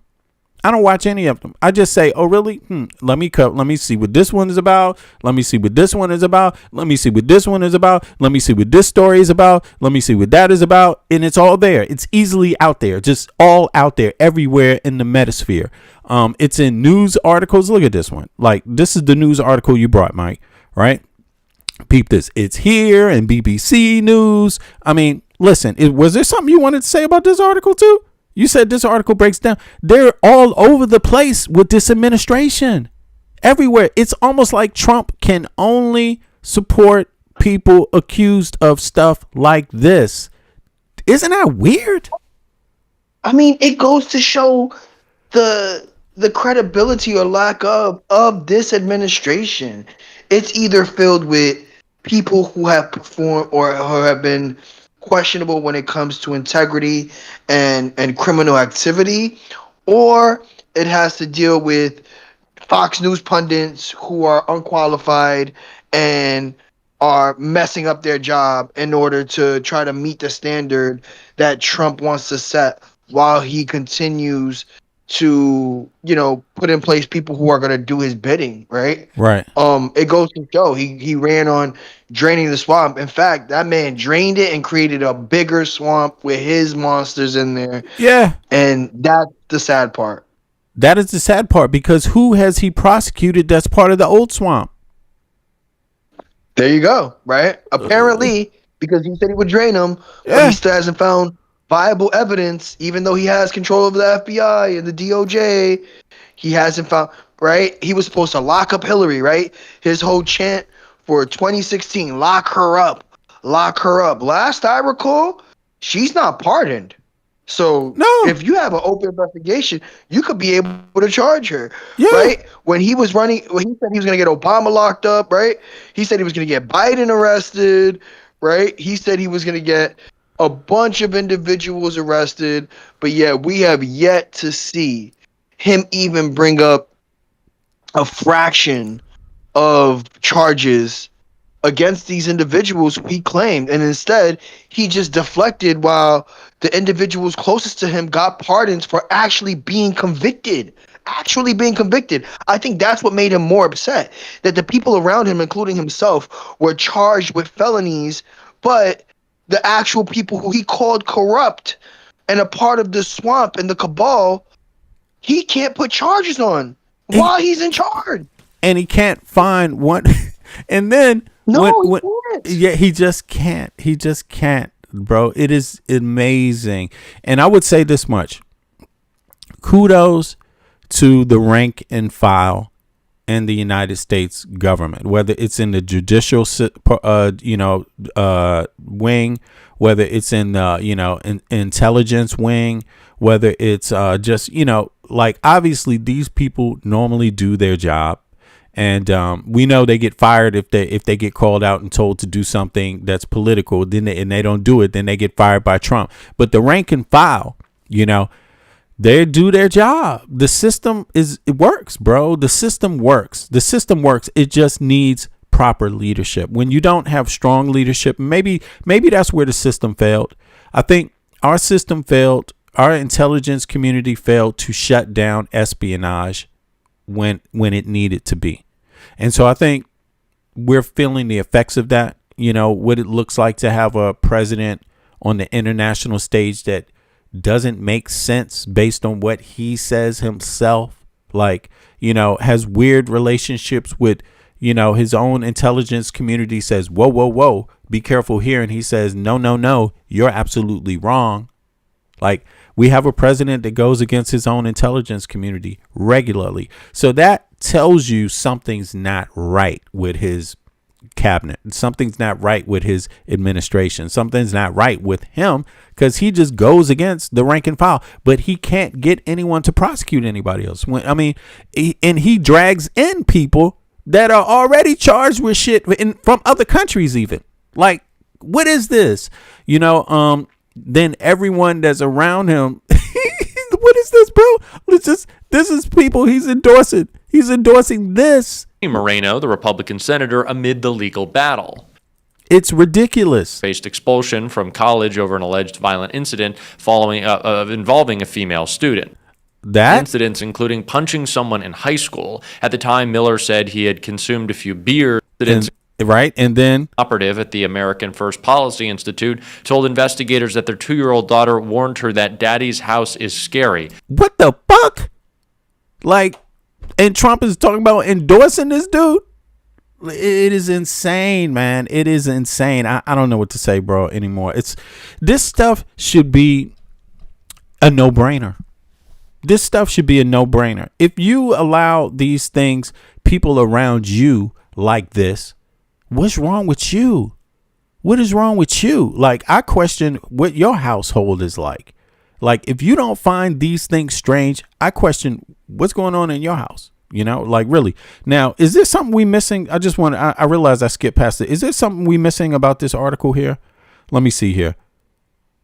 It just detailed it in more detail in terms of, the number of charges, obviously after he, when he started from Romania, it just gives a little bit more context. We don't have stuff to cover. We can continue because I think we definitely have, we've covered it in extent. Yeah. Okay. Yeah. I see what you mean. It does have a few more details there that we didn't cover actually, but people should read the article. It's in the chat. Let me throw it back in the chat too, just to make sure anybody, no one missed it. Yeah, this is bizarre though. This is bizarre, and it's just, what can you do, man? It's hard to fathom this. But this is another individual that Trump is trying to promote, right? And all right, let's skip forward and see what MAGA Mike Johnson apparently is up to. Johnson had to say, well, there's a whole bunch of bullshit. Thank you, Mr. Speaker. Eric Garcia from Independent. These past 2 weeks, Democrats ditched Graham Platter from their ballot after sexual assault allegations. 2 members of the conference, Max Miller and Corey Mills, faced domestic violence allegations. Why would you Republicans keep them in the conference, whereas Democrats are dropping somebody accused of sexual harassment? Well, the key word there is allegation. We have a process here. The House Ethics Committee works on those things. if allegations are made, they work through a process. So I'm not in the business of commenting on investigations as they're in process, and we'll see how that shakes out. That's how this always works. And by the way, it's done for R's and D's on both sides of the aisle. Yes, ma'am. No, because they just raised Cain about a dude that had allegations that there's no criminal charges against. No charges. Nobody has said anything about her. And I'm not excusing Plattner, but I'm just saying there was no charges against Plattner, right? Mike, you there? Hold on, let me see. Is it? Okay, my fault. Maybe I'm catching them. Sorry about that. It was trying to catch up with the video. Yeah. Oh, okay. It's a latency. Yeah. Look, I mean, was Plattner charged with something? No. I mean, but they were like, how could Democrats do this? How can you do this? You know? And then when you talk about alleged, it's supporting people that have, you know, how bad it is to support people that have even been alleged, which I agree with. Well, lo and behold, what is this? Hold on. Is it wrong? To should you support people that have been alleged? This is what we got to ask in the chat. This is what we got to ask. Is it wrong of the Democrats to support someone that has been alleged but not charged of a particular crime in an election bid? Is it wrong for Democrats to do it? Is it wrong for Republicans to support people in the same way, right, that are in charge? Trump. Yes. Yeah. Which one is it? Like, it seems to be a like it's two rules for two different groups. And I'm glad that Plattner is out. By the way, the person that replaced Plattner is actually leading right now in Maine. That's what I heard last I checked. But Ashley, Yeah. what's up? What's up, Ashley? Yeah, so I think it's wrong. I'm glad they did, because I'm a Democrat myself, although I'm a pretty left-leaning Democrat, obviously, because I live in a country called Denmark. So I'm aware that universal health care and education works and is practical. I'm aware of it. I'm aware of the way things can be done differently to provide peace and structure and sanity to a society and people, to bring some form of normalcy and tranquility, if you could call it that, when you compare it to the United States, violence everywhere, just chaos, fucking police in the street every goddamn where, holding their guns, harassing people, regular people, this kind of thing. Poverty, homelessness in the USA, strikingly, a lot of homelessness, a lot of poverty, a lot of people complaining about the system in the USA, but never doing anything about it. Denmark's known to be one of the happiest people in the world because of the system, because of the way the system works. So I'm aware that something different can happen in a democracy regarding taxes and representation in a democracy if people want it that way. So of course I'm a left-leaning Democrat. That makes sense, right? But what is the difference here? Like, why? It seems like there's just two totally different rules. It seems like the people that support Trump are okay. They like to complain about Democrats and use the moral card against Democrats. But when it's a Republican, there's no morality applied at all. The same level of ethics is just thrown out the window.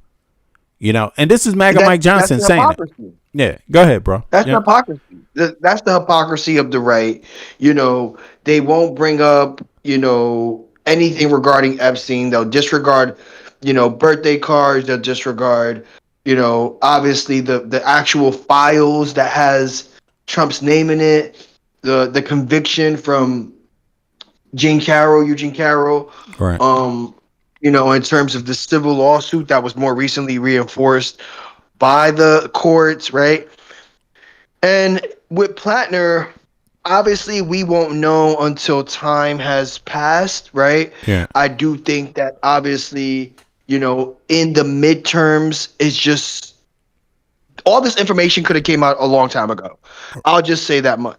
And the one thing I won't do is victim blame, but I will say that the timing of these allegations just so happened to align right after he has overwhelmingly support in, in a pinnacle state like Maine.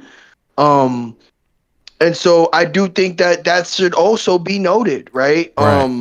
The Republicans are always gonna, they've never ran by the same rules, right? It's rules for thee and not for me. Right. Whenever it comes to the Republicans, they'll always deflect, deflect, and it's unfortunate. And the Democrats have always tried to take the moral high ground, and I think that was more reinforced with Obama, right? Well, that's They better. go low, we go That's higher. better. That's better.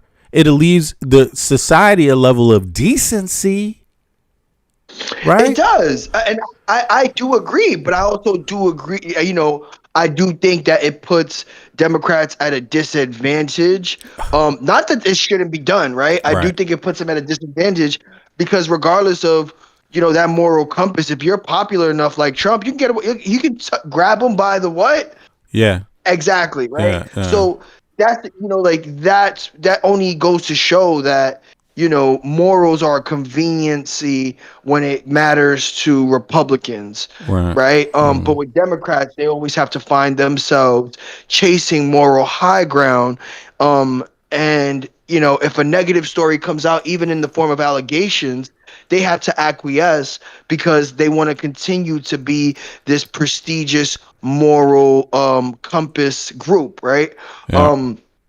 But again, I think with Plattner, it's one of those things that unfortunately we won't find out till later on, till a year or two later. I do think that obviously if they had enough, my whole thing is if the allegations were as strong as they claim, they Right. would not have come out in the form of an interview. It would have been in a criminal investigation or a civil lawsuit against him instead of just publicly making these allegations, just public in the conveniency of the midterm election right before he won overwhelming support in Maine. Right. Does that I got you. absolve him of any potential allegations? I'm not saying that. No. I'm just saying that convenience of it and the way it went about, because even Well, the now excuses. there is no criminal investigation. There is no civil. Right. Well, go ahead. There's no criminal investigation. There's no civil investigation. And it doesn't involve any kids, Platinum's thing. And then here's the thing. It's the same thing with Mark Rubio. Mark Rubio is like talking about, well, we have to let the law play out. We don't really know. Even though these guys called out Marco Rubio. Marco Rubio, can you help us? He was like, oh, really? They mentioned my name? So he's like, well, we have to let the law play out and la, la, la. But no, Trump didn't let the law play out when it came to Jan 6. He was running saying that he was going to pardon all these people, and all those people weren't even convicted yet. So he already intervened and stepped in before the law had played out by saying it publicly, right? So when you ask Mark Rubio now, are you going to step up with the Tate brothers and do something about it? He's like, let the law play out. But we know that these people are friends of the Trumps. They're friends. That's what a friend is, a person you chat with on the internet. Hey, can I hang out with you tonight? Come on down to our party. They even invited the dude to the Capitol. Come on, man. But he's hanging out at private parties with these people. So this is a clear indication. And again, even if you just look at MAGA Mike Johnson, just a week ago, he was calling Democrats hypocrites for Plattner, or 2 weeks ago. Oh, why don't the Democrats live up to their own words? Why don't they do that? And then here you go. These are the charges.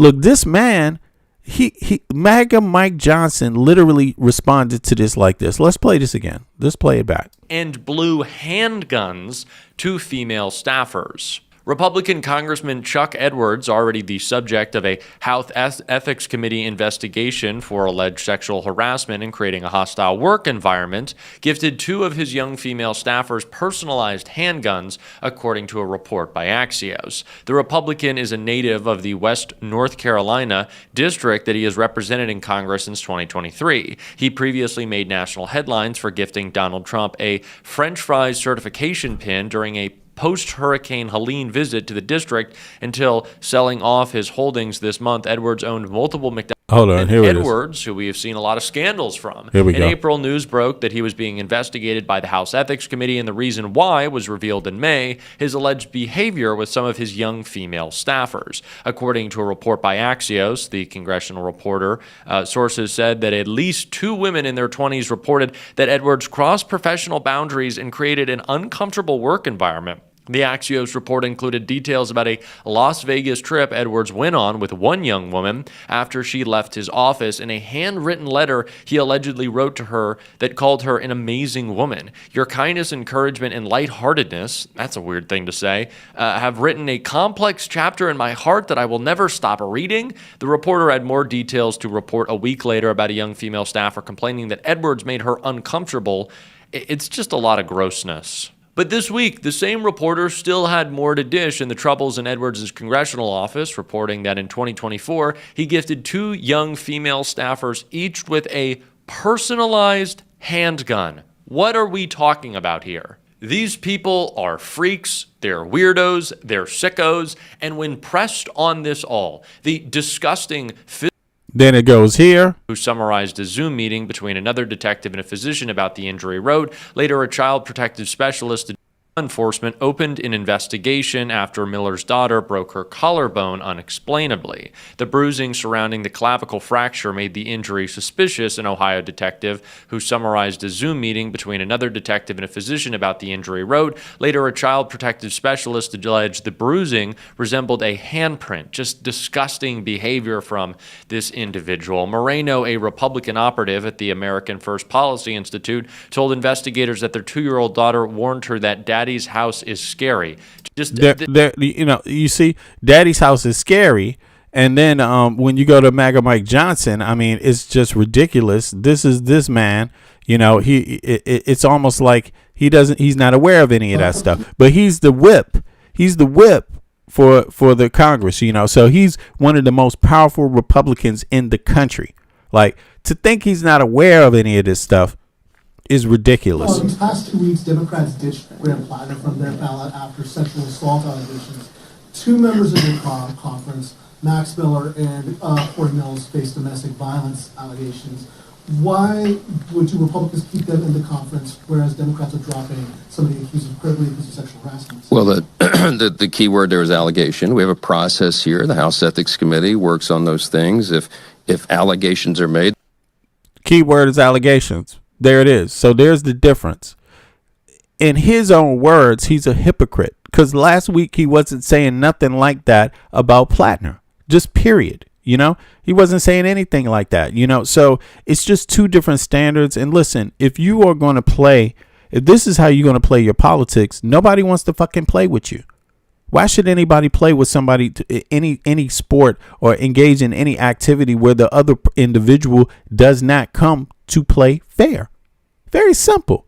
If you think of this in work terms, that means when we show up to work, you want to do less work than me, and you got an excuse every time. That means when it comes time to paying, let's say paying your bills, right? Who's going to pay the light bill when you have a roommate? You always come short on your light bill, and you got an excuse.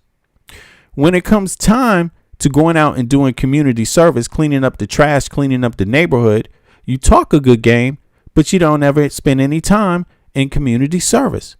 You see, it's just very simple. It's very simple. When we both go into the 7-Eleven and steal a candy bar, you get off for stealing and I don't. I get charged. Very simple. It can't be both ways. And when you want it only your way, the other party doesn't want to fuck with you anymore. Just that simple. People want a wall. I want a fucking wall. I want a wall between red states and blue states. I'm tired of the excuses. When I come home to my blue state, I don't want red people having all types of power up inside of this blue state, sending their goddamn what is this? Their National Guard from a red state, a poor ass red state, and sending them halfway across the country to a blue state. I don't want your redneck National Guard up in my blue state. Get the fuck out. We got our own guard. You know what I mean? Like, it's just like this in the United States. For some reason, they're the minority. They pay less in taxes. Red states contribute less to the federal budget. Period. They contribute less. Okay? They have representatives that don't care about their own constituents. Kentucky Fried Chicken Mitch is not even, they don't even want his ass to show. No, Mike Johnson's not even talking about a delinquent disappearing act. He's not even talking about him. These people accept all this stuff is normal. How can you live with them? How can you live with them? They can't. It's unbearable. It's not possible. It's a defeating cause. It is, you cannot have any success with these people having any power whatsoever. They are totally irresponsible, 100% corruptible. They are crooks, scammers. You cannot be a normal human being and support this type of government. You just can't be. You can be a slave though. They work through a process, so I'm not in the business of commenting on investigations as they're in process, and we'll see how that shakes out. That's how this always works, and by the way, it's done for R's and D's on both sides of the aisle. Yes, ma'am. Sure. What are you talking about? They're just allegations. There are police reports as it concerns Max Miller. This, like, Chuck Edwards is under investigation in the House where you're the speaker. What are you talking about? These are very, very weird individuals, and not just weird. Max Miller should be in prison. It would be understating things to say that this is just a gross guy. He's a fucking criminal. And even Bernie Moreno, the Republican senator from Ohio, whose daughter is his ex-wife, has made it clear that this individual is disgusting.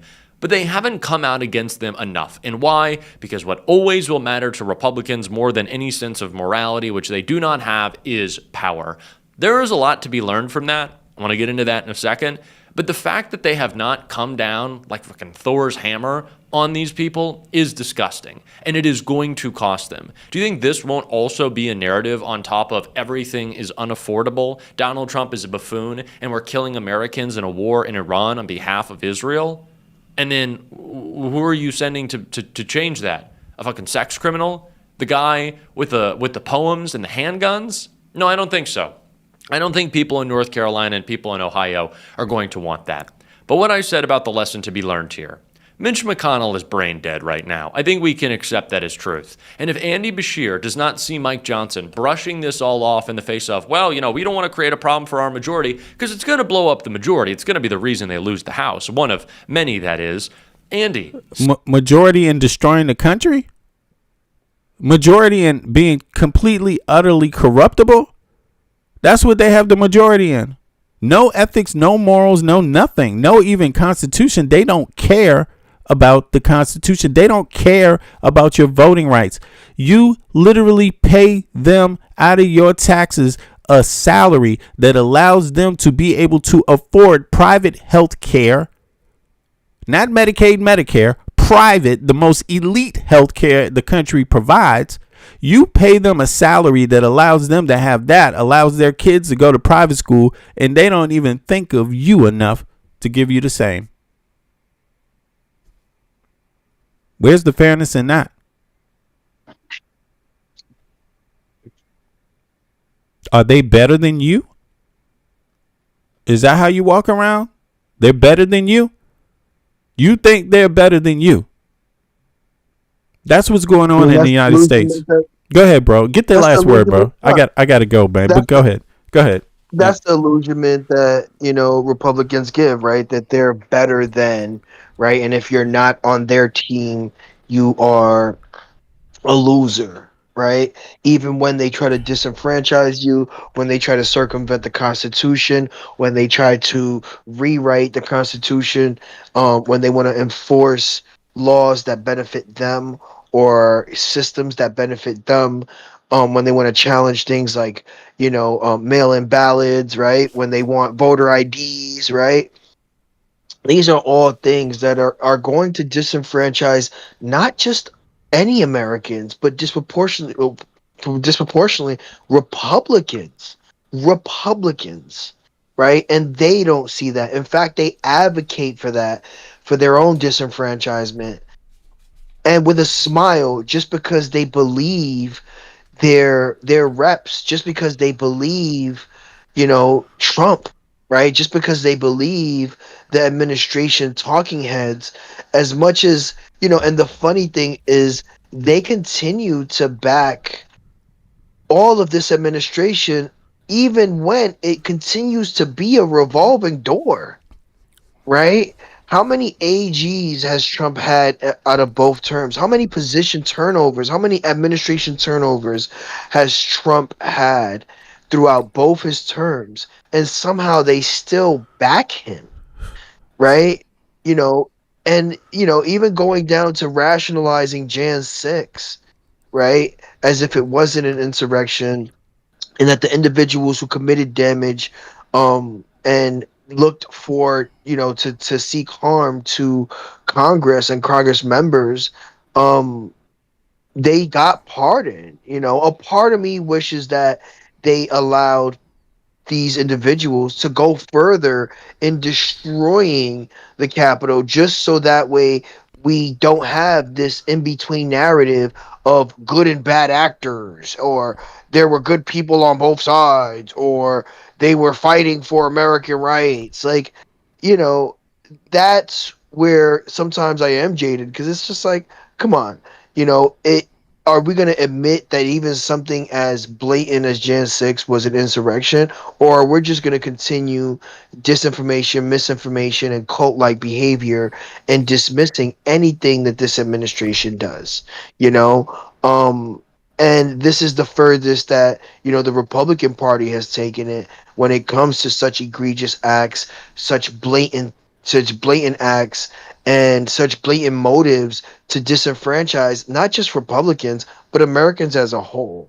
And the only other thing I can say is to vote, right? Register to vote, pick your party affiliation, start with the primaries, going into the midterms, right, that we have now, and continue to vote off of policy, and obviously rhetoric and policy history to hold your representatives and your Congress members at the highest of levels, right? Term limits for the Supreme Court, right? Uncap the House, right? These are things that we should be looking forward to as we see the progression of the both political parties, right? That's something that I look forward to in order to change this system, because if not, it's always just going to be whose turn is next and how far back can we go. And there may be a point where, like similar to this current administration, that it'll take years, tens of years, to undo the damage that has been done, to undo to the combination of damage by having the majority of the House, the Senate, and then the executive power, and then majority Supreme Court. This is a once in a century or half a century kind of thing, and Trump has opened my eyes to realize that if we truly want change, even on the left, that it can be done. We just need the proper individuals in those positions to make it happen, because Trump has made it happen for what he believes in, even if it is at the disenfranchisement and the enrichment of himself. That is the consequence It worked. of what he wants. He got but what he it wanted. works, and it's currently working. Exactly. They got what they And so wanted, the same right? thing can be done. Exactly. The same can be done, when, Democrats have the majority, and let's hope they're progressive enough to make the movements that are needed to change America for the better, for the good, Yeah. and non-reversible. But yeah, I think I'm good on that note. Yeah, bro. Yeah, I appreciate you for coming up too, man. Once again, always, man. We got myself, we got Mike from Brooklyn up here representing. Then we also got Friars. Friars has been out for a minute, but he'll be back. And then we have others that join us. Now, listen, anybody can hop up on the panel. The chat, I don't know if you noticed this, but we have an open chat. it's non-subscriber mode, right? Anybody, as you notice, if you look in there, there's some little differences of opinion here and there. And we also have some trolls every once in a while in there too. But the point is this, it's open. We're doing our part. We're open to what you have to say, as long as it's not purposeful disinformation that the United States government intelligence agency has warned American citizens to do not reproduce, right? They have warned American citizens that Russia and China have actually attempted to meddle in our elections in that way, not at the voting booth, not with the machinery, not with the registering, but with spreading disinformation. So as long as you're not spreading obvious disinformation like Hunter Biden's laptop, we don't need to relitigate that. We don't need to litigate Benghazi. That was a long time ago. Trump could litigate it if he wants, but he hasn't opened up any charges. And any other bullshit claims that Trump just won't fucking prosecute. We don't need to litigate that because your president doesn't want it prosecuted and is not doing it.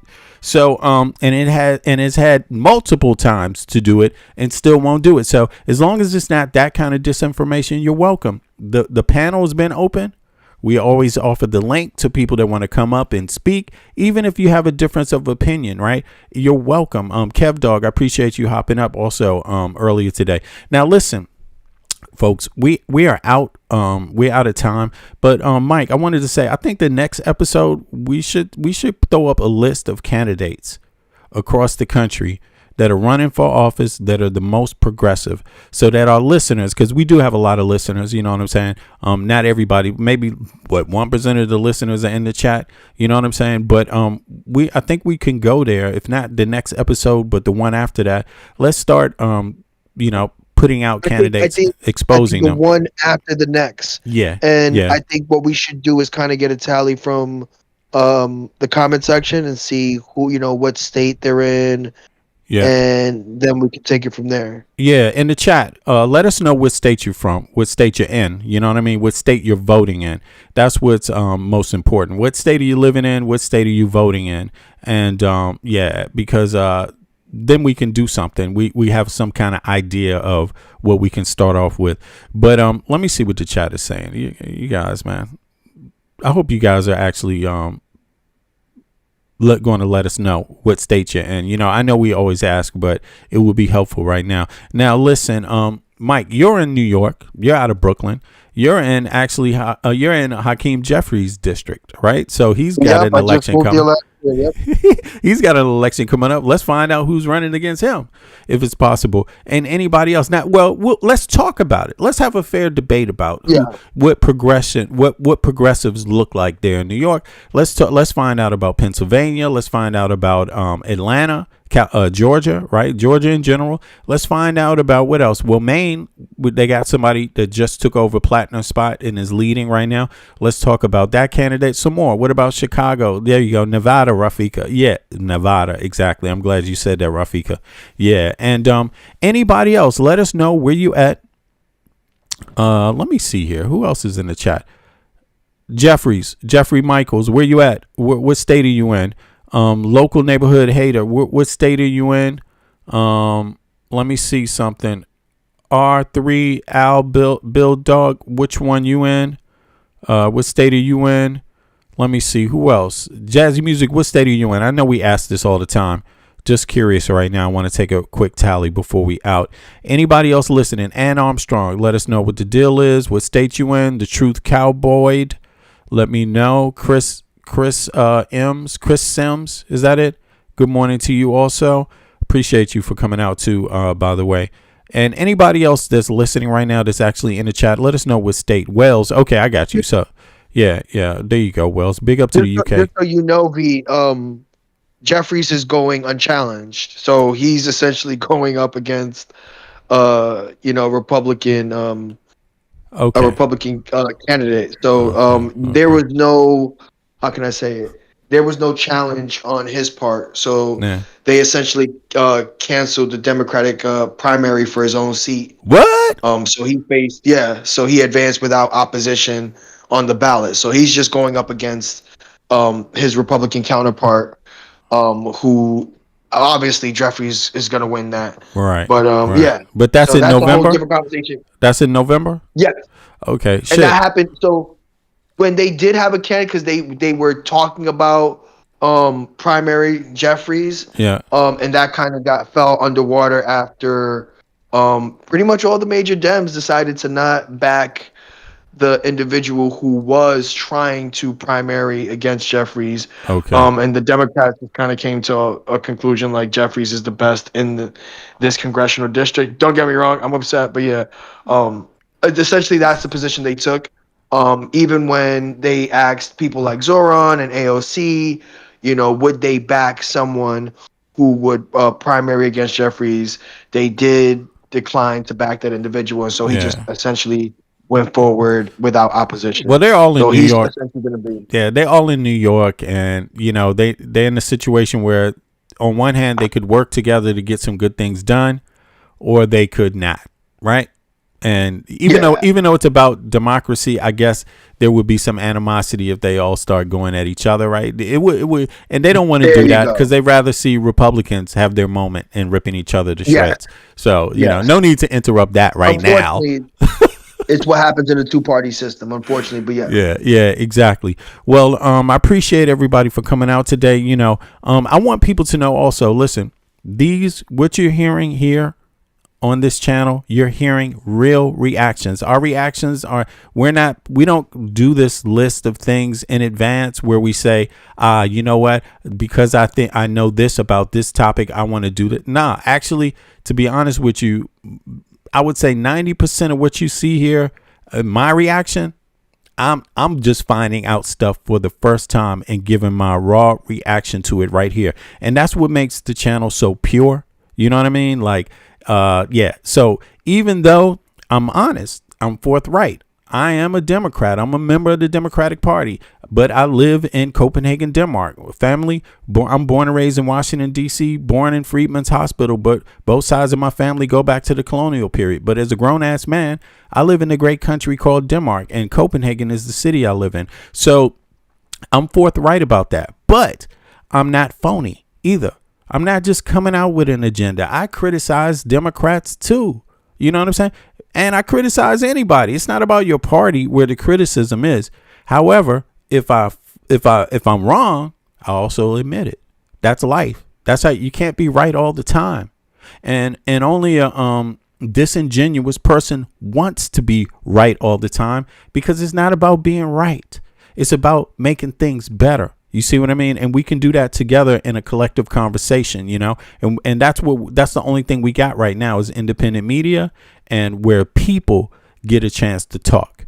People get a chance to communicate. That's the power we have against money, big money, wanting to own everything, wanting to own all the conversations, wanting to use their PAC money to influence elected officials. That's the only fight back we got. You know what I mean? So I hope people appreciate that, So now I'm going to go out on some data, obviously it's from CNN, but listen, you can do your math. You can debate it, whether the facts are the facts on CNN. I debate it all the time. Sometimes I just say, call bullshit, but it's not always. See, it's not that simple. There's nuances here. There's sometimes, even when crazy ass Trump says some truth on accident. So it's worth evaluating. You know what I'm saying? It's always worth evaluating what the situation is and having a conversation about it. And that's what we do here. So on that note, I'm going to be out. I appreciate everybody for coming, but let's hear some data real quick, and then I appreciate we will call it a day. All right, throughout many of the tariffs he levied last year, the president has gone a new route to reinstate some of them. There are tariffs now in place on Brazil, tariffs announced on Canada, others are sure to follow. So how do voters feel about all this? With us now, CNN chief data analyst Harry Etten. So, what are voters saying about tariffs? I feel like I'm in bizarro world, okay? Because the definition of insanity is to keep doing the same thing over and over again and hope for a different result. This is CNN 20 hours ago. And that is just simply put not been the case with President Trump in terms of The train has left the station, and the American people have spoken. They hate these new tariffs. U.S. on new tariffs on imported goods. You know, you go back to November of 2024. Look, 52% of Americans favored them right after Donald Trump's election, 48% opposed.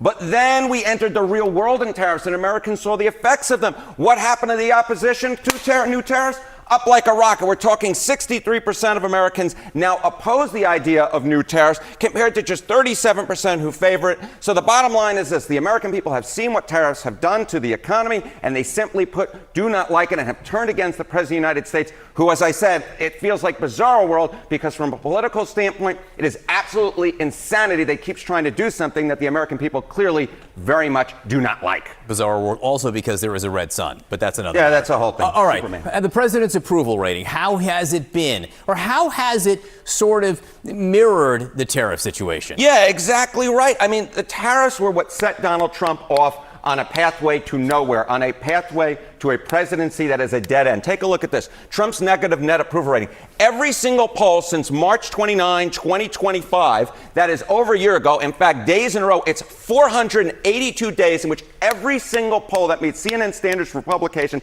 Donald Trump has had a negative net approval rating. Well, what happened right around March 29, 2025? All polls just before Liberation Day 2025. It was the tariffs. It was the massive implication of those tariffs, the implementation of it, that, of course, many of them got overturned, that turned the American people once and for all against Donald Trump in his second term as president. Went underwater just around Liberation Day, been underwater every day since. All right, how does the rest of the world feel about this? Yeah, okay. So the rest of the world doesn't like it either. I mean, that's not much of a surprise, right? But still, it's notable, right? Net approval rating Trump on tariffs. Brazil, 51 points underwater. Canada, 65 points underwater. Mexico, 73 points underwater. You know, this is delivering all of these people to China for trade. That's what this is doing. That's what this is doing. You know, all it is doing is solidifying other groups. The EU with South America, the EU with Asia, the EU with China, the EU with Africa, the EU with everybody, right? Brazil with everybody now. Canada with everybody else. Mexico with everybody else. Everybody else is doing it different, you know, and has no choice because Trump wants it this way. And if you're wondering what the correlation is to the upcoming elections and why people keep saying vote, right? You might think it's not a presidential election. What can you do about it? That's for people that don't know the civics. Well, it's the congressional members and the senators that usually crack down on a president that's doing shit you just don't like over and over and over. That's why you need to register to vote. That's why you need to be active, because you can get somebody that stands up against this shit. All right, so I said enough. Here we go. Let's go. Trump has been underwater so long at tariffs, both here and abroad, that the bottom line is this: it's almost like he is the Little Mermaid. He just doesn't even come up for air anymore. And this could have a political impact in the other direction the president wants in some of these countries. Exactly right. Take a look at Brazil. 51 points underwater there. Well, there's a presidential election going on there. Top chances to win the Brazilian presidential election. Lula, who President Trump does not like, he has now a 63% chance, while, in fact, Bolsonaro, who Trump very much likes, an ally, 25% chance. Donald Trump is killing his allies with these tariffs. Harold Denton, thank you very much. Thank you, Johnny. We have a lot of news this morning. We'll be right back. Financial Times is reporting the Trump administration is preparing new tariffs to replace a temporary 10% tariff that expires on Friday. U.S. Trade Representative Jamieson Greer was asked about the story. He says an announcement is coming soon and that the tariffs will be tied to administration claims of forced labor. The FT reports that this would be much broader than just a small number of countries, that this would be a significant expansion. Is that not right? Well, it covers 60 countries, 60, and about 99% of our trade. And that actually illustrates the scale of the problem we're facing. For years, again, the United States has had on the books this law where we prohibit the import of goods made in whole or in part with forced labor, and we enforce it rigorously. All this comes after, as we reported earlier, the White House announced new 50% tariffs on a wide range of Canadian goods. Here's what Canadian Prime Minister Mark Carney said about his hopes to reach a comprehensive deal with the U.S. That I'd spoken with the president. We agreed to intensify discussions. We'll begin that right away. And this is part of the negotiation. So the first objective is to get a comprehensive agreement that benefits, obviously, both countries. President Trump has threatened separate tariffs against Canada in response to the wildfire smoke blowing into the U.S. Joining me now is Candice Lang. She is the president and CEO of the Canadian Chamber of Commerce. Thanks so much for taking the time. Thanks for having me, Jim. Good to see you. So first question, just a practical one here. The Prime Minister has noted that Canada has 30 days now to negotiate before the tariffs take effect. But this is not the first time, as you know, this president has imposed tariffs on Canada, some of them very damaging. Do you believe there's a path to negotiation here? Absolutely. We believe there's a path. And now we have 29 days where, as our Prime Minister said, we will intensify those discussions. But today, Jim, we're still digesting, what are we looking at? What are we dealing with these new Section 338s? And I'll say new, but actually old, because they come from a Tariff Act from 1930. But they are, in fact, a very different tariff to deal with. There are three areas that are cited in which these tariffs are invoked.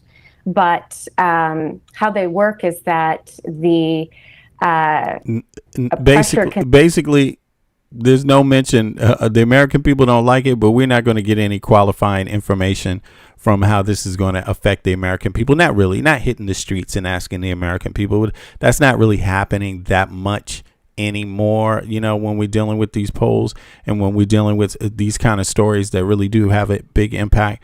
But in any case, it is what it is. This is what we're left with. And, people are going to have to ask themselves, how did we get ourselves into this situation? And I have one suggestion to say before I tell you what it is and what I think it is, my theory about why all of this is happening. I want to say big up to you, Mike from Brooklyn, for hopping up. Appreciate you, bro. We will be back in 18 hours. I want to thank everybody else for coming out and checking out the stream. Please click the like button. Please click. Yeah. Oh, you're welcome, bro. You want to say anything to anybody out there? Big up to everybody. No, I want to, thank some of the new mods. Yes, obviously, that's right. You guys have been visible. You're appreciated. And let's continue. Let's continue going forward. So yeah, thank you. Welcome anyone new. Yeah. Please like, subscribe. Even local neighborhood hater. Look, we see you here still around. Like, subscribe, continue to tune in.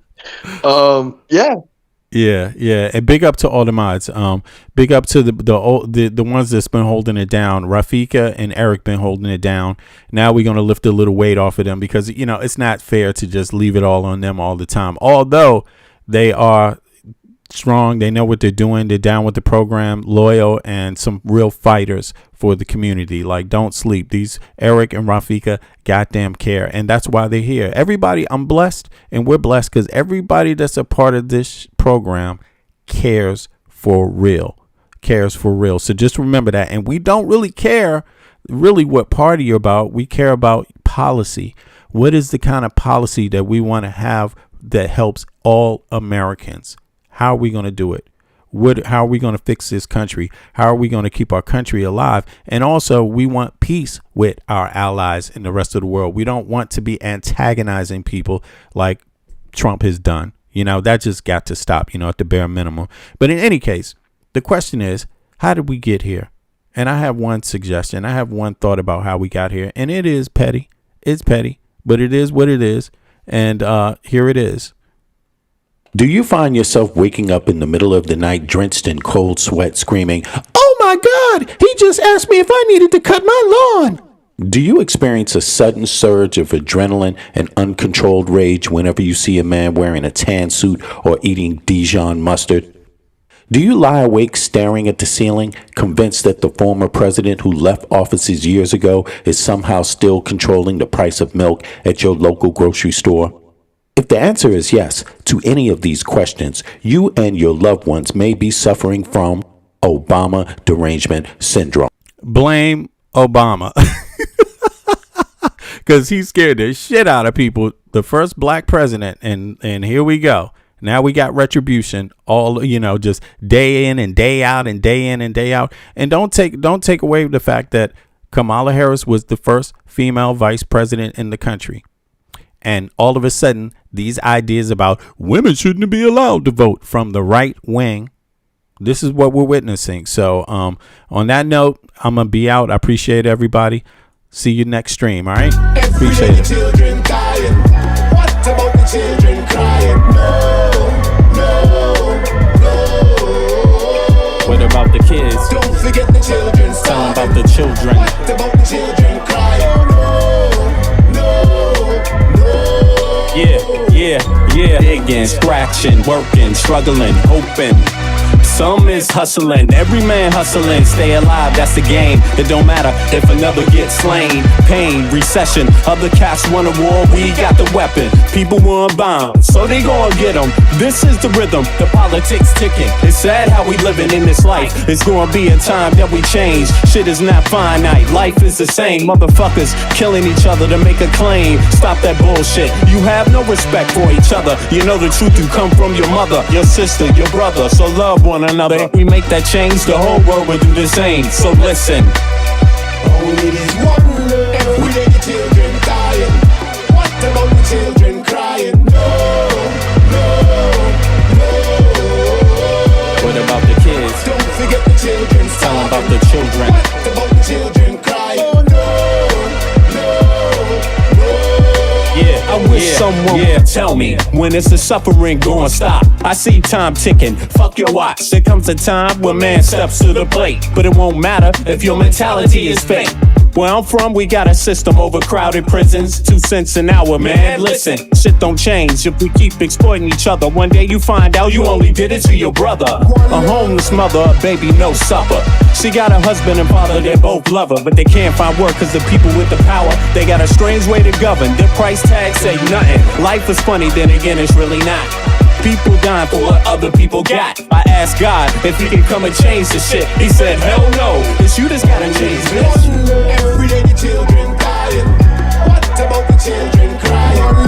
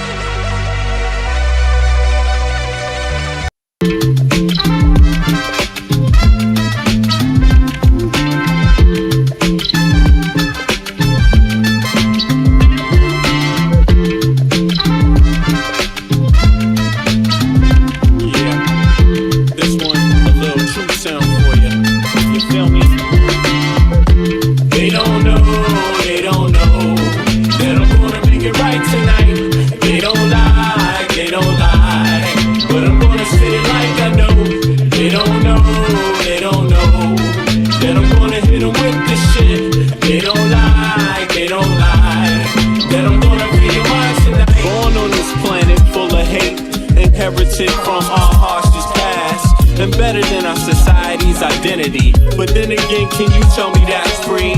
They explain to you what your mind should perceive, suggest things they want you to believe, like your skin color dictates your race. They're calling you an idiot to your face, like life is much more simple than that. We're all slaves and the cards are stacked. While we fight over problems we can fix, industrialists turn our kids to addicts. The television does a job, introduce you. The radio's right there to seduce you, keep you locked on the wrong damn track. Cigarettes is just legalized crack. They want you to catch a damn heart attack. They want you to catch a damn heart attack. What? Stop believing in the flag, it's a trap. Cause men rule this world, that's a fact. They don't know, they don't know, but I'm gonna make it right tonight. They don't lie, they don't lie, but I'm gonna say it like I know. They don't know, they don't know, that I'm gonna hit them with this shit. They don't lie, they don't lie, that you're gonna free your mind tonight, tonight, tonight, tonight, tonight. That you're gonna free your mind tonight, tonight, tonight, tonight, tonight, tonight. That you're gonna free your mind tonight, tonight, tonight, tonight, tonight, tonight. That you're gonna free your mind tonight, tonight, tonight, tonight, tonight. If you see a man that needs help, then help a brother. If you see a sister on her own, still love her. Cause life is about how you choose to see it. But you gotta teach people how to learn to see it. The planet's been through suffering many times. We propagate many wars many times. The people need to wake up and stop accepting deceit from their own government's deception. You can't blame the people for needing protection from the government's bad reputation. We need to sing a song called Free the Nation, cause we done had a whole lot of separation. Racism, classism, nationalism, based on keeping people out on the plantation. That's the plan, no doubt, cause rich people got a plan, no doubt. If you still don't understand and believe that we are all one from the same mother, and respect each woman and man with the same consideration you would like to be given on a daily, then you need to retire so the new generation can take over and show you how to live and govern this place we call Earth home.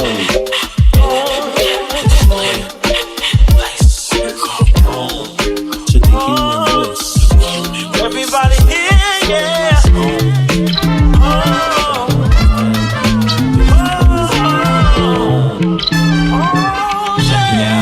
They don't know, kid. They don't know, they don't know, but I'm gonna make it right tonight. They don't lie, they don't lie, but I'm gonna say it like I know. They don't know, they don't know, that I'm gonna hit them with this shit. They don't lie, they don't lie, that I'm gonna free your mind tonight. They don't know, they don't know, that I'm gonna make it right tonight. They don't lie, they don't lie, but I'm gonna say it like I know. They don't know, they don't know, that I'm gonna hit them with this shit. They don't lie, they don't lie, that I'm gonna free your mind tonight.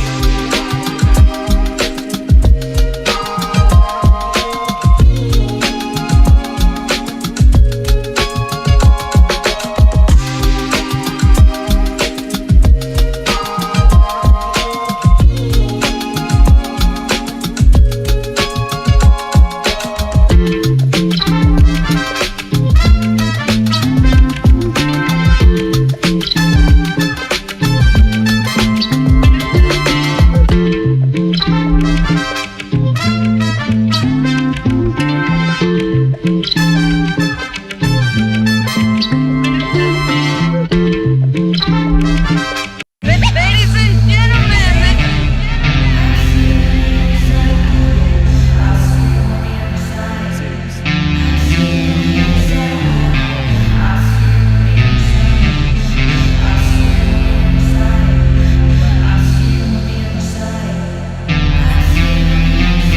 They want more. Crime babies looking for food, starvation, the recipe, people subdued. when the people you trust got it in for you. Deceit is the word of the day and every clue. Don't let it go, it's from the days of old. Time is up, but some still do not know.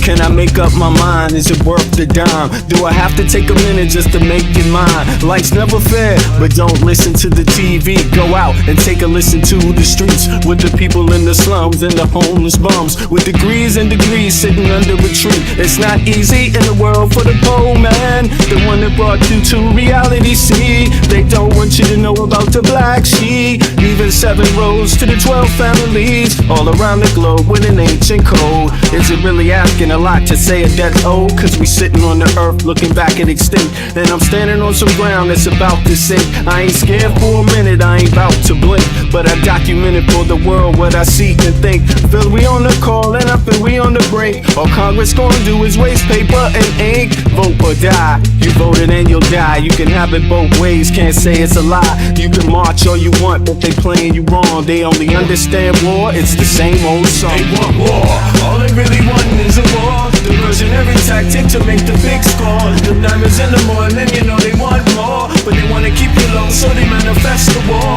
War, all they really want is a war. Diversionary tactic to make the big score. The diamonds in the morning, you know they want more, but they wanna keep you low, so they manifest the war. Like a lotus coming out of the mud with colors, I create envy in those with power but jealous. I unify the poor with my song, the hell with the others. Descended the way they treat indigenous brothers, cause I understand we link forever. They try to hate us even though that we keep it together. I'm not talking about controlling the air or the weather, I'm talking about maintaining the truth, the high endeavor. A rebel drops bombs in the midst of trouble. The free world counterattack and now there's double, but nature gets the shit in the way to settle. If you stop the machines for a minute you might hear, but they won't cause the TVs whisper in the ear. And capitalism has eyes that don't dare, and they cloud up and get crazy and won't stare. And like an ad, it's hard to get an ass to listen. Living like this is like living in prison. It's hard to keep hope when you're living in prison. The spiritual thoughts, so yes, the mental prison. The outside, yes, it's got to get through. Something's gotta die, so something here can live. Your life is nothing if you got nothing to give. Keeping the spiritual, yes, disguised as religion. Controlling your mind, the mental prison. They want war, all they really want is a war. Diversionary tactic to make the big score. The diamonds in the morning, you know they want more, but they wanna keep you low, so they manifest the war. War, all they really want is a war. Diversionary tactic to make the big score. The diamonds in the morning, you know they want more, but they wanna keep you low, so they manifest the war.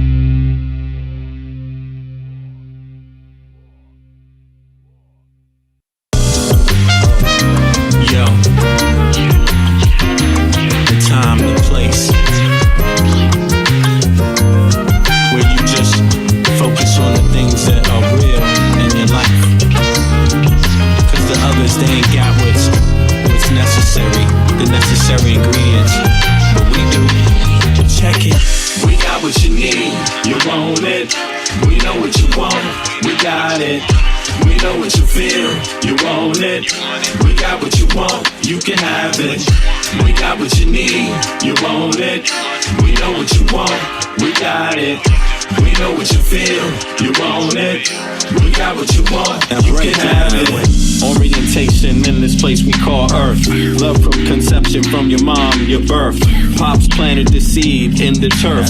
From there, you must find out what life is worth. Grew up learning your do's and don'ts.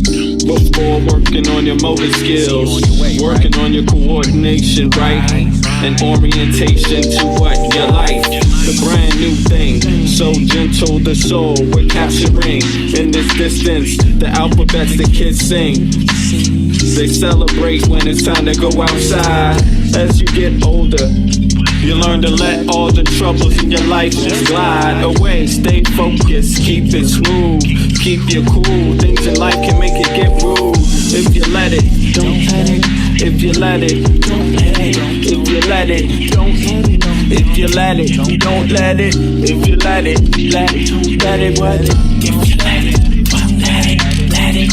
If you let it, what? Don't let it. If you let it, don't let it, let it. Don't let it. We got what you need, you want it. We know what you want, we got it. We know what you feel, you want it. We got what you want, you can have it. We got what you need, you want it. We know what you want, we got it. We know what you feel, you want it. We got what you want, you can have it. We embark on this journey through your soul. We wanna have a good time. We embark on this journey through your soul. We wanna have a good time. We do something that you know you can't deny. We're just slipping in and out on a journey, you and I, on a mission to salvation. Our spirit be our transportation. We think you'll do a little loving that is true. For real, we bring something that you know you can't deny. We're just slipping in and out on a journey, you and I. Bring it. We got what you need, you want it. We know what you want, we got it. We know what you feel, you want it. We got what you want, you can have it. We got what you need, you want it. We know what you want.